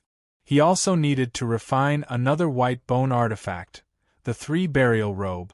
Gu Yenying also spread her wings and flew high, disappearing in the blink of an eye. Luo Ho Xiaoming found a cliff on the island and took out an oval-shaped object covered in a layer of red light. In a short time, Gu Yenying had already obtained an Azura field for him. The mutant kings and demon kings all bid farewell to the banyan tree king, leaving behind a giant lumberkin king to guard the place. No matter how loyal he was, he still had many clansmen to take care of.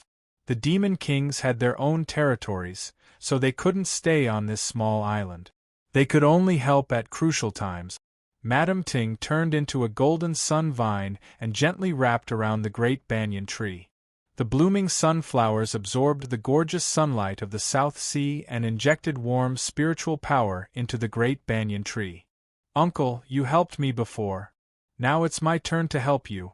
The vine doesn't just steal the tree's nutrients. You must listen to me in the future. The tree and the uncle were jokes she made when she first gained intelligence. She was enlightened by him when she first learned to speak, so she didn't know the difference between the two. Now that she thought about it, she had a different feeling. The big banyan tree trembled slightly, blooming with clusters of bright pink in the sunlight. Madame Ting said in surprise, You're blooming. Raising a lowly is so important. Li Qingshan sighed emotionally.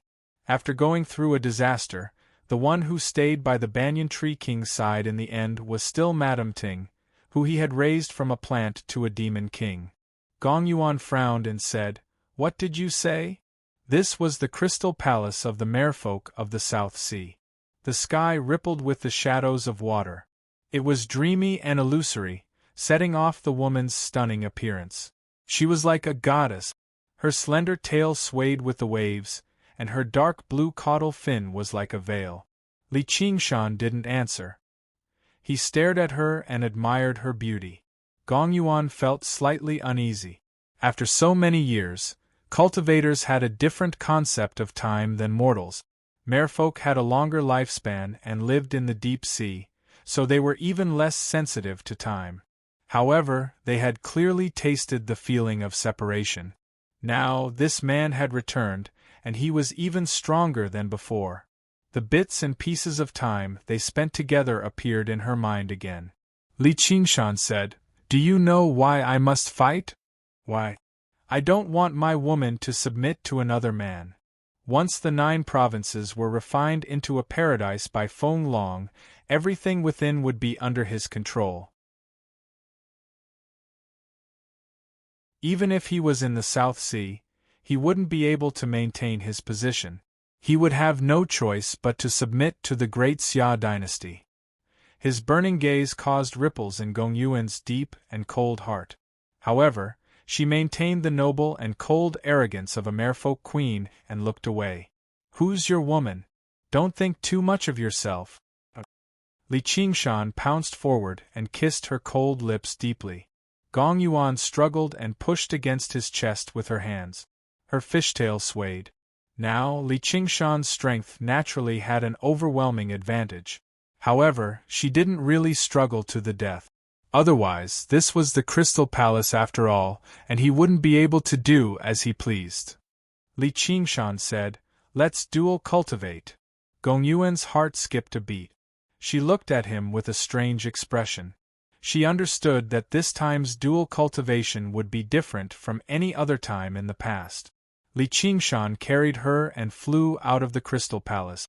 They sank into the depths of the sea, all the way to the bottom. Gong Yuan's long hair fluttered and her clothes fell apart, revealing her flawless, jade-like body. In this cold seawater, it actually gradually became warm. Her cold eyes rippled with light, as if she wanted to see through Li Qingshan clearly. Li Qingshan's muscular body was already completely naked. She saw this and didn't feel embarrassed. She asked in return, "What do you want to do?" This question seemed a little redundant. A man and a woman alone, facing each other with their bare hearts, what else could they do?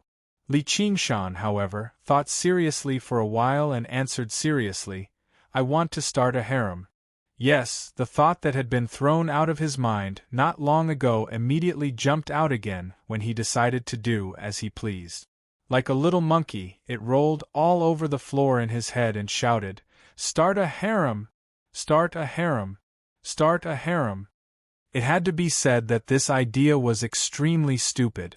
When he had broken off with Han Qiongji during his wedding, he had already understood that their fate had come to an end. Back then, on this South Sea, even though he had many opportunities, he had never really done anything to Gong Yuan, even if he knew that she had feelings for him. On this path to the 9 heavens, they couldn't keep up with his footstep. Wasn't this the smartest decision? He didn't want them to be implicated by him and didn't want to interfere with their cultivation. Was there no affection in this? Therefore, not only was this idea stupid, it was also very bad. Now, however, he didn't care about this. It was like he was intoxicated by the beauty of the moon in the water. He couldn't help but reach out to grab it. Even if it was ultimately just an illusion, even if he hurt someone's heart and ended up with a heart full of disappointment and frustration, he couldn't just give up like this. He still had to try again and again, each time filled with hope and anticipation. Perhaps one day, he would be able to capture the moon and not have any regret. Gong Yuan's heart throbbed, her full chest rising and falling. "Then, can I refuse?" "No." Li Qingshan smiled and wrapped his arms around her slender waist, hugging her tightly in his arms. "All right then." Gong Yuan lowered her eyes, her blue fishtail swaying. Sparkling and translucent scales drifted, sprinkling specks of brilliance down, turning into a pair of slender and slightly curled-up legs. They were extremely perfect. If one bit was added, they would be fat, and if one bit was lost, they would be thin. They were tightly closed, as if they hadn't adapted to this change. Although she didn't say anything more, although her expression was still a little cold, this was already the most precious thing a mermaid could give to a man. Li Qingshan couldn't help but gently caress this world's most perfect creation. Emotions also surged in his chest. He suddenly realized that he still had a human heart. However, this thing was far too delicate, nowhere close to the heart of any god or demon, which was why he had always protected it very well, never revealing it so easily. He was like a child fantasizing, "If only I had the perseverance of the ox demon, I wouldn't be defeated by difficulties. If only I had the courage of the tiger demon, I would be able to face all-powerful enemies.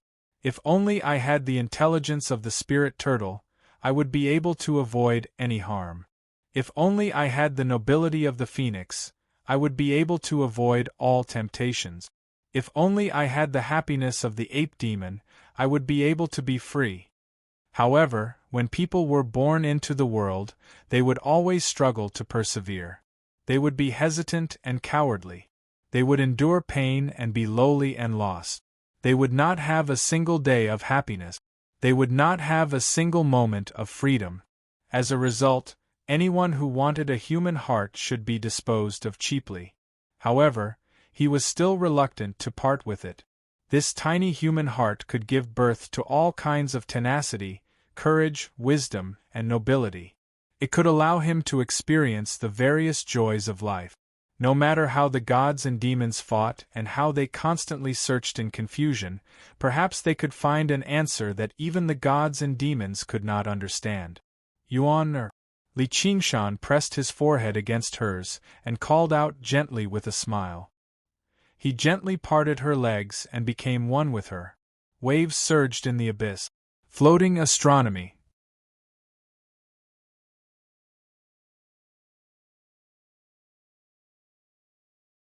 Chapter 1297. An iciness rushed into his organs as if it could freeze his soul. Li Qingshan could not help but suck in a breath. All that gushed in was icy cold seawater before slowly exhaling.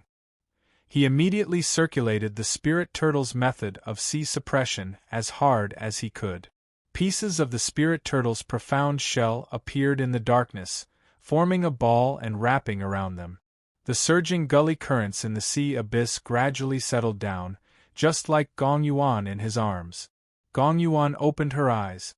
They shone like the night stars, a deep blue like cracked ice, so deep that they were like the legendary Ruin's End, but they rippled right now. The all-water to Ruin's End began operating too. It was unprecedentedly smooth. She had no idea whether it was power that drove her emotions, or whether her emotions drove her power. A sense of joy from the depths of her soul overwhelmed the discomfort of her split fishtail. Her heart skipped a beat, and a smear of embarrassment flashed through her eyes. She no longer resembled that cold, noble merfolk queen at all. Originally, it was just a matter of no consequence. If he wanted it, then she would just give it to him. It was not like she had any other choice. From the moment she fell in love many years ago, she had already made up her mind that it could only be him. Merfolk were not as fickle as humans, much less her. Rather than describing it as a result of her emotions, it was more accurate to describe it as a result of her rational judgment. With her identity, cultivation, and age, it was basically impossible for her to do anything for a man. As a result, even if he said something stupid like having a harem, she would just let him be. Otherwise, even regular merfolk women would never accept something like that, let alone her. The infatuation of merfolk women required an equivalent response. However, she had forgotten what she was like before she met Li Qingshan. Contaminated by the power of Ruin's End, her heart was filled with pain and deathly stillness. She had almost suffered from qi deviation. He had personally pacified her and plucked her heartstrings. It was only because they had not seen each other for many years. The power of Ruin's End gained the upper hand again, greatly affecting her willpower. As a result, she gained a strange sense of confidence again, believing herself to be a cold woman. However, Li Qingshan managed to break through her mind easily once again. She furrowed her eyebrows slightly under the crystal crown. The layer of frost on her beautiful face melted away, making her seem much gentler, but there was now a smear of bitterness. Yuan, how do you feel? Are you satisfied now? Gong Yuan gritted her teeth and instinctively wanted to close her legs, but she could only wrap them around Li Qingshan's waist. Li Qingshan hugged her slender waist and took the opportunity to make their bodies even closer. Listening to her extremely sweet moans, he smiled and said, "I'm very satisfied. Fortunately, I didn't let you go. Otherwise, it would be my lifelong regret." Gong Yuan let out a soft sigh. "I can somewhat empathize with my sister's feelings." Then, she said indignantly, "This is simply unreasonable. You are such a childish fellow." Li Qingshan raised his eyebrows. He could calmly accept her calling him despicable, shameless, or arrogant. However, he could not accept the word childish because he really could not refute it. In terms of age, he was indeed much younger than Gong Yuan. Am I a choice even worse than the fire devourers? A little better. Gong Yuan told him about the requirements of a mermaid's partner. Compared to the disgust she felt towards the fire devourers, she still accepted it reluctantly in the end. Li Qingshan could not help but laugh. This hatred sure was endless. He was also thankful that Ru Xian's mother had lowered herself. He gently caressed her face. "I'm not some good man. However, I will do everything I can to help you and protect you. I'm very strong. Although it's difficult to satisfy both sides, working hard in the pursuit of strength isn't without its benefit." If he had not constantly become stronger, the fire devourers would have breached the Crystal Palace a long time ago. Perhaps both of them would have died. Even if they were deeply in love, how could they even begin? Tragedies were even more touching, as long as it did not happen to them. This is also the price I have to pay for pursuing strength, Gong Yuan sighed. If it were not for the fact that she practiced the all-water to ruin's end, leaving behind a huge flaw in her heart, why would he have succeeded so easily? Under the influence of the power of ruin's end, on one hand, she could remain cold to the very end, unaffected by anything, but on the other hand, when she faced him, she seemed completely defenseless. As a matter of fact, she even yearned for it instinctively. It was basically a predestined fate. When the tearing pain gradually subsided, she wrapped her arms around Li Qingshan's neck and took the initiative to kiss his lips. Due to her shyness, she seemed rather clumsy. Li Qingshan could finally attack wantonly. An enchanting moan rang out by his ear. Under dual cultivation, their minds were connected, and their minds resonated. It was a great enjoyment beyond anything else. A long while later, Gong Yuan leaned against Li Qingshan's chest. She was exhausted and satisfied, actually seeming a little gentle. The influence of the power of ruin's end had been pacified by the spirit turtle, so she displayed the natural tenderness of a mermaid. Li Qingshan caressed her smooth, slender back, moving all the way down, grabbing a mound of it. He could not help but move again. "Don't move," Gong Yuan said in annoyance. Her body was not as tough as his. She maintained this posture only because she was reluctant to part with him. "Then I'll go find someone else," Li Qingshan said with a smile. "Don't you dare," Gong Yuan said furiously, immediately displaying the dignity of a mermaid queen. She radiated coldness from all over. "Why wouldn't I dare?" Li Qingshan had never been threatened. Various faces naturally appeared in his head. "Then piss off." Gong Yuan was so angry that her body trembled slightly. She immediately severed the connection between their minds and propped herself up, about to leave. Li Qingshan smiled. "Oh? How impressive of you, Your Majesty." However, he saw the tears on her cheeks turn into crystalline mermaid pearls. He could not help but be surprised. He never thought she would be like that. He pulled her into his arms in a hurry and comforted her. "What are you crying for?" "I was just saying it casually, thinking about it randomly." Gong Yuan turned her head away. "What does the sadness in my heart have to do with you? You can go and start your harem. However, I, Gong Yuan, will definitely not be one of them."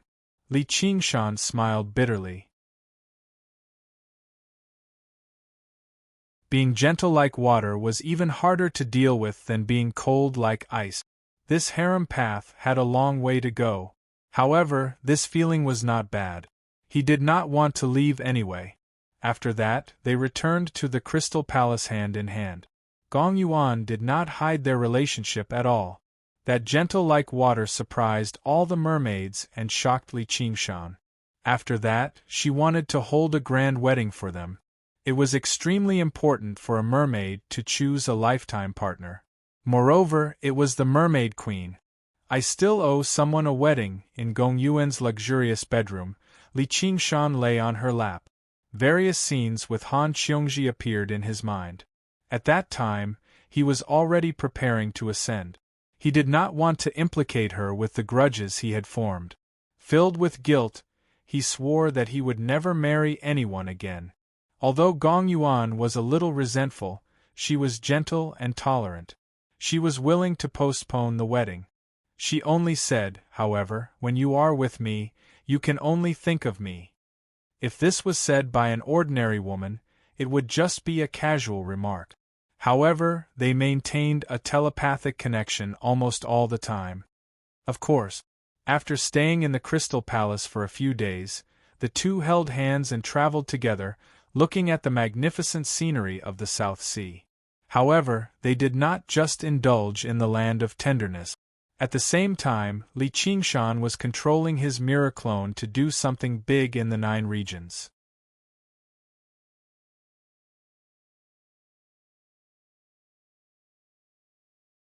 Chapter 1298. The bright moon hung in the sky, its light flowing like water. In a small bamboo house in a secluded bamboo forest, a pea-sized lamp was surrounded by layers of darkness as if it would go out at any moment. A middle-aged man bent over a desk and wrote at great speed, completely unaffected by the darkness. In fact, with his cultivation, he could see clearly even in the dark. At the very least, he could open the window. This lamp was only to create an atmosphere. As for what kind of atmosphere it was, he was not clear. In any case, mortals would definitely light lamps at night. And what he wrote was for mortals to read. The story of the Heavenly Sword and the Dragon Saber had been very popular. He wrote the sequel, the story of Tseng and Nyo's descendants. They first cultivated the 9 yin and 9 yang ice and fire limitless divine technique on the Ice and Fire Island, then fought in the Forbidden City, destroyed Zhu Zhongba, and unified the world. Then, they killed their way to the Persian Ming cult and took in the saintess Xiao Zhao. Of course, during this process, he already had a harem of 3,000 beauties. Now he was considering whether to take in the purple-shirt dragon Queen Tajkis. From the perspective of mortals, his age seemed a little old, but it was nothing for cultivators. The martial arts in this book were so powerful, he could at least be considered half a cultivator. If it were an ordinary woman, it would be fine, but it was her Xiao Zhao. A mysterious smile appeared on his face, appearing somewhat wretched in the shadows of the fire.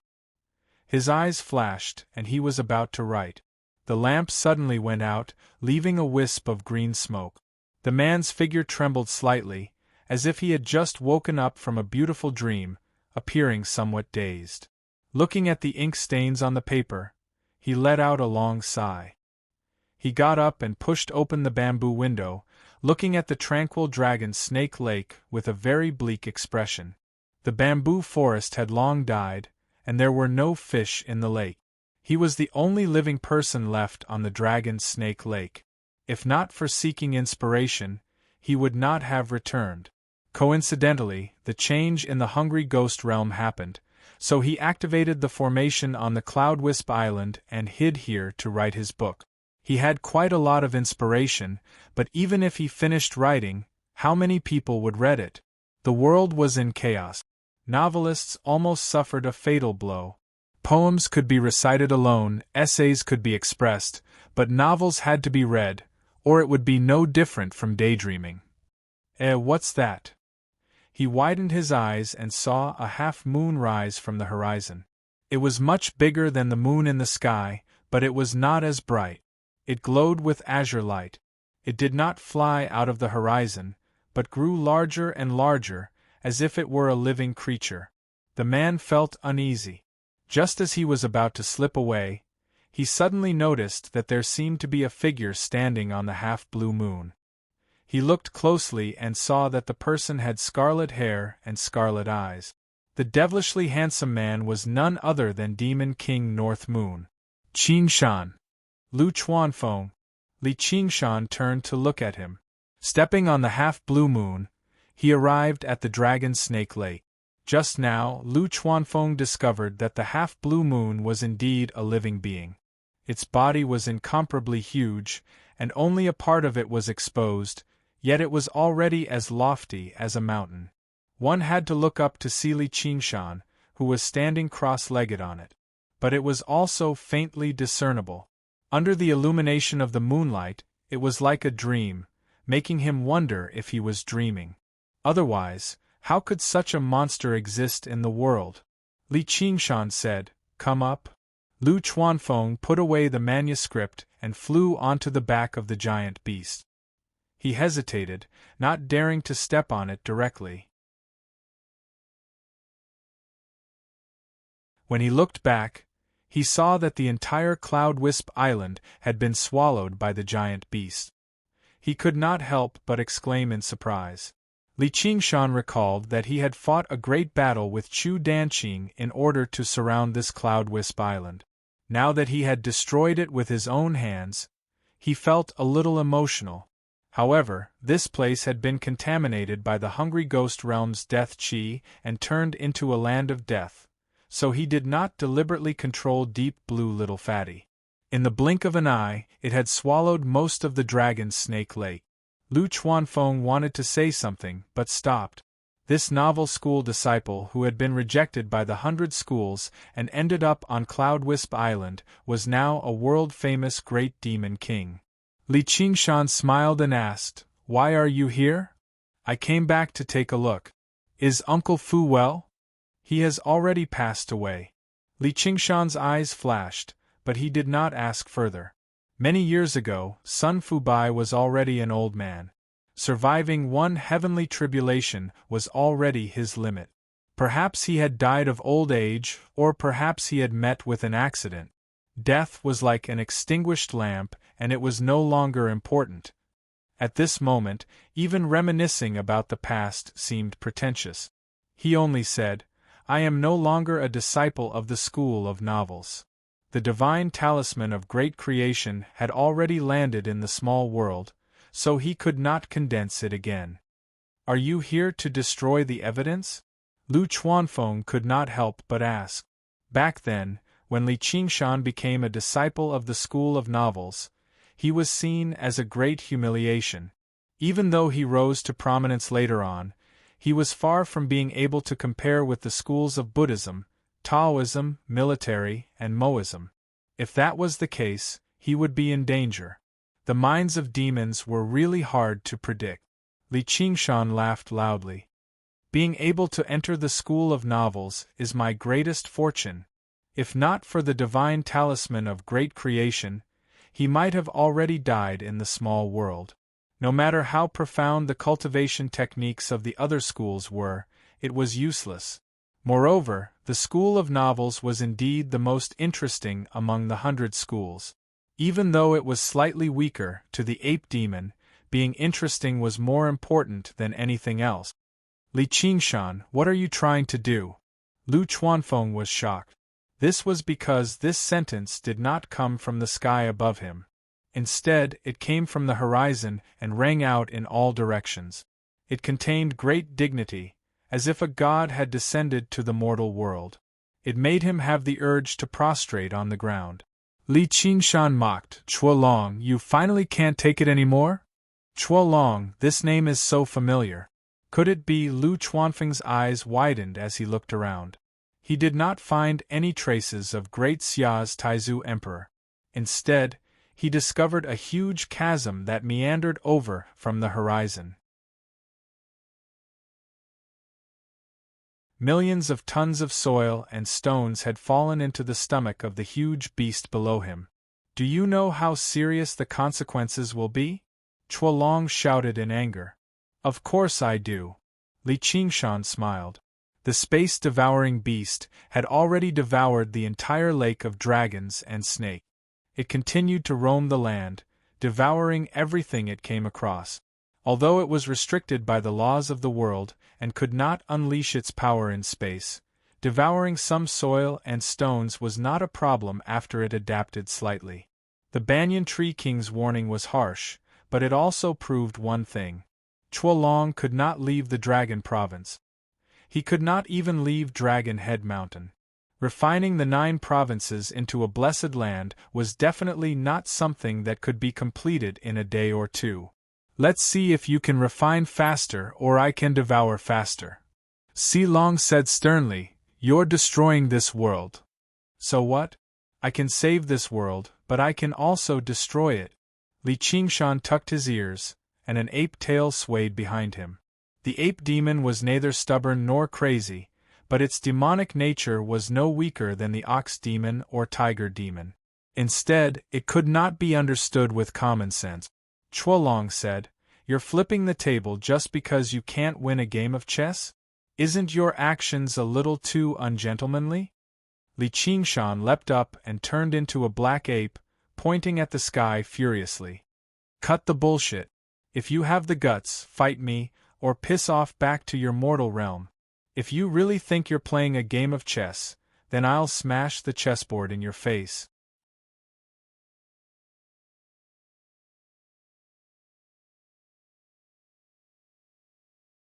Chapter 1299. Boom. A bolt of lightning lit up the sky, turning the world white as if the heavens were enraged. Lu Chuanfeng shuddered as he lay prone on the back of the void-swallowing beast.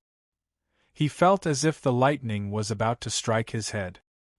He stared dumbfoundedly at the figure that was glaring at the heavens and laughing arrogantly, not wavering in the slightest. Chuolong said, "Li Qingshan, if you want to destroy the world will destroy you." Li Qingshan could also sense the enmity of the heavens. If he was the beloved son of the world when he fought against the corpse emperor, then he was the rebellious son of the heavens now.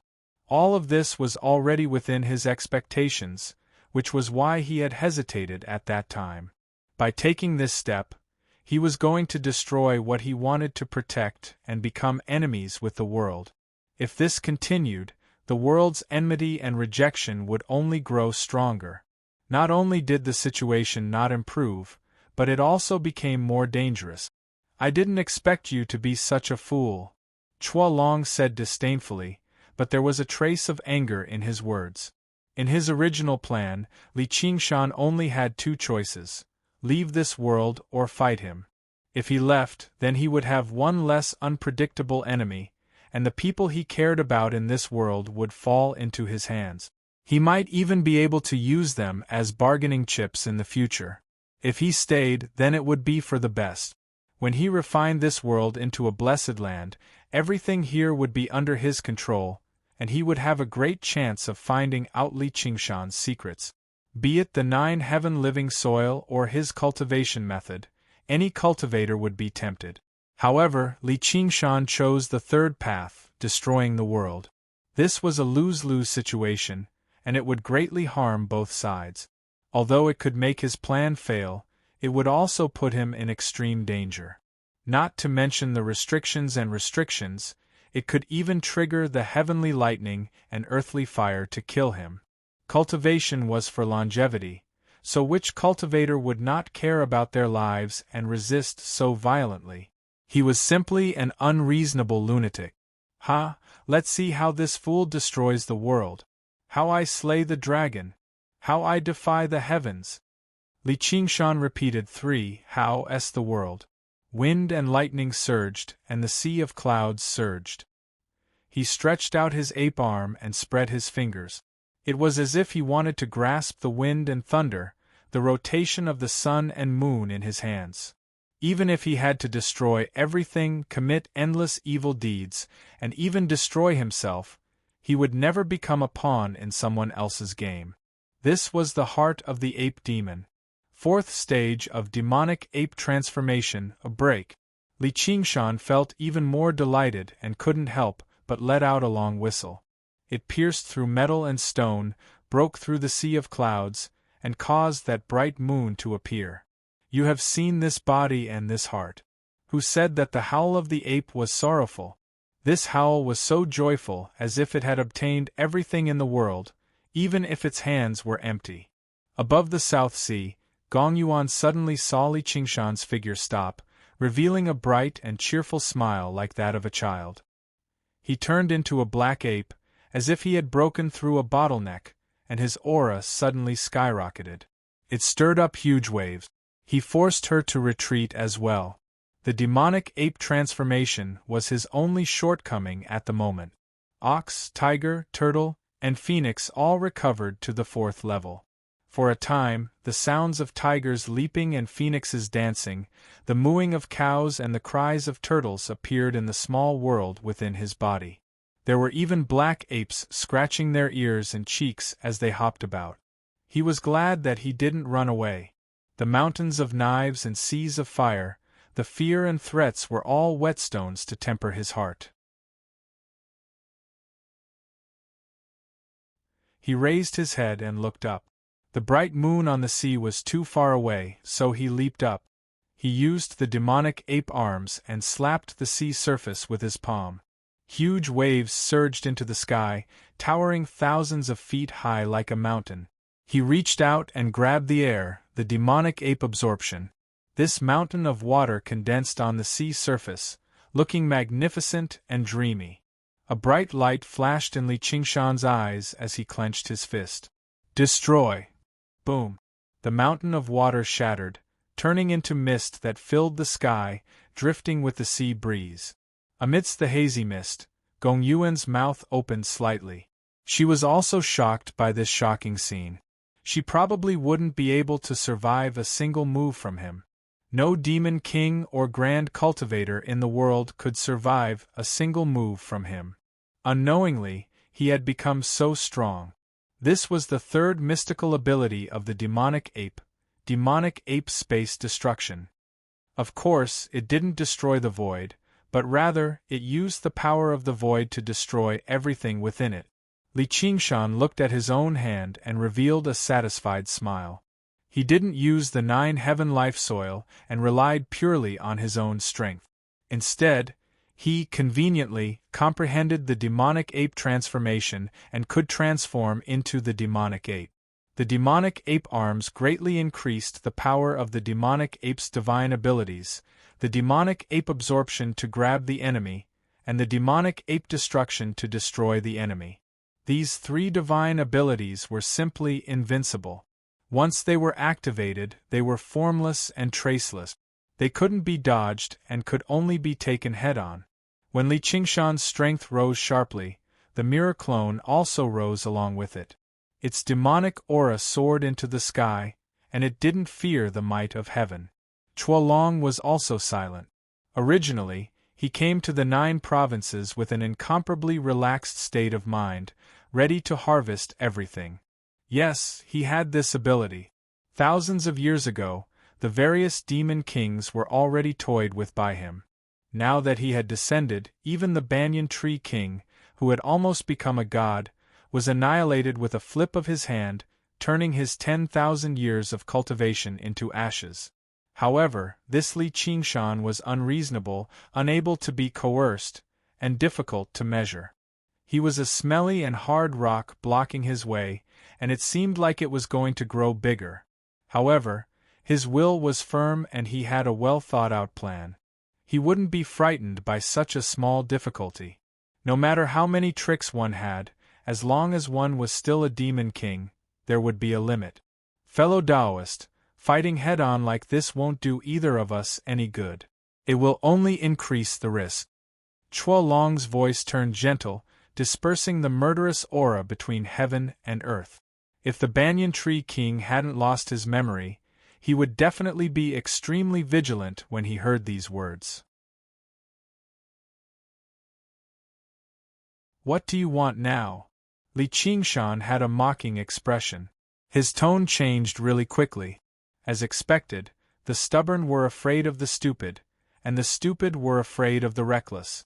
Chuolong said, I want to find a path that's good for you, me, and all living things in the world. Li Qingshan said, Oh, tell me about it. There are far too many problems involved in this. It can't be explained in a few words. It's best if we calm down and consider the pros and cons. We still need to meet and sit down to discuss this slowly. Do we have to go to your Dragon's Head Mountain to discuss this? Chuolong obviously hoped that Li Qingshan could come to Dragon's Head Mountain. He was completely confident that he could restrain Li Qingshan, but unfortunately, while Li Qingshan was a madman, he was not an idiot. On the 15th of the 10th month, when it snows, I will go to Jasper Palace to marry the Empress of Great Xia. Why don't you come and drink a cup of wine? We can discuss this clearly, whether it's war or peace. Sure. That'll depend on my mood. Li Qingshan waved his hand in an unconcerned manner. I await your arrival. Chuolong's voice echoed out before gradually dispersing. The feeling of being watched vanished. Li Qingshan rubbed his chin in thought. He clearly had not reached the level of a world god. The difficulty of refining the 9 provinces into a blessed land would definitely be no easier than becoming a god. Instead, it would definitely be more difficult. He definitely could not leave the Dragon Province right now. He could not even leave Dragon's Head Mountain. The restraints of the laws of the world could not be broken through that easily. The hungry ghost realm had gone to great lengths to deal with little Anne, but all it had done was send a corpse emperor. He was a human emperor, so the restraints he faced were even greater. How could he do whatever he wanted so easily? However, that might not necessarily be the case in a few months. As for Jasper Palace, wasn't that the dwelling of the 9-tailed fox queen? Floating astronomy.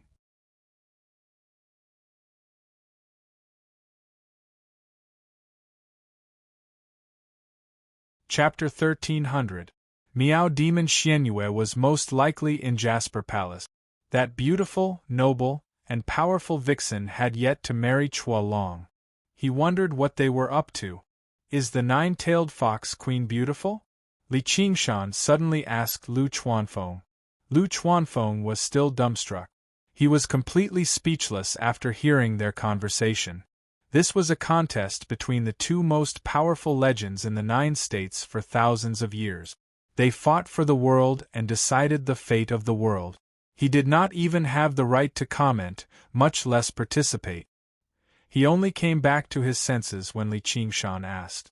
He praised, "The most beautiful woman in the world. You've seen her before?" Li Qingshan raised his eyebrows. This title was too exaggerated. There were many beauties in the world. Spring flowers and autumn moons each had their own merit. Gu Yenying could be called the most beautiful woman in the small world because she had the aura of a cultivator. She did not have the right in the 9 states, but he did not think there was any woman in the 9 states who could beat her. I haven't. Lu Chuanfeng rubbed his hands. But that's what everyone says. I see. Li Qingshan suddenly had the urge to kill his way into Jasper Palace and snatch the 9-tailed fox queen. He wanted to see Chuolong's expression. However, this thought was fleeting. He did not lack that vixen. There was no point in doing something like this just to attack his enemy. He needed to improve his cultivation. As long as he was strong enough, he would not be afraid of any schemes. He would definitely turn Chuolong's wedding upside down. He also had Deep Blue Fatty continue to devour rocks and soil. She did not stop even when facing off against Chuolong. Deep Blue Fatty was not affected by the hostility of the world at all. She ate with gusto. She could swallow a small mountain with every bite, and she became more and more obedient to Li Qingshan. As the saying went, another's hero is my enemy. He was the enemy of the 9 states. He was also the hero of the small world. He provided a lot of resources for the small world. Many more islands appeared on the vast sea of the small world, and they continued to grow. If the entire 9 prefectures were to be swallowed, it would definitely form a new continent. Let the small world grow to the same level as the 9 states, or even higher. Li Qingshan waved his hand. Go to the South Sea. Ah! The 9 states have become a battlefield. It's too dangerous. All right. Lu Chuanfeng listened obediently. Zhang Xian cupped his fists and took his leave. If the world was really destroyed, then following in his footsteps was undoubtedly the only way to survive. Rumble! The earth shook violently, as if a giant beast that was tens of thousands of times larger than the void-devouring beast was awakening, letting out muffled roars. All the mountain peaks were shaking, and some were even directly torn apart and collapsed. What a terrifying power! Even the tremors of the ox demon wouldn't have such power. Li Qingshan couldn't help but sigh. The feeling was abnormally strong. He remembered reading the news in his previous life that a magnitude 8 earthquake was equivalent to the power of 400 nuclear bombs. Fortunately, the will of the world was boundless, and the so-called hostility was just a subconscious reaction. Otherwise, killing him would be a piece of cake. The earthquake was not a coincidence. The void-devouring beast had swallowed billions of tons of earth and rock. Not only had it destroyed the geological structure, but the entire crust had also become fragile, gradually unable to suppress the magma and flames deep underground. And this was only because the Green Province's crust was thick. If it were the Mist Province, it would have been like the end of the world with erupting volcanoes and flowing magma. Was this what it felt like to destroy the world? Li Qingshan closed his eyes. His smile faded away. He suddenly radiated with a terrifying aura that could destroy everything, condensing into a blackish-green statue behind him. It was blurry, terrifying, and sacred. The Extreme Emperor's record of world destruction showed signs of breaking through. Compared to the 9 transformations of the demonic and divine, this cultivation method was basically a stepchild. He had never cared too much about it, nor did he spend any time or effort on cultivating it. Ever since he no longer had to disguise his human identity, all cultivation methods were the same. It was the same for all cultivation method. It was only because it could improve his overall strength that he persisted in changing cultivation method. Actually, he had always found it strange. Cultivation methods often had exclusivity. It was not like the more cultivation methods one practiced, the more powerful they were. Instead, they interfered with one another. Every single transformation of the 9 transformations of the demonic and divine had its own cultivation method. Even with that being the case, the various transformations interfered with one another. However, it had never rejected his various human cultivation methods, from the innate method of practicing qi in the beginning to the Extreme Emperor's record of world destruction now. It was like a natural blank space. He felt like there was a deep meaning behind it. He thought, now that I've reached the 4th layer with the ape demon's method of moon fishing, I can't break through again anytime soon. I can use this as a perfect opportunity to practice the Extreme Emperor's record of world destruction. The Extreme Emperor's record of world destruction had always been born in an age of destruction. It contained the will of great destruction and great destruction. Only gods had the right to come into contact with such a will. It was just like how Gongyuan was affected by Ruin's End. If cultivators used this power, they would definitely suffer from cultivation deviation in the end. And not everyone had the opportunity to experience such a will. Li Qingshan had only seen the remains of a destroyed world and comprehended it slightly. To be honest, this comprehension was very shallow. Seeing a corpse was completely different from seeing a scene of murder. But in that moment, he gained an even deeper and greater comprehension, which was to personally destroy a world, surpassing the creator of the Extreme Emperor's record of world destruction. The Extreme Emperor's record of world destruction began to make a qualitative breakthrough. He vaguely understood that if he could push this cultivation method to the limit, its power would not be any weaker than any of its current transformations. If it were not for his fortuitous encounter in space, it would have been impossible for him to comprehend this. If it were not for the space-devouring beast, even Li Qingshan would not be able to destroy a world. The legendary world of freedom wielded both creation and destruction.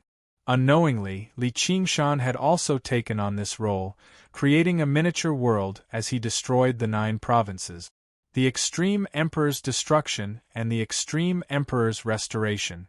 Perhaps they've always been 2 sides of the same coin. Li Qingshan murmured to himself. The statue behind him became slightly clearer. The Chan Monastery of Devanaga.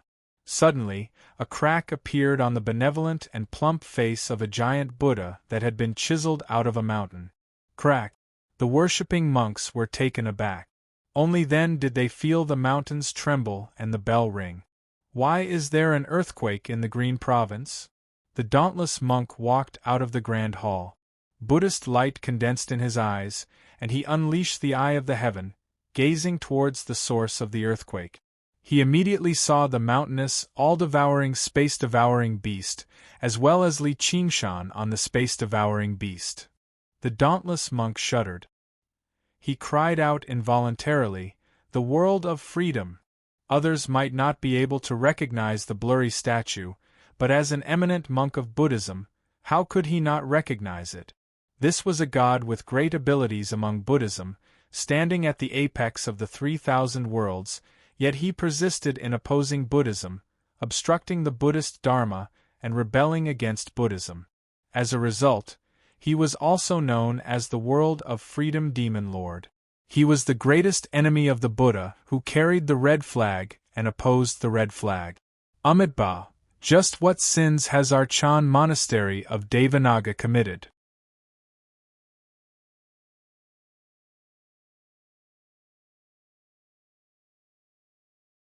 Chapter 1301. The so-called enemies of Buddha did not mean destroying a few temples and killing a few monks. Only by desecrating the Buddhist Dharma and destroying the foundation of Buddhism would it count. It had nothing to do with strength or weakness. Therefore, the enemies of Buddha usually had a deep connection with Buddhism. Some of them were even practitioners of Buddhism. This was the case for the white-bone Bodhisattva and the Mahasvara. Perhaps it was precisely because of this that even though the Buddha had boundless divine powers, he was unable to destroy it. This only demonstrated just how rare the enemy of Buddha was, yet two had appeared consecutively now, and they were both disciples of the Chan monastery of Devanaga. Even with the dauntless monk's mental fortitude, he basically wanted to cry. The Mahasvara was obviously a Buddhist deity, but not a single temple would worship his idol. Moreover, all those who worshipped him were condemned as heretics and had to find ways to ban them. Naturally, Li Qingshan didn't believe in the Mahasvara. The indigo divine statues behind him were similar to the Seven Treasures Buddhist king's incarnation of the Seven Treasures Buddhas. They weren't real deities descending to the mortal world, but they possessed great power. However, the Seven Treasures monk king had to cultivate and worship for hundreds of years before he was able to condense the Seven Treasures Buddha incarnation.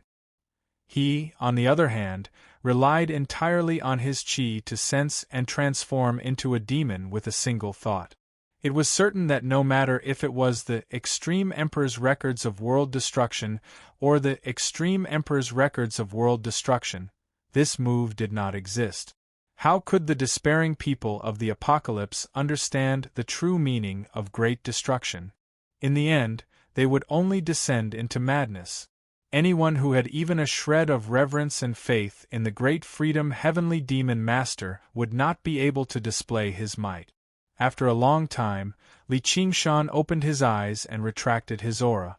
The statue of a god dissipated, not knowing that he had also been labeled as the enemy of Buddha. As a result, when he arrived at the Chan monastery of Devanaga on the space-devouring beast and saw the dauntless monk angrily berate the enemy of the Buddha, he rubbed his head in confusion. "Monk, have you gone mad? Enemy of Buddha is little Ann, okay? When did I become the enemy of Buddha? Is it contagious?" Li Qingshan even felt a little wronged.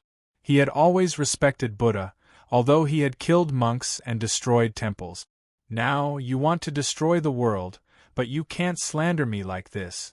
The alarms in the temple rang, and all the monks looked miserable, as if a great disaster was about to befall them. Based on past experience, nothing good would come from the arrival of this person. The dauntless monk did not want to say anything more. He only felt like his heart had died. "If you enter the temple, I'll throw my life at you. Yo. Look at how ignorant you are. I won't listen to such words. Let's see what you have to fight me with." Li Qingshan had specially come to the Chan monastery of Devanaga, and that was with good intentions, yet he was actually turned away at the entrance. It was far too detestable. He crushed the entrance with a stomp and tried to force his way in. Traitorous disciple. Don't try to be unreasonable. The unraging monk rushed over in a hurry, blocking in front of Li Qingshan. Master, I've already been expelled from the sect. I'm not even a layman disciple anymore. The unraging monk sighed. He was haggard, and his colossal body had thinned slightly too. Li Qingshan couldn't bear to see this. Forget it, forget it. There's nothing much to see in this monk temple anyway. I'm here for something important. Let's go. I'll treat you to a drink. The unraging monk grabbed his arm and took a step, arriving in a small town outside the mountain. The sky was hazy, and it began to drizzle. The town was deathly silent. Li Qingshan asked, "Little Anne?" The unraging monk shook his head. The hungry ghost realm. The tattered banner was soaked by the rain very soon. It hung down, and the two of them entered the small tavern that was filled with dust. Li Qingshan lifted up his bowl, and the unraging monk had already downed several bowls. He tasted it, but he discovered it was just water. Even without the hungry ghost realm, this tavern wouldn't be able to continue operating. This is no longer just adding alcohol to the water. It doesn't even taste like alcohol at all. It's water in the first place. I've already given up on alcohol. TSK, what are you acting like you're drinking water for? Li Qingshan placed down his bowl and said sternly, "The Chan Monastery of Devanaga can't remain in the Green Province anymore." "Foh, what do you want?" Before the unraging monk could say anything, the dauntless monk's furious bellow rang out from outside, causing the entire room to fill with dust. "If you call me the foe of Buddha again, I'll really be the foe of Buddha this time." Li Qingshan stood up suddenly. Actually, he did not find the title of foe of Buddha to be anything special. It was just like how a cat was called a dog or an ox was called a horse. He would never be happy. "Senior brother, why do you say Qingshan is the foe of Buddha?" The unraging monk was very confused too. "I personally saw the Great Freedom's avatar behind him. The Great Freedom Demon Lord." The unraging monk was stunned and in disbelief. The Demon Lord's Kitagarbho was different from gods and Buddhas. Even those who worshipped the Great Freedom Demon Lord could not condense an avatar like that. "What does Great Freedom have to do with me?" Only then did Li Qingshan confirm the name of the avatar, but he did not revere it at all. It just happened to coincide with their paths, which triggered a celestial resonance. He had been labeled as the foe of Buddha just like that. That was far too unfair. However, he had overlooked something. If he coincided with the Great Freedom Demon Lord's path, what else could he be other than the foe of Buddha? Although he had become a monk halfway through, he was basically even more righteous than Little Anne. The dauntless monk pointed at Li Qingshan furiously. "That's right. It's exactly this attitude that shows no respect at all. He's clearly the foe of Buddha." Li Qingshan was speechless. This was like someone who said they were not mentally ill, but they were definitely mentally ill. There was no way to discuss it. "Whatever. If he's the foe of Buddha, then so be it. I won't stoop to your level. The Green Province is about to be finished. I'd advise you to move away." As if to prove his words, the ground shook again, and the water in the bowl rippled. The dauntless monk roared furiously, "It's you!" Li Qingshan shrugged. "It's me." The destruction of the world, and the lives are plunged into misery and suffering. Do you know what kind of sin this is? This is war. It's always the innocent and weak who suffer first. However, I wasn't the one who started this war. Li Qingshan remained calm. Since he had made up his mind, there was no need for him to pretend to be compassionate anymore. Entrusting the fate of his women and children to the benevolence of the enemy was not something a man should do. No matter how many innocents he slaughtered, no matter how many sins he shouldered, it would never change. The dauntless monk was rendered speechless from anger. The unraging monk opened his mouth, wanting to say something, but he ended up sighing. Li Qingshan pointed at the bowl of water and said slowly, "The Buddha believes that a bowl of water contains 48,000 insects. This line of poetry was about how there were countless insects that were difficult to see with the naked eye in the water. Even drinking the water carried the sin of killing, which required chanting scriptures to expiate. Are all life equal, or are they not? Li Qingshan seemed like he was asking a question, but he also seemed like he was muttering to himself. If they were equal, then killing insects was no different from killing people. They were born with a body of heinous sin. If they were not equal, then the difference between mortals and immortals and Buddhas was probably even greater than the difference between insects and mortals. As a result, killing all life was as normal as drinking water. The dauntless monk and the unraging monk both possessed great wisdom, so they immediately understood what he was trying to say. They looked at one another, and there was only one word in their eyes. Enemies of the Buddha. This was questioning the Buddhist Dharma from the very foundation, slandering the Buddhist Dharma. Li Qingshan drank all the water in the bowl and smiled. I'll call you master one more time. Our fate as master and disciple has come to an end. P.S. I bow and thank the new alliance leader of student Yenke_Glacier Burial. I hope you can keep up the good work and reach new heights. Ha ha.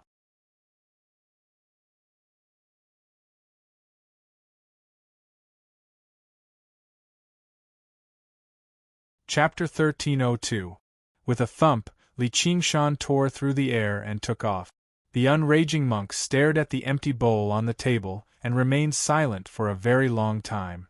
Once upon a time, he had hoped to change Li Qingshan, to lead him onto the orthodox path of Buddhism so that he could inherit his legacy. In a daze, so many years had passed. Only then did he discover that Li Qingshan had never changed. He had only become stronger and stronger. However, he was the unraging monk after all. He smiled in a self-deprecating manner. Senior brother, you accept a foe of Buddha and I accept a foe of Buddha. You can say we're going through thick and thin together. The dauntless monk shot a vicious glance at him, and also smiled bitterly. Both of them had their own belief. What Li Qingshan wanted to do definitely could not be tolerated by Buddhism, which added the title of foe of Buddha to him. Maintaining a master-disciple relationship like this would only hinder the unraging monk's cultivation, so he might as well just cut it off. Rumble! A bolt of lightning split the air and struck him. Li Qingshan could sense the hostility of the world grow stronger. Even cultivators would tremble in fear when faced with the obscure will of heaven, but when he recalled the situation in the miniature world, he became even more filled with lofty sentiments. Fighting against the heavens and pitting one's life against fate was an endless joy. He returned to Deep Blue's little fatty's back and continued devouring. He had already carved out a great valley outside the Chan monastery of Devanaga. Before long, this place would not just be affected by the aftershock. It would probably become the epicenter of the quake. Li Qingshan thought of something. He brought his fingers together like a sword and pointed at the cliff face in the distance. A horizontal stroke, a vertical stroke, a hook. In the end, he even drew a circle. After studying it carefully, he nodded in satisfaction and rode off on the space-devouring beast while laughing aloud. The dauntless monk and the unraging monk returned to the monastery. From afar, they saw a huge word that spanned several hundred meters across on the cliff face: demolish. There was even a twisted circle around the word demolish. The dauntless monk was utterly furious, but as he gazed at the great valley outside and sensed the earthquakes that became more and more frequent, he had already decided to listen to Li Qingshan's suggestion and leave the Green Province, a place of trouble. Devouring, digesting, and destroying. The space-devouring beast rampaged through the barren land. In this apocalypse that he personally created, Li Qingshan could sense the will of great destruction and great destruction even more deeply. His ultimate king's record of world destruction progressed with each passing day. Gong Yuan also said goodbye to him, returning to the ocean abyss to consolidate her gains from these past few days, so that she could convert them into cultivation and reach the next level. They were not men and women of the mundane world. It was impossible for them to be together day and night. On the vast sea, white clouds and gray dogs, time always passed extremely quickly during cultivation. Li Qingshan suddenly had an idea. He felt a trace of uneasiness, so he opened his eyes and stood up, feeling a little puzzled. That was because that uneasiness did not originate from himself, but from another source. As a result, he used the spirit turtle's method of sea suppression. He calmed his heart and began to deduce. Spirit turtles were born with the ability to prophesy. After forming a world within their bodies, this ability increased as well. Before long, they grasped an opportunity. With a wave of his hand, he summoned a piece of the spirit turtle's profound shell. It was shrouded in mist, and countless sceneries flashed past, but they were indistinct and impossible to see clearly. As the saying went, the heavenly secrets were unfathomable. Even a true spirit turtle could not divine everything, let alone a dabbler like him. Without any information at all, it was very difficult for him to obtain any accurate result. Only when it concerned his own life or death would he be able to sense things more accurately. He calmed himself down and slowly swept his right hand across the mirror image. He parted the thick mist, and a beautiful face appeared. Hai Tang! Li Qingshan gazed at the beautiful face. Not only had it not been corroded by time, but it was even more beautiful than before. A pair of eyes that resembled peach blossoms stared at him through the mirror. That was obviously impossible. It was impossible for her to see him. The mirror image was only a product of the heavenly secret. However, the feeling was so strong that it was like they were separated by a layer of glass. Suddenly, he understood that she was thinking of him. Otherwise, he would not have felt this at all. Although many things had happened between them, their fate was not actually that deep. It was not like his relationship with Gu Yenying, where they fell in love at first sight. It was also not like his relationship with Han Qiongji, where they entered an engagement when they were still insignificant. Even Gong Yuan, whom he had met very late, could dual cultivate with. They had even fought side by side many times, going through trials of life and death. The reason why he could sense something this time was basically all because of her unrequited love and the red thread that connected them. Unlike in his memories, there was no bitterness in her expression. Instead, there was a sense of tranquility and indifference, so clear that it was almost transparent. She did not seem like a pitiful woman who was infatuated with love at all. Instead, she seemed like an enlightened monk. She did not speak of parting, did not speak of haggard, only of longing. Even he was moved. The mirror image rippled as well. Only when he composed himself in a hurry did the ripples settle down. With my current mental fortitude, I'm still focusing on the spirit turtle's method of sea suppression, yet my mind has actually been shaken. That's unbelievable. Her love was so deep to this extent. Is this what they mean by sincerity can move metal and rock? Even merfolk who were infatuated with love could not be so stubborn. It was not like she was a mortal woman, unable to live without a man. There was clearly a much vaster and higher path ahead of her, so why did she have to be trapped by love? Han Qiongji had once stated that she liked his courageous, diligent, and unfettered appearance. This was also the reason why he admired Gu Yenying. This was the mainstream ideology of the cultivation community. Even if they were to become partners of cultivation, the path still came first. A woman like Begonia was truly an anomaly among cultivators. Although he claimed to have a harem, that was only because he wanted to break free from his inhibitions and pursue freedom. From a certain perspective, it was also for the path of the ape demon. It was impossible for him to really place all the women he knew in a palace. They all had their own paths and pursuit. and now that a great battle was imminent, cultivation still came first. Otherwise, if he was defeated, he would not even be able to keep his life, so what was the point of having a harem? Recently, he had basically devoted all of his attention to the extreme emperor's record of world destruction. He did not even have the time to control his clone, much less find women. Since he had sensed something now, how could he just stand by and do nothing? Li Qingshan unfurled his wings and took off into the air. He sensed slightly and knew she was in the west. Although he did not have a precise location, there was clearly a fortuitous encounter guiding him. He flew across the ocean and returned to the 9 provinces. He passed through the Mist Province and entered the Thunder Province. The terrain suddenly rose up, turning into a majestic plateau. Mountains rose and fell, covered in white snow.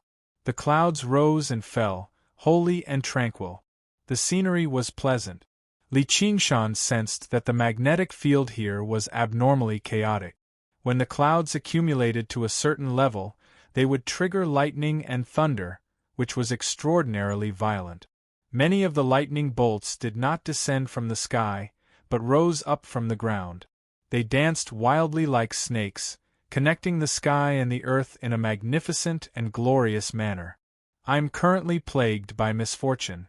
Coming here is basically asking for a lightning strike. Hold on, don't tell me this place is also influenced by the will of the heavens, trying to put me in danger?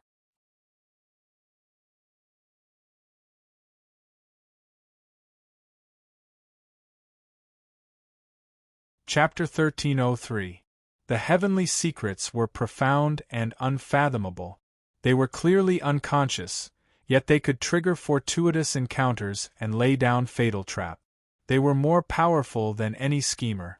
They could even fool the minds of cultivators, making them either foolish or insane, walking into death step by step without even knowing it. If it were not for the fact that Li Qingshan possessed the spirit turtle's bloodline, he probably would not have thought of something like that. I don't fear the will of the heavens, but the most important thing right now is to find Haidang. I might as well keep a low profile and avoid trouble like the spirit turtle. Li Qingshan closed his eyes and withdrew all of his demon qi. His face turned back to human. When he opened his eyes again, his scarlet pupils had turned black as well. His expression was tranquil and indifferent. It was not just his aura. Even his sense of existence had weakened. If he did not pay attention to it intentionally, he might even be overlooked. Wind surged and clouds surged in the sky. The clouds surged, bringing with them a torrential rain and thunder. Li Qingshan smiled and leapt up gently, merging with the torrential rain. Boom! A bolt of blue lightning passed by him and shattered a huge boulder. While the rubble was still flying through the air, another string of lightning fell, illuminating the surroundings. What a heavenly will! Li Qingshan swam through the pitch-black rain like a spirit turtle in the deep sea.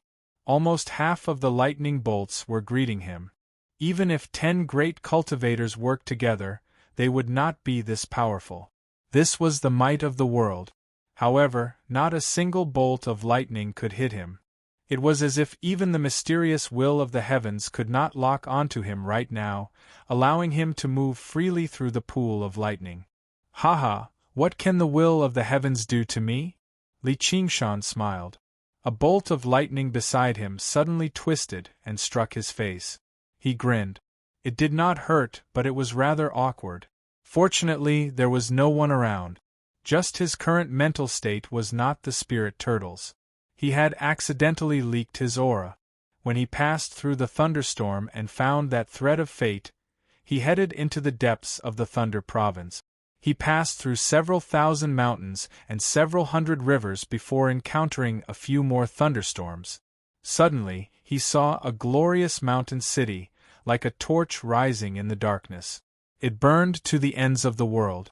Li Qingshan's eyes lit up. She was there.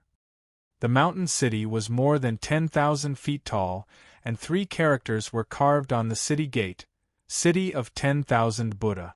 Such arrogance! Li Qingshan gazed around.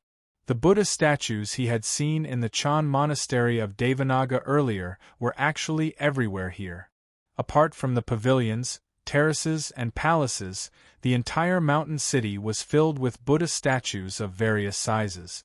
Not just 10,000, but hundreds of millions. Not even the Lingua temple could compare to the dense Buddhist light that gathered in the mountain. But what is Haitang doing here? Could it be that she has converted to Buddhism? Alright. I've just ascended to the throne of Buddha, and now I've come to a den of thieves. The city gate was open, as if it was waiting for him. Who is it? A low shout came from the city gate. The other guards were also alarmed. They only relaxed when they saw that there was no one in front of the city gate. Who are you talking about? Don't make a fuss. Could it be that I'm seeing things? I clearly saw. That's enough. You must be seeing things. In this kind of weather, even cultivators would not casually go out. Besides, so what if there were people? Are they supposed to come to the city and wreak havoc? This is the city of myriad Buddhas of Shilyang. Coming in here is basically walking into a trap. Look at the sky. It's going to thunder again. Let's prepare to cultivate with the thunder. Before they knew it, the dark clouds had descended upon the city, drowning even the royal palace on the mountain. However, not a single drop of rain fell. It was as if something was brewing. A guard suddenly suppressed his voice. I heard that a foe of Buddha has appeared in the Green Province. She was originally the princess of the Chu kingdom of the Green Province, but she's resurrected somehow. She's taken over the capital of the Scarlet Province and slaughtered everyone in the city. All the guards felt chills down their spines. A monster seemed to be lurking in the dark clouds, staring at them. The Thunder Province had always revered the Buddhist Dharma. Basically, everyone worshipped the Buddha. Even the king of Shilyang had been founded by monks. Did that not make him the greatest target of the foe of Buddha? Boom! The rumble of thunder gave everyone a fright. Returning to their senses, they all cursed the guard. Only when they changed the topic and talked about women did the terrifying atmosphere ease up. Hee, when do you think the prince will be able to bring a beauty home? I think it's going to be soon. The prince has reincarnated 7 times, gone through 3 heavenly tribulations, and is infatuated with Headmaster Chio. Even a rock should be melted by now. High up in the mountain city, in an exquisite pavilion with a different style from other buildings, a woman was lying lazily in a tent. Her heart was throbbing inexplicably. Or rather, when that name was once again circulating in her ears, the throbbing never subsided. Do you still remember me? Maybe you don't. That's okay, as long as I remember you, she muttered to herself. A smile floated on her red lips. She was as beautiful as a flower. A voice interrupted her thoughts. Headmaster, that Prince Tsongyang is here again. I think he wrote a new love poem? Yes, I know. Ask him to wait. A moment later, the tent rose. The woman did not bother to dress up. She casually put on a long robe and walked out of the boudoir. The pavilion was filled with singing and dancing. The sound of music could only serve as a foil to the laughter. It was a noisy scene of the mortal world. As her figure appeared, the laughter suddenly quieted down. Everyone's eyes were attracted to her, regardless of gender or age. But the one with the brightest eyes was a monk. He was wearing a red monk robe. His hair was short and neat, but it was not shaved like the monks of the Middle Earth. It did not affect his handsome appearance at all. Instead, it gave him a solemn and holy temperament. The women in the pavilion looked at him with passionate eyes. The men were very respectful and bowed to him from afar. But he was unmoved. When the woman appeared, he immediately came forward, put his palms together and bowed. Hai Tang, you are getting more and more beautiful. His eyes were sincere, without lust. He did not hide the admiration in his heart and did not care about other people's eyes. Begonia said, Your Highness is too kind. I don't deserve it. May I know what brings you here? I wrote another poem for you, Begonia interrupted him. Your Highness, thank you for your kind intentions, but you should know my origins. But you should know my background, and you should also know who my man is, right? I obviously know about Li Qingshan, but how can a heartless person like him be your man? What the hell? Even monks are trying to steal my woman, and they're acting like they're infatuated. And the onlookers are all reasonable. There are actually quite a few monks among them. Don't tell me the city of myriad Buddhas is actually the home of perverted monks? Li Qingshan cursed inside. Ever since he arrived in the city, he had locked onto Begonia's presence. He happened to hear the disturbance. However, he did not know that the Buddhism of the Thunder Province was a tantric sect. Even monks were forbidden from marrying, which was why they could establish the kingdom of Xiliang. And it was similar to savage places like the Mist Province and the Shuang Province. The people here were very open and bold.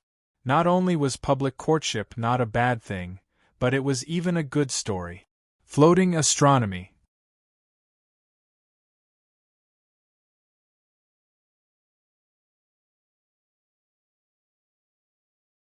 Chapter 1304. Humph, it's fine if you're an ordinary cultivator, but I'm half a Buddhist disciple, so I'm called Brother Buddha. Watch me use my supernatural power and protect the Dharma to destroy your lust nest. With a thought, the heavenly secret was sensed, and thunder roared. The blazing white lightning was like a divine dragon, passing through the sea of clouds and illuminating the corner of his mouth, revealing half of his fangs. The wind chimes on the eaves tinkled, and the rain fell on the bluestone street. In an instant it was raining heavily and the world was dark. Li Qingshan's killing intent was born, so he simply opened his chest and let the rain wash over him. It was already late at night, and there were not many people on the street. The heavy rain washed away everything, leaving him alone. There were Buddhist shrines and statues everywhere on both sides. There were also Vajra protectors, arhats exorcising demons, and all kinds of unknown gods and monsters. The style was very different from the temples in Qingzhou. There was a strange and inhuman feeling, as if they were all silently watching him. There was a terrifying ferocity in the flashing lightning. A white-haired old woman was chanting scriptures under the eaves when she suddenly saw a figure coming from the foot of the mountain. He walked very slowly, but in the blink of an eye, he appeared in front of her. She could not help but widen her eyes. The person smiled at her, revealing his white teeth. She trembled, and the chill went deep into her bones. In the blink of an eye, the figure had disappeared, as if it was just an illusion. But that smile had been deeply imprinted in her heart, reminding her of all the glorious statues of demons and monsters she had seen, but none of them were as vivid as that ordinary human face. It was like a demon king walking out of a nightmare, resisting and subduing, laughing at the Dharma and breaking the Buddhist kingdom. She turned the scriptures quickly, and her mouth kept chanting, unable to hide her fear. In the brightly lit building, everyone was watching attentively. They did not even have time to care about the rain and thunder. Anyway, they were already used to it. With the protection of the thunderous formation, no lightning would fall into the city, and it would not be as exciting as the scene in front of them.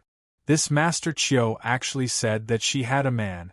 Obviously, she did not intend to accept Prince Songyang's affection. It was really shocking. Prince Songyang did not disappoint them. He immediately said the name of Li Qingshan. Not only was he not afraid, but he also showed his determination. He was indeed the monk of 7 lives of love. Begonia sighed softly. Since he had said it out loud, there was no longer any room for negotiation.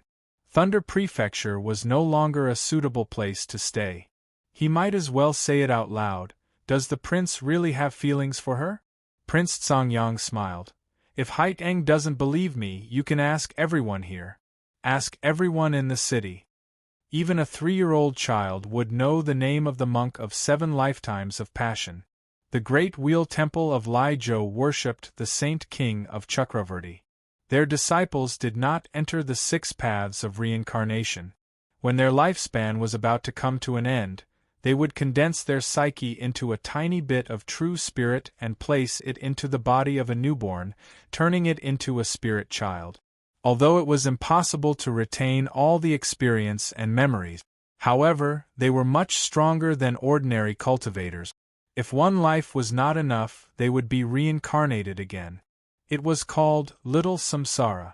With this continuous accumulation, as long as they did not fall along the way, everyone had the chance to become a Buddha.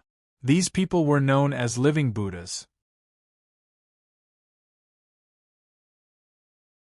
After countless years of accumulation, the number of reincarnated living Buddhas in Thunder Province was simply innumerable.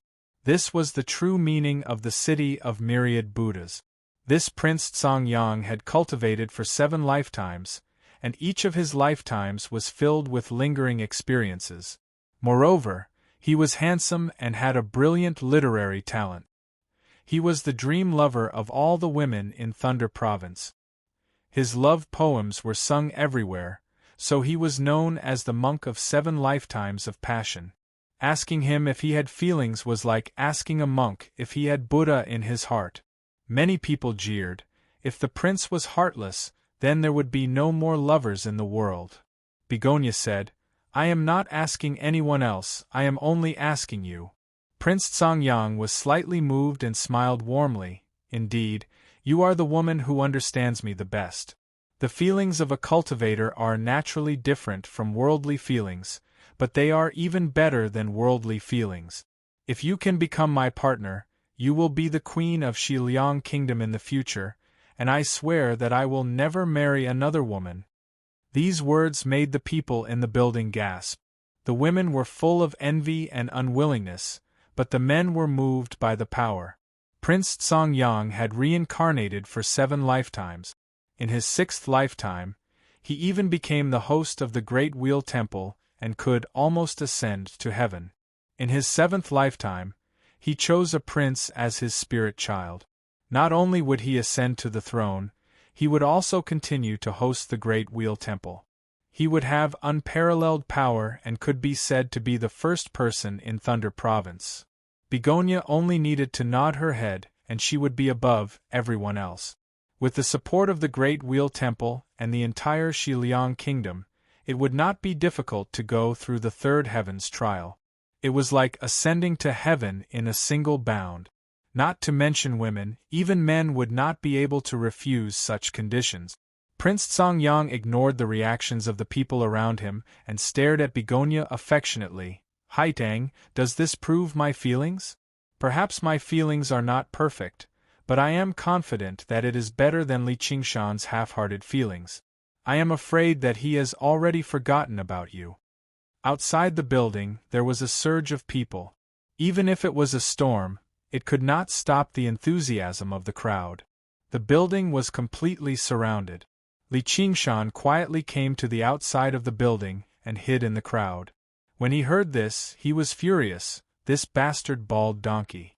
It's fine if he wants to poach me, but he also wants to step on me to ascend to the throne." Prince Tsongyang's conditions were indeed excellent, but he was not worried that Begonia would accept it.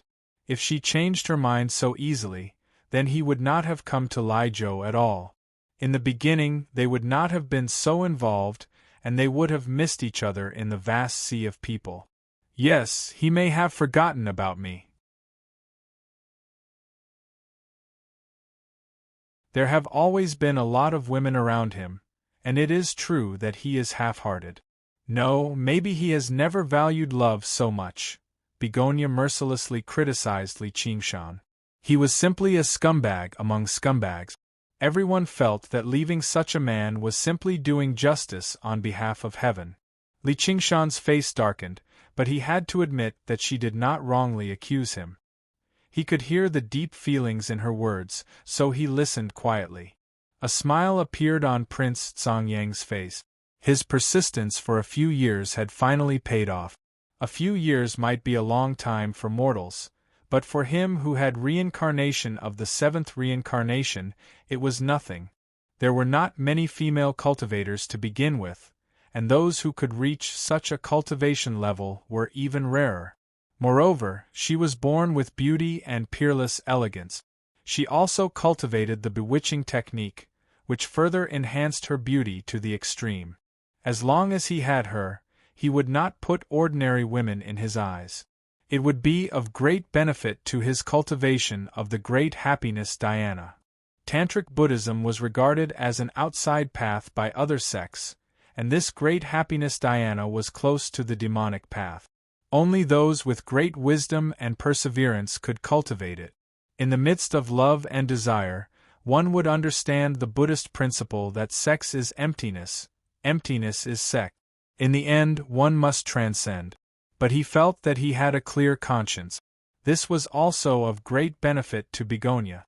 If she could break free of sex and convert to Buddhism, it would be even more beneficial, and she would be his natural Taoist companion.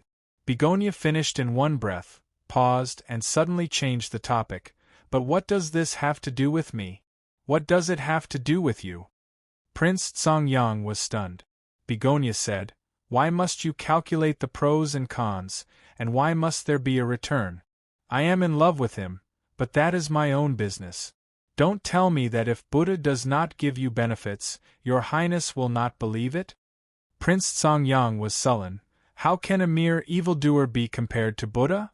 Why is your Highness confused? I am not talking about Li Qingshan, but love. In my heart, love is more important than Buddha. But even if Li Qingshan is wrong, he has never asked me for anything in return, and he does not owe me anything. Besides, he is very strong. Your Highness, I am grateful for your care all these years. I really do not want you to be involved in this. I will take my leave now." Begonia bowed and turned back to her room. Both inside and outside the building were silent. As people of Liuzhou, nothing was more important than Buddha. They could not accept this statement, but they were moved. "Wait, where are you going?"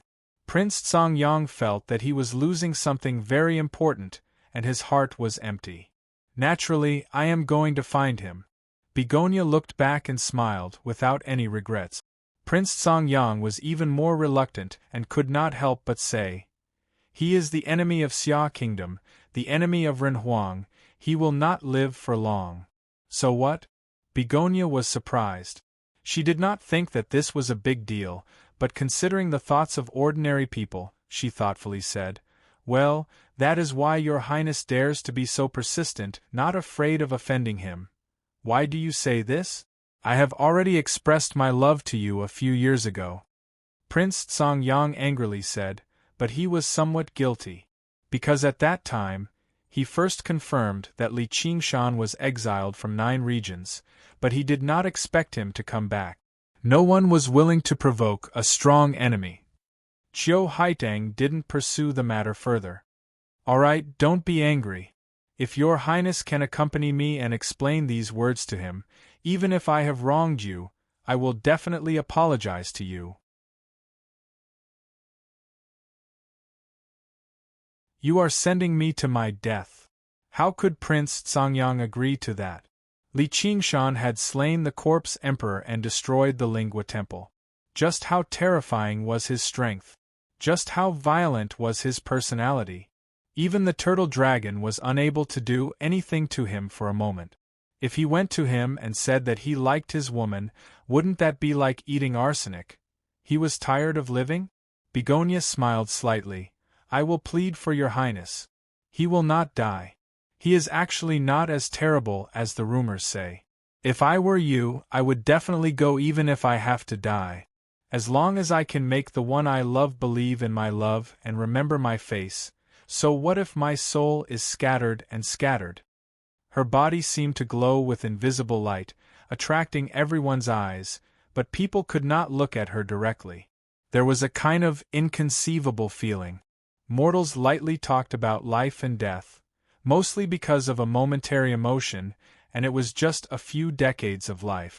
For cultivators, it was hundreds or thousands of years of freedom. Moreover, they would stay young, not be tortured by illness, and have the opportunity to become an immortal. If they were killed, their soul might scatter, and they would not even have the chance to reincarnate. As a cultivator who pursued longevity, it was really shocking for her to say such words. Prince Song-Yang's complexion changed several times. This time, not only could he not get her, even the title of Monk of 7 Lives of Love would be greatly damaged. His wisdom, cultivation, and status were all much higher than hers, but in terms of the word love, he was far inferior.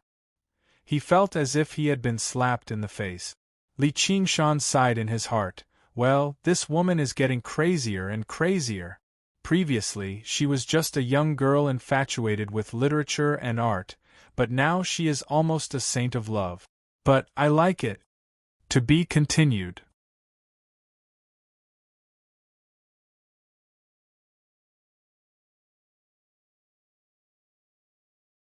Chapter 1305.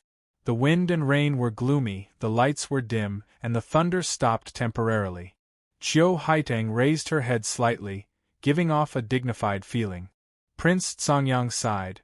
Ba, I understand, but I only have one request. Begonia smiled. Prince, please say it. Please don't put yourself in danger. I will do my best to protect you. Prince Songyang looked very sincere and did not give up because of her refusal. As long as she stayed in Thunder State, one day he would be able to touch her heart. Begonia kept smiling. Prince Songyang, thank you for your kindness, but this is my own path, and I have to walk it myself. Maybe you are Ananda, but I am not a modern woman. Prince Songyang was stunned. This was the story that he had been thinking about, but he had never mentioned it to anyone. How did she know? Ananda was one of the 10 disciples of Buddha. His face was like a full moon, and his eyes were like lotus flowers. He was loved by the modern woman and tried to marry him, which almost made Ananda break the precepts. Later, he was enlightened by Buddha and became a monk.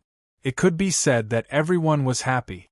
In his heart, the infatuated Begonia was similar to the modern woman, and he was certainly the venerable Ananda. Well, since this is your choice, how can I stop you? When you set off, please let me send you. Of course. In the crowd, Li Qingshan smiled and looked gentle, which was very different from when he went up the mountain. He thought, I wanted to destroy this sex den, but this monk doesn't seem to be a big evil person. It's normal for him to like a beauty. I am not so stingy, so I will let you go.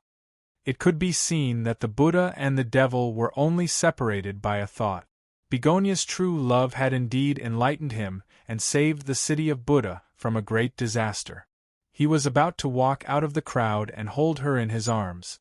Suddenly, he felt 3 breaths approaching quickly. There were human cultivators, powerful monster kings, and a Buddhist monk king, and these 3 breaths were somewhat familiar. Hey, have my whereabouts been discovered? In the blink of an eye, 3 people were in front of the building. Headmaster Chiu, long time no see. The leader was a sinister and handsome young man. He wore a crown prince's dragon robe and was exceptionally eye-catching. He walked into the building, ignoring Li Qingshan who was in the crowd.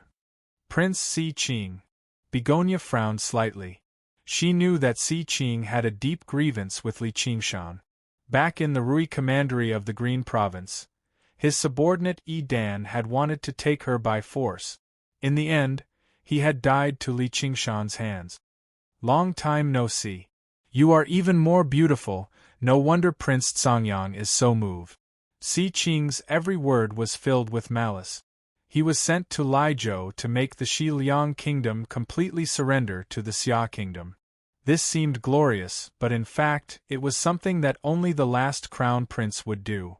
For the past few days, he had been living in the prince's mansion of Xiliang on the top of the mountain. When he heard the noises in the city at night, he felt even more agitated. Until he heard the 3 unforgettable words, Li Qingshan knew an old hatred surged in his heart and he could not hold it in any longer. It tore through the air. Your Highness, so you're acquainted with Haitang. Prince Songyang stepped forward and bowed. He stood in front of Si Qing. He had already investigated the various experiences of Begonia, so he naturally knew about the grievances and entanglements. Si Qing glanced at him. He knew that his identity was special, and his strength was not below his own. He was the key person in this mission, so it was not good to fall out with him. Junior brother Tsongyang, you are the monk king. How can you be so wild and come to this filthy place? A low voice that sounded like a great bell was heard, overshadowing the rolling thunder. The left master put his palms together and stood outside the building. It was obvious that he was unwilling to enter this filthy place. Si Qing was only the representative of the Xia kingdom, and the Xiliang kingdom revered Buddhism. The left master, the supreme of Buddhism in the 9 states, was the core figure of the mission. Prince Tsongyang's ears were buzzing, as if he was bearing the weight of thousands of kilograms. He could only try his best to hold on, so how could he speak? As a Buddhist, the left master reprimanded him according to the Buddhist precept. It was completely fair and square, and could not be refuted. Master, don't talk nonsense. Our sect is also a sect that has been passed down for thousands of years. How can you say that it's a filthy place? Begonia's face was filled with anger.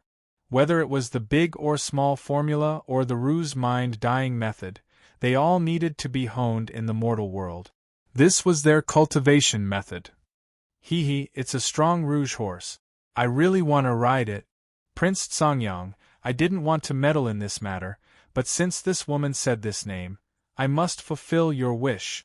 If you don't succeed, I'm afraid I'll take it away from you. The Frost Wolf King crossed his arms and leaned against the door frame. He looked at Begonia from head to toe without hiding it. His tone was cold, and his hatred was even more obvious than Si Qing's. Li Qingshan made a trip to Shuangzhou. Not only did he help Gu Yenying take away the rock feather that he had been planning for many years, but he also beat him up and took away his Shuangzhou cauldron and the wolf totem, as well as a wolf fang necklace that looked like a sumer ring. It was almost all of his savings.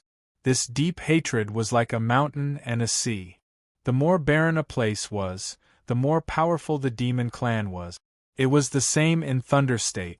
Other than the Xiliang Palace and the Big Wheel Temple, the demon clan was also a big force. The Frost Wolf King and the Thunder State Demon King were old acquaintances, so he was also in the envoy group. All 3 of them had a blood feud with Li Qingshan. Because of all kinds of coincidences, they came to the city of Buddha and heard the name Li Qingshan, which led to a disaster. Boom! A bolt of lightning flashed across the sky, illuminating everyone's face. Everyone's expression changed. In the crowd, Li Qingshan was shocked. Don't tell me this is the legendary luxurious gift bag? Heavens, I thank your 8 generations of ancestors. The Frost Wolf King felt a little uneasy with his strong instinct. He carefully sensed it, but it seemed to be an illusion. Then he focused his eyes on Begonia. Based on his identity, it was not appropriate for him to take revenge like this. But since he encountered it, he would not let it go easily. Li Qingshan, no matter how strong you are, you can't protect your woman now. But the lightning in Thunder State is really fierce. Li Qingshan also felt the heaviness and terror of the will of heaven. If the spirit turtle did not sense it, he would not only have to face these 3 enemies, but also Prince Tsongyang, the entire prince's mansion of Xiliang, and the Big Wheel Temple of Tantra if he wanted to take Qiu Haitang away.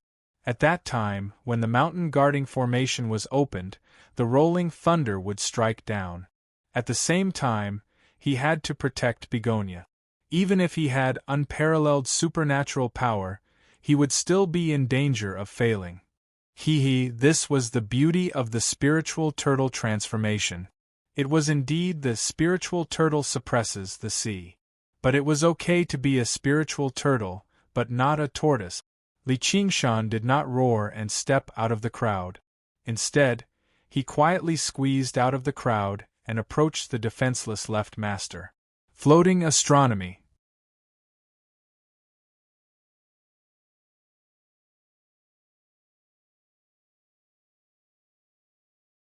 Chapter 1306. The torrential rain poured down.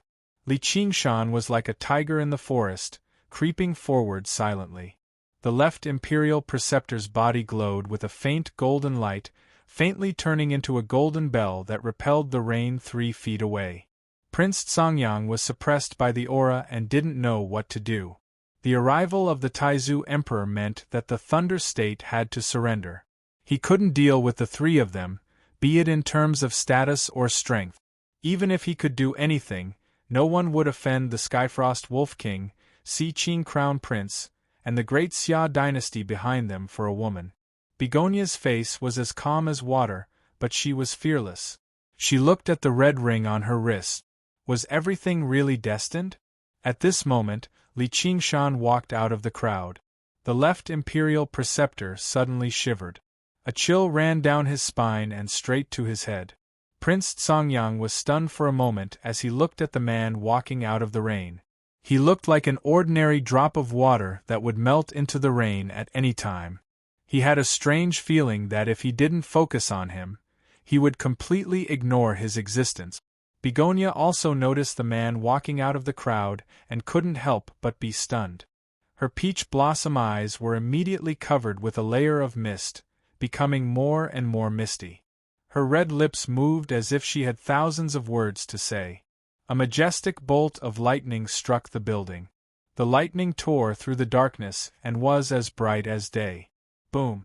The thunder roared and the earth shook. The left imperial preceptor turned around and asked, "You are? Damn you!" Li Qingshan threw a punch. The left imperial preceptor's vision darkened. The iron fist filled his vision and blocked the heaven and earth.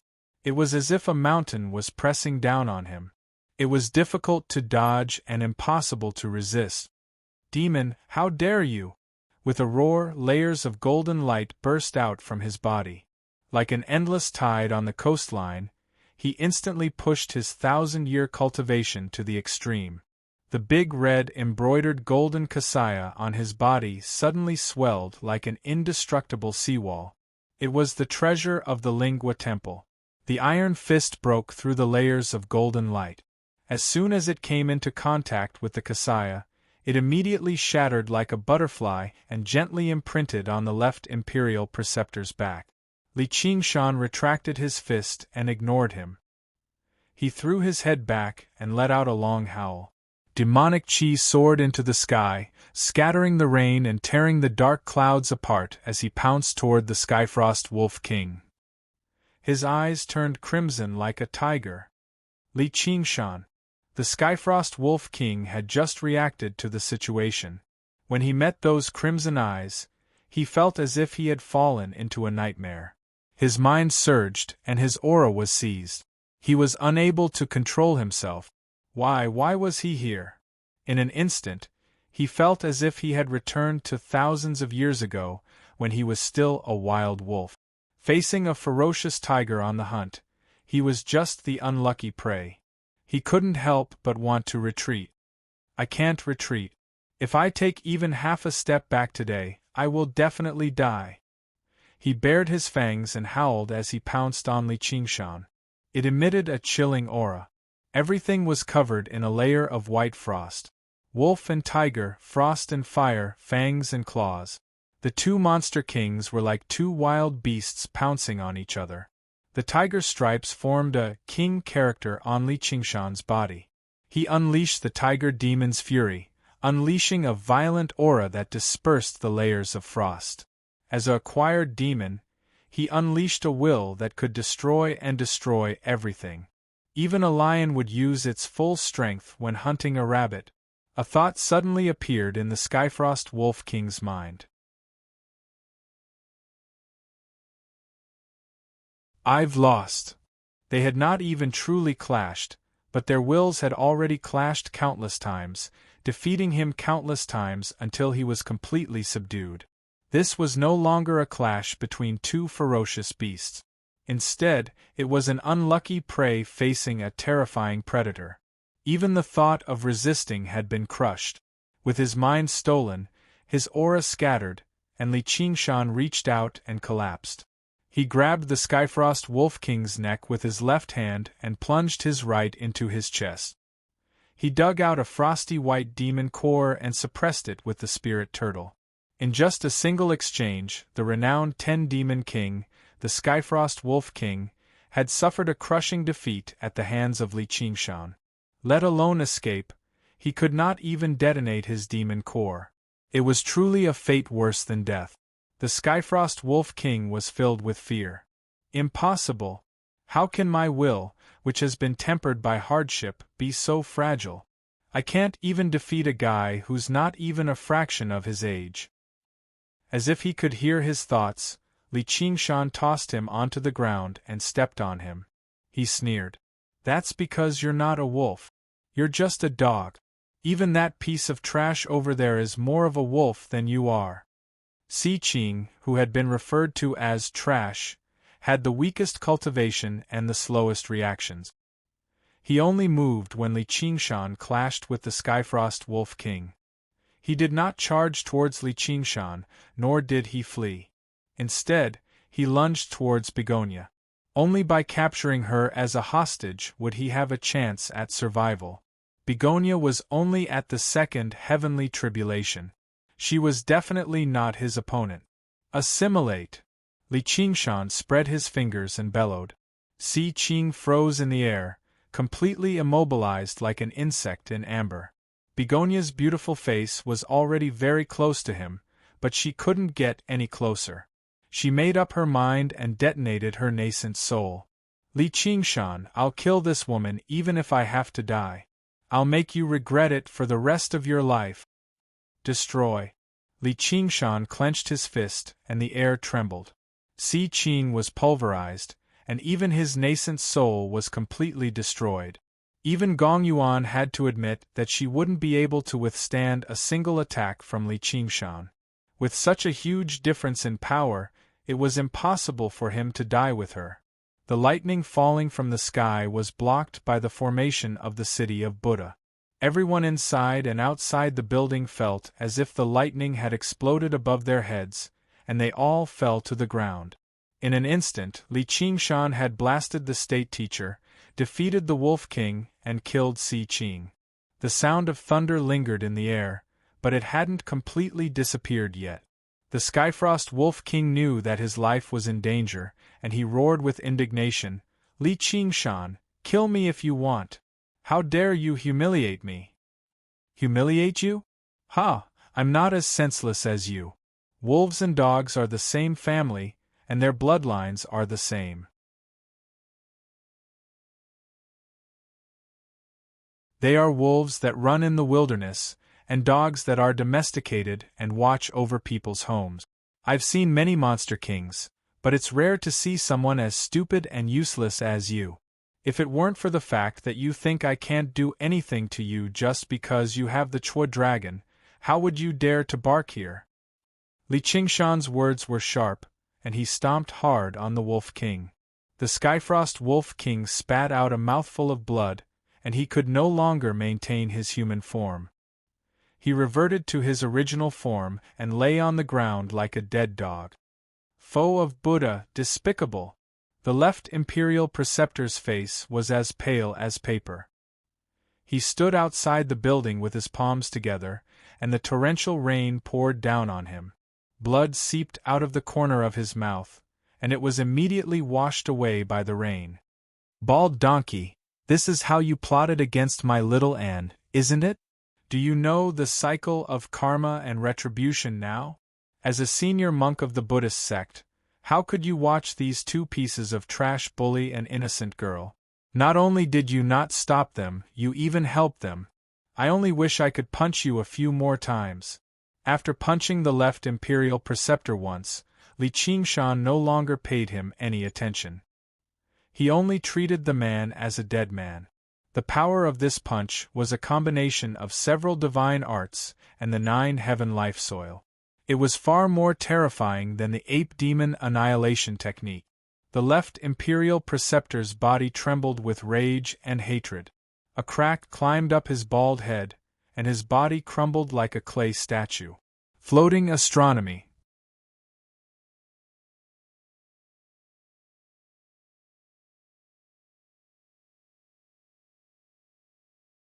Chapter 1307. P.S. I want to hear more of your voices and receive more of your suggestions. Search for the official WeChat account Kdred, and add me to support The Legend of the Great Sage. On the Dragon Head Mountain, in the royal palace of Grand Xia, Si Qing's life lamp was suddenly extinguished. Chuolong was alarmed and walked out of the hall, gazing at the starry sky with a solemn expression. Although he couldn't monitor the faraway Thunder Province, he could clearly sense the destruction of the diplomatic mission. Si Qing was several generations away from him and didn't have much of a relationship with him, but he was still a core member of the Great Xia dynasty. The Skyfrost Wolf King had followed him for many years and had always been loyal. No one could compare to him. The left imperial advisor was the head of the Buddhist sections. Not only was he the core fighting force of the Great Xia, but he was also related to the layout of the human realm. The murderer was certain. Apart from that person, who else in the world could kill them? Who would dare to kill them? Immediately, an uncontrollable rage rose in him as he muttered that name, Li Qingshan. Suddenly, his heart trembled and he raised his head, gazing into the depths of the sky. He caressed the Dragon Province cauldron in his hand and felt the immense and indescribable will of the world. Is it the will of the heavens? Otherwise, it would be too much of a coincidence. The diplomatic mission to Thunder Province wasn't a difficult mission, and it would only take 2 or 3 days at most. How could he have met Li Qingshan? As far as he knew, Li Qingshan had always been cultivating in the South Sea and couldn't have known about this diplomatic mission. Even if he knew, he wouldn't have stopped his cultivation because he didn't care about the left imperial advisor and the others. Chuolong took a deep breath and calmed the anger and hatred in his heart. With my cultivation, I shouldn't have such a strong emotional reaction. He understood that as long as they were in a world, they would be bound and influenced by all sorts of tangible and intangible things. Even though he was bound and influenced by all kinds of tangible and intangible restrictions, he was no exception.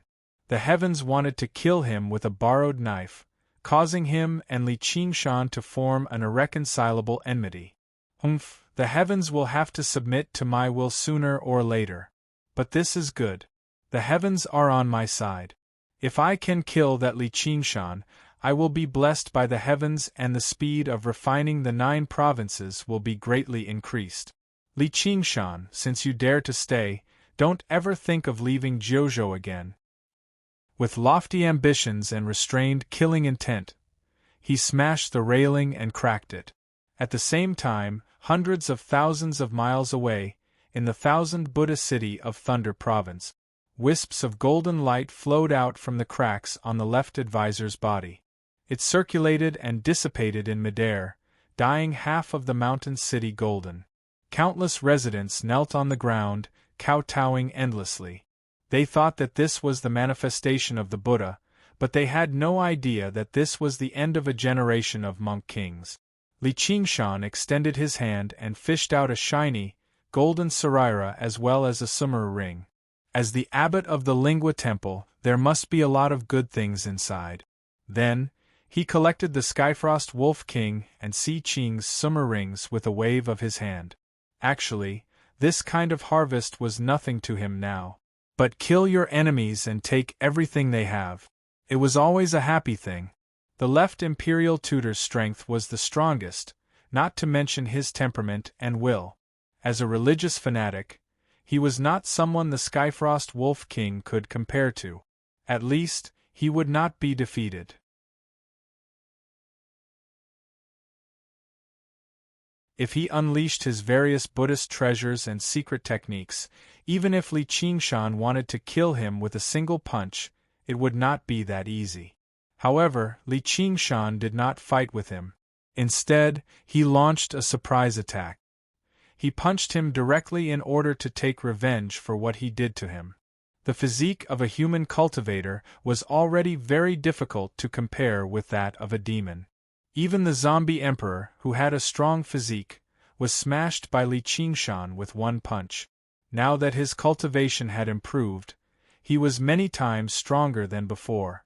Naturally, it was not something the left imperial tutor could withstand. Heaven's will is only so.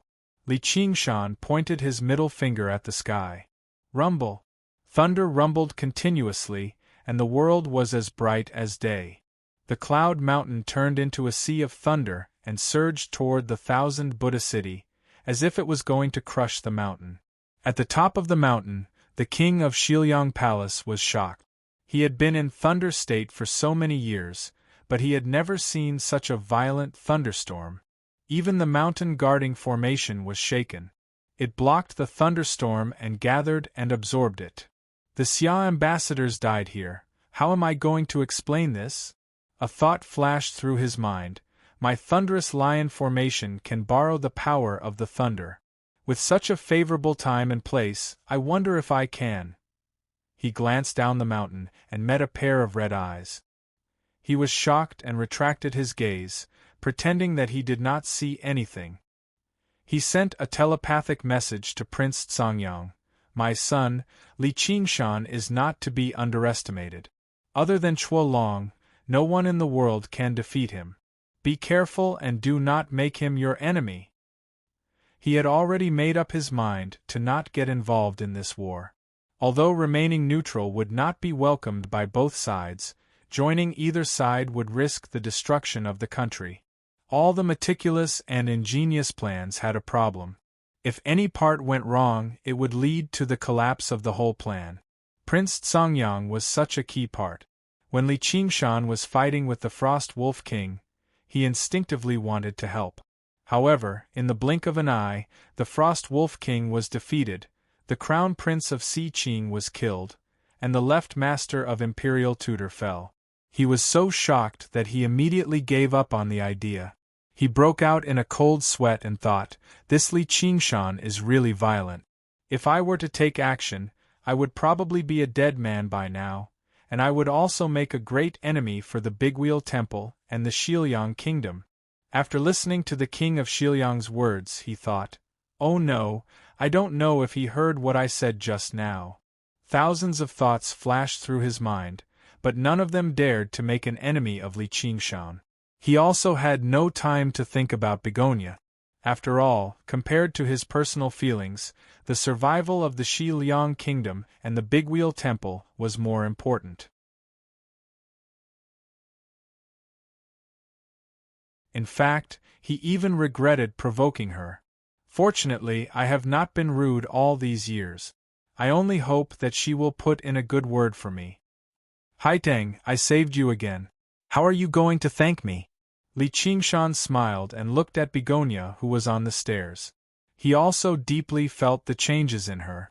This peach blossom-like woman was more beautiful and blooming. Her figure was still so good, but she had hidden her charm deep. Humph, you are the one who caused trouble. Why should I thank you? Begonia took a deep breath and tried hard to suppress the surging feelings in her heart. Her breasts rose and fell with it. It was thrilling. However, outside the building, except for Li Qingshan, no other pair of eyes dared to stay on her. They all lowered their heads. In front of this fierce tiger, they were as timid and docile as a flock of sheep. Prince Songyang's heart was sour. Although her voice was cold, it no longer had the feeling of being 1,000 miles away. Instead, there was a hint of coquettishness. This was a feeling that he had never felt before. A shadow shrouded him. Li Qingshan stood in front of him and patted his shoulder. Hey, you seem to have said a lot of bad things about me just now. Prince Songyang's heart trembled. He really heard it. Under the gaze of that pair of red eyes, how could he speak? Only then did he know the great horror between life and death. My Legend of the Great Sage will have more fresh content on the official WeChat platform.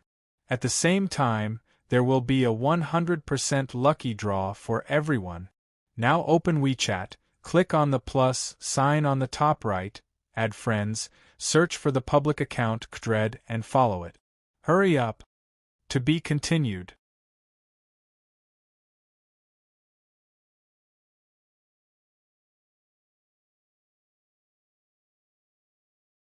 Chapter 1308. P.S. I want to hear more of your voices and receive more of your suggestions. Search for the WeChat account Kdred, and add me to give more support to the legend of the great sage. After 7 reincarnations, he thought that he was indifferent to life and death, but at this moment, he realized that he wasn't so carefree. An uncontrollable sense of shame caused his face to turn red. He raised his head and looked straight at Li Qingshan. Yes, those are my heartfelt words. Even if you kill me, it won't change my mind. I didn't expect you to have some courage. Li Qingshan was a little surprised. He looked deeply into his eyes and released the will of great destruction. It was as if the great carefree heavenly demon was at the top of the world of lust, looking down on all living beings and laughing at the self-righteous persistence of all cultivators. Prince Songyang's body trembled. He bit his lips until blood flowed out, and then he cried like a child. Accompanied by a fragrant wind, Begonia came up and grabbed Li Qingshan's arm. Hey, don't scare people, he didn't say anything wrong. Prince Songyang, are you okay? Li Qingshan laughed and admitted, that's true. He said meaningfully, but it seems that I don't need to kill him. He changed his mind. Prince Songyang's face was gloomy, and his aura was extremely weak. He directly fell by a large realm, and his expression was abnormally sad. The great joy Zen that he cultivated for 7 reincarnations was broken. This was more painful than killing him. Begonia said, how can you be like this? He has been helping me all these years, but he only said a few bad words about you. Li Qingshan gently stroked her angry beautiful face. Sure enough, she was happy and angry at the same time. I'm doing him a favor. I can be considered half a Buddhist. This kid doesn't even know that he has embarked on the evil path. He looks free and easy, but he is actually frivolous and self-righteous. If he meets a powerful opponent, I'm afraid he will be easily killed like the Skyfrost Wolf King. Even if he is lucky and doesn't meet an opponent, he will fall deeper and deeper. In fact, he wasn't so kind, but when he heard him say, even if you kill me, it won't change my mind, it was like watching a proud child say, I'm not afraid of death, so he couldn't help but give it a try. In the end, he was indeed bragging. The child said that he was not afraid of death, but he did not understand what death meant.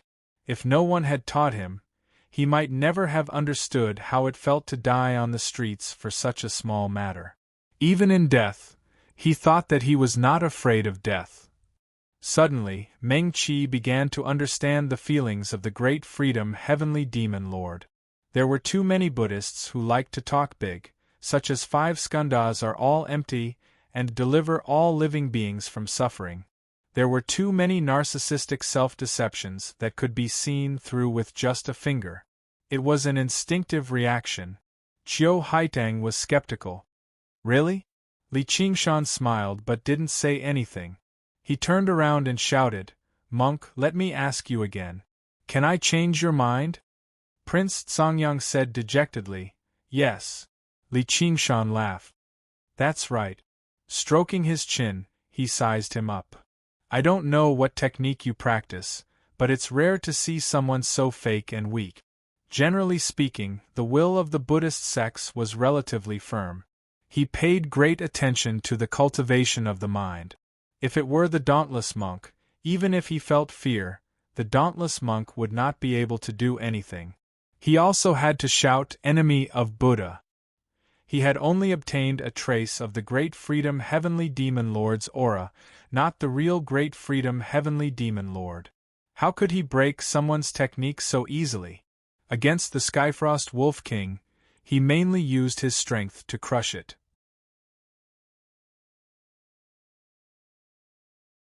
Otherwise, even if he called him old dog 100 times, he would still bare his teeth at him.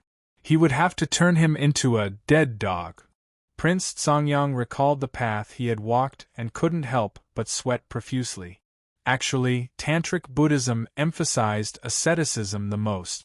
There were very few who practiced the Great Joy Zen because it was too easy to go berserk. Only those with great wisdom and determination could cultivate, and he believed that he was such a person with great wisdom and determination. He had never thought much of those ascetics. Now he realized how foolish he was. He enjoyed the pleasures of the world while thinking that he was untainted by dust. He was really possessed. With my talent and comprehension, if I persisted in the ascetic practice, I might have ascended in my third life. Why would I need to reincarnate 7 times? If I couldn't realize this, I might not be able to ascend in this life. How many more lives could that little soul of mine last? Thinking of this, he put his palms together and bowed deeply to Li Qingshan. Amitabha, thank you for breaking my great joy Zen. From now on, I don't dare to call myself a love monk. He took a deep look at Xiu Haitang with undisguised adoration, but he saw himself in her peach blossom-like eyes. He resolutely threw down that page of love poem and walked out of the door. In the rain, he could hear him chanting loudly, "All love will pass, impermanence is hard to last. Life is full of fear, life is at stake in the morning dew. Love gives birth to worry, love gives birth to fear. If I am separated from my lover, there is no worry nor fear." From now on, Li Zhou lost a love monk and gained a new ascetic monk. Li Qingshan pondered. So it's the great joy Zen, I've heard so much about you. Interesting, after I broke his technique, he wants to thank me. No wonder the Mahasvara could become a great deity of Buddhism. But the real Mahasvara demon master probably wouldn't be as gentle as me when facing the Dharma. Once he couldn't withstand the test, even if he didn't die, he would become a demon. I'm not afraid of becoming a demon, but if there is no worry or fear, wouldn't life be very boring? Begonia looked at Prince Songyang's back disappearing in the rain and murmured, I saw his infatuation, he wasn't as sincere as he thought, but I didn't expect it to be like this. Li Qingshan said loudly, just now, who was so bold to wrongly accuse me? Am I, Li Qingshan, such a narrow-minded person? It's just that my beloved woman is being pursued, what's the big deal? When Begonia heard him say beloved woman in public, her cheeks couldn't help but blush, making her look gorgeous. She bit her red lips and said in a low voice, I've wrongly accused you. Since you're wrong, you have to be punished. Li Qingshan carried her in his arms and strode upstairs. Begonia moaned, but didn't resist. Li Qingshan smiled and whispered in her ear, Where's your boudoir? I don't know. Li Qingshan raised his head and sniffed. Found it.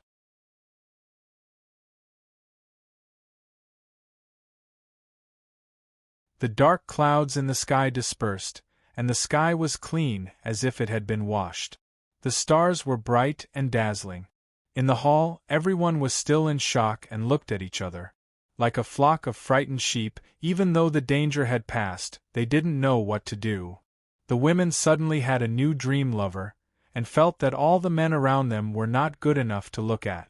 The men also lost interest and left, but there was a faint feeling of blood boiling, thinking that men should be like this. Li Qingshan stepped into the boudoir that was filled with fragrance. It was not the smell of any perfume, but the smell of her body.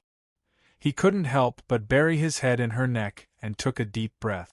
Begonia's ears and temples were rubbing against each other, and she also felt his body temperature, breath. Her mind was intoxicated, but she still couldn't believe it. After waiting for so long, it's finally here? My novel, The Legend of the Great Sage, will have more fresh content on the official WeChat platform. At the same time, there will be a 100% lucky draw for everyone. Open WeChat now, click on the plus sign on the top right, add friends, search for the public account Kdred and follow it. Hurry up! Floating Astronomy.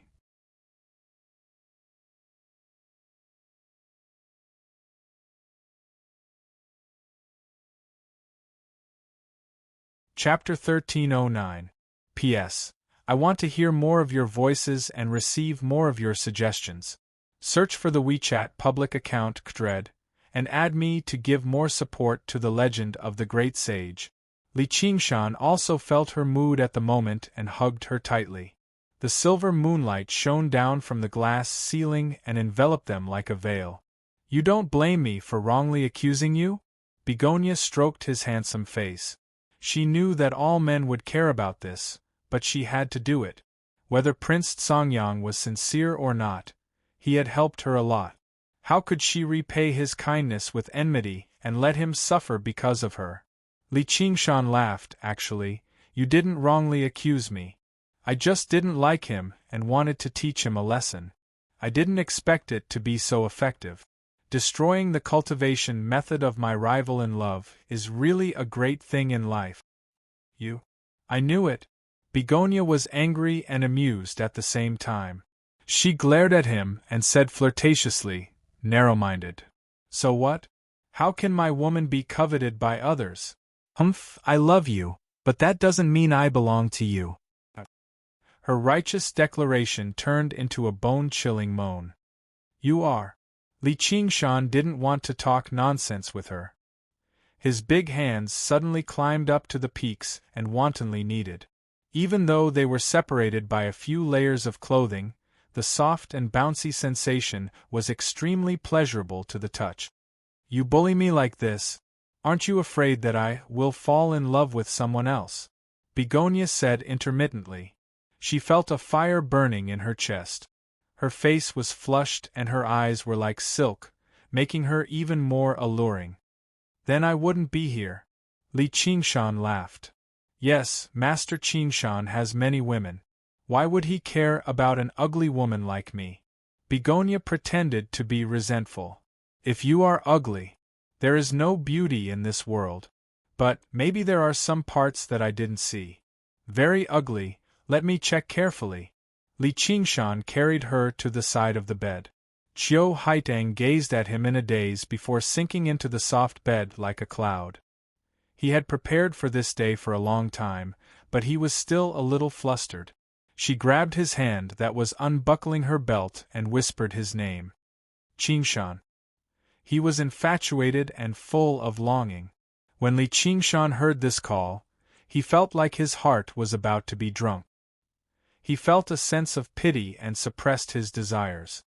He also felt that he was too impatient. They hadn't seen each other for many years. She hadn't even seen him yet. Wanting to do something good the moment she saw him was a little too lustful. He slowed down his movements and held her soft, red hand.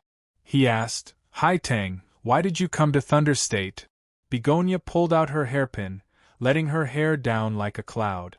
She nestled in his arms and said, It's because of little Anne.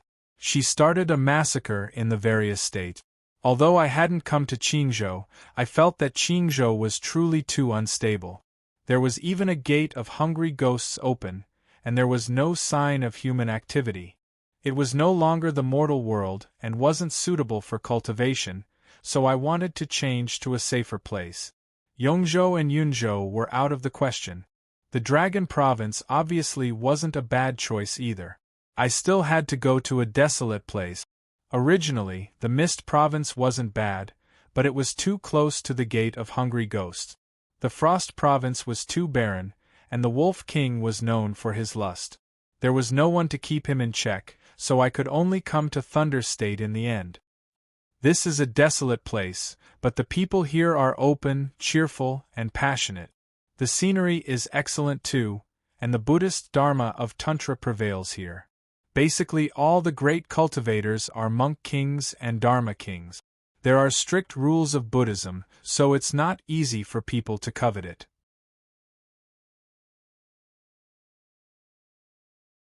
A love monk like Prince Songyang really is an anomaly, but he won't do anything too excessive. Li Qingshan listened with a smile. Her voice was soft, sweet, and filled with affection. Even if he listened to it for 3 days and 3 nights, he would not get tired, not to mention that she was in his arms, allowing him to do whatever he wanted. Haitang already knows how to protect herself. I'm very glad. Humph, I obviously know how to protect myself. When I was sect Master Lu, you were still a wild kid. Sigh, I'm only protecting myself like this so that you can bully me like this. What's the point? Begonia glanced at his large hand that wandered around her body and endured the throbbing in her heart. I haven't asked you yet. Why did you come to Thunder State? Li Qingshan lifted her chin and pressed his forehead against hers. Their eyes met. I could sense that you were thinking of me, and I also sensed that you were in danger, so I came looking for you. Really? Li Qingshan smiled.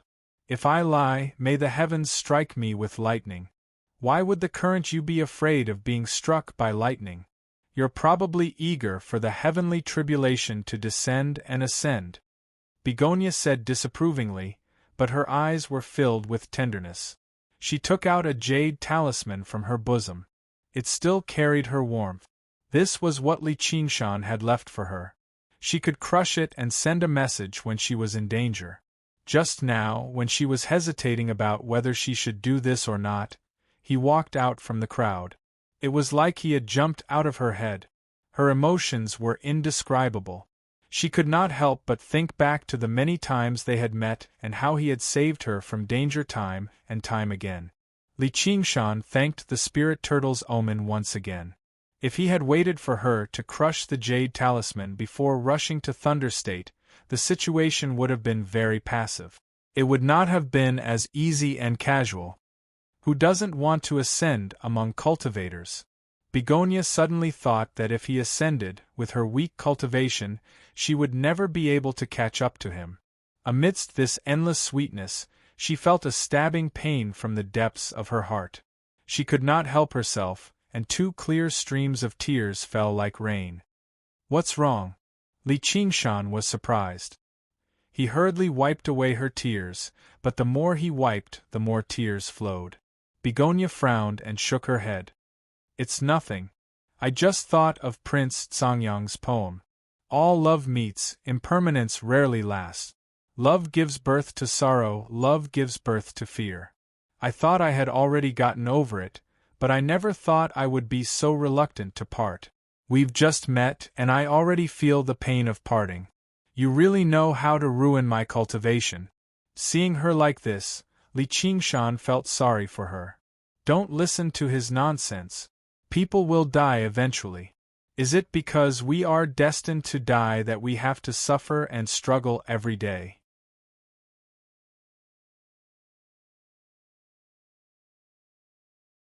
Then why do we pursue immortality? Because we are afraid of losing it, we don't dare to get it. We even pretend that we don't care and deliberately belittle those precious things. That is a hypocritical coward. Qiu Haitang blinked. Am I a precious thing? You are the person I cherish. Although I am fickle, fond of beauties, and rarely lovesick, but, as Li Qingshan spoke, he could not continue. He was indeed not the kind of man who put true love above everything else. Even when he fell in love with Gu Yenying at first sight, he could not forget her. Only when he missed Little Anne more, but Little Anne was like a part of his body to him. It had nothing to do with love. Begonia smiled through her tears. I didn't ask you to be like me. Otherwise, wouldn't we be crying to each other? It is because of this that you can always protect me. I am not that greedy. She stuck out her tongue and felt a little guilty. Wasn't what she wanted to do so greedy? That strand of lovesickness was to firmly bind the person she loved. My novel, The Legend of the Great Sage, will have more fresh content on the official WeChat platform. At the same time, there will be a 100% lucky draw for everyone. Open WeChat now, click on the plus sign on the top right, add friends, search for the public account Kdred and follow it. Hurry up! Floating Astronomy.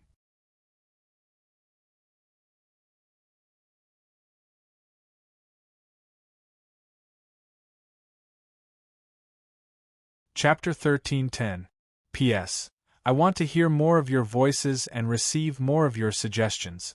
Search for the official WeChat account Kdred, and follow me to give me more support. Yes, that's right. When you're alive, live well. When you're happy, live to your heart's content. When the day comes that you have to die, die calmly. Li Qingshan could not help but touch her face when he saw how cute she was. You really can't grow up. Begonia felt that his words were like knives. Although they were simple, they easily cut through the chaos in her heart. She did not know how to deal with that matter. Seeing how he doted on her like a child, she felt even sweeter. I've changed a lot. You're clearly no different from back then, but you treat me like a child. Is that so? Li Qingshan touched his cheeks. With his demonic and divine bloodline, even if he did nothing, his lifespan would still be over 10,000 years. A mere century was nothing at all. Obviously, he would not age with his current appearance. Of course, Begonia was not talking about his appearance, but his heart. The human heart was constantly changing, growing, and even aging. In fact, he had experienced far more things than Begonia. All sorts of scenes passed by like smoke. He was chased to death by the Dragon King of the Sea and resurrected from the Phoenix's nirvana. He wandered and searched in the illusion created by the Sea King of Mirage Sea, Shun Mengdai. He was a husband, a father, the lord of the world, and a world god in the small world. He traversed billions of kilometers of the void and was with the stars in the sky. Anyone who experienced all of these might have a drastic change in personality. At the very least, they would become a little more mature. However, he did not change. He was not mature and did not age. Instead, a lively and cheerful ape fiend was born in his heart. He became more and more willful. He kissed her ear gently and smiled. Isn't that good? It's better than changing after being scolded by someone. I'll give up what I love and walk another path. Do you think everyone is as stubborn as you? Qiu Haitang raised the corner of her lips, her eyes filled with admiration. Sometimes the smarter a person is, the easier it is to get lost. Fortunately, I'm not that smart. Speaking of which, what the hell was a love monk? This great joy Zen was basically a heretical path. Since he was a monk, just eat vegetarian and pray to Buddha. Why are you thinking about women? Don't look down on him. Prince Songyang is known as the 7 Lives of Passion monk. He is the dream lover of countless girls in Thunder State. Not only is he infatuated with me, but he can also compose poems. I don't know how good it is. Sigh, it's a pity that I met a demon too late. Qiu Haitang adjusted her tone and pushed the hair on her left shoulder to the back. Her last sigh was filled with regret. Li Qingshan raised his eyebrows. Compose a poem? Yes, I kept them all. There's a thick stack. Begonia took out a stack of poems from her summer ring. He said playfully, Do you want me to read it to you? That way you can broaden your horizons and learn what true love is. Sure. Li Qingshan licked his lips. His aura was already somewhat dangerous. Begonia did not care and continued to tease the tiger's whiskers. She cleared her throat and began to read. As expected of the love monk's love poem. The words were elegant and the rhythm was elegant. Moreover, it was filled with admiration for her. She read half a poem. Suddenly, she let out a "n" and stopped.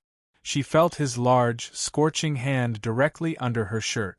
That soft and delicate touch was no longer blocked by clothes. Li Qingshan felt his fingertips sink into a ball of softness. As if it was about to melt, he blew a breath into her ear and said with a smile, Why aren't you reading? Begonia snorted. She grabbed his mischievous hand and continued to read in a fit of pique.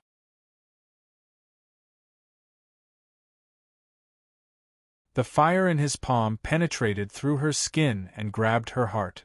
Her breathing became more rapid and her face became redder. Her body melted into his embrace like water. She felt something change under her butt. She squirmed uneasily, wanting to move further away. Li Qingshan took a deep breath. She could actually be so seductive. His left hand pressed on her lower abdomen and made her sit tightly in his embrace. She sank into a ball of softness. His right hand picked up the red bean and gently rubbed it. Begonia moaned and grabbed his hand with both hands. The poem manuscript scattered all over the bed. She could not continue reading anymore. Her face was so red that it seemed like water was about to drip out. She was as beautiful as a peach and a peerless beauty. She glowed with unprecedented charm. This was the kind of beauty that would only bloom in front of the person she loved. "You only know how to touch me." Begonia bit her red lips and said intermittently. Li Qingshan said proudly, "What's the big deal about writing poems? If I want to, I can write hundreds or thousands of poems." "Really?" Begonia's face was full of disbelief.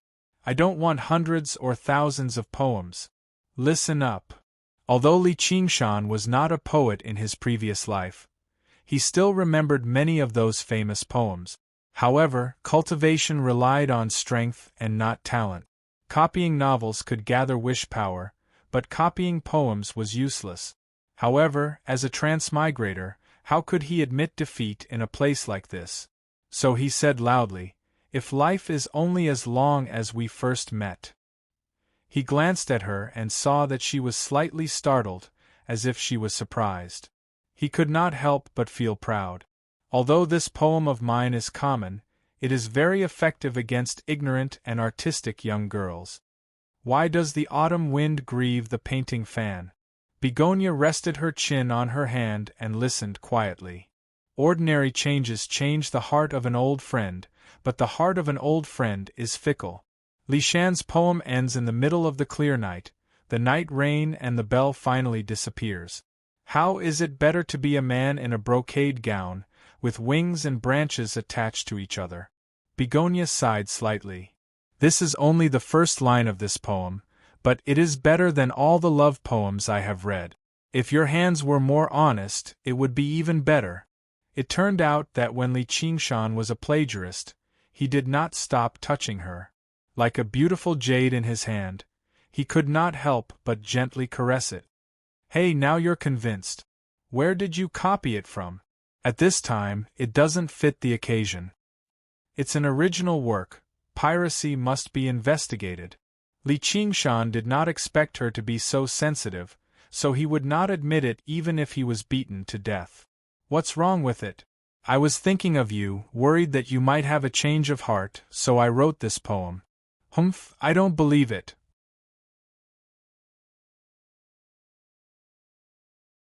"If you have the ability, then copy it." "Yo, I saw through you, so you're angry from embarrassment." Begonia laughed. Suddenly, through her clothes, she pressed down on his hand that was covering her chest, and pressed it down deeply. Li Qingshan did not use so much force, afraid that he would hurt her tender skin. But he heard her say seriously, "This heart of mine will not change. Are you willing to give your heart to me?" How could Li Qingshan say he was not willing? "Don't regret it." Begonia seemed to be implying something. "I have no regrets in my life." Begonia stared at him and suddenly smiled. Then she made up her mind. "Since you said so, you can't blame me. I'm doing this to gain your affection."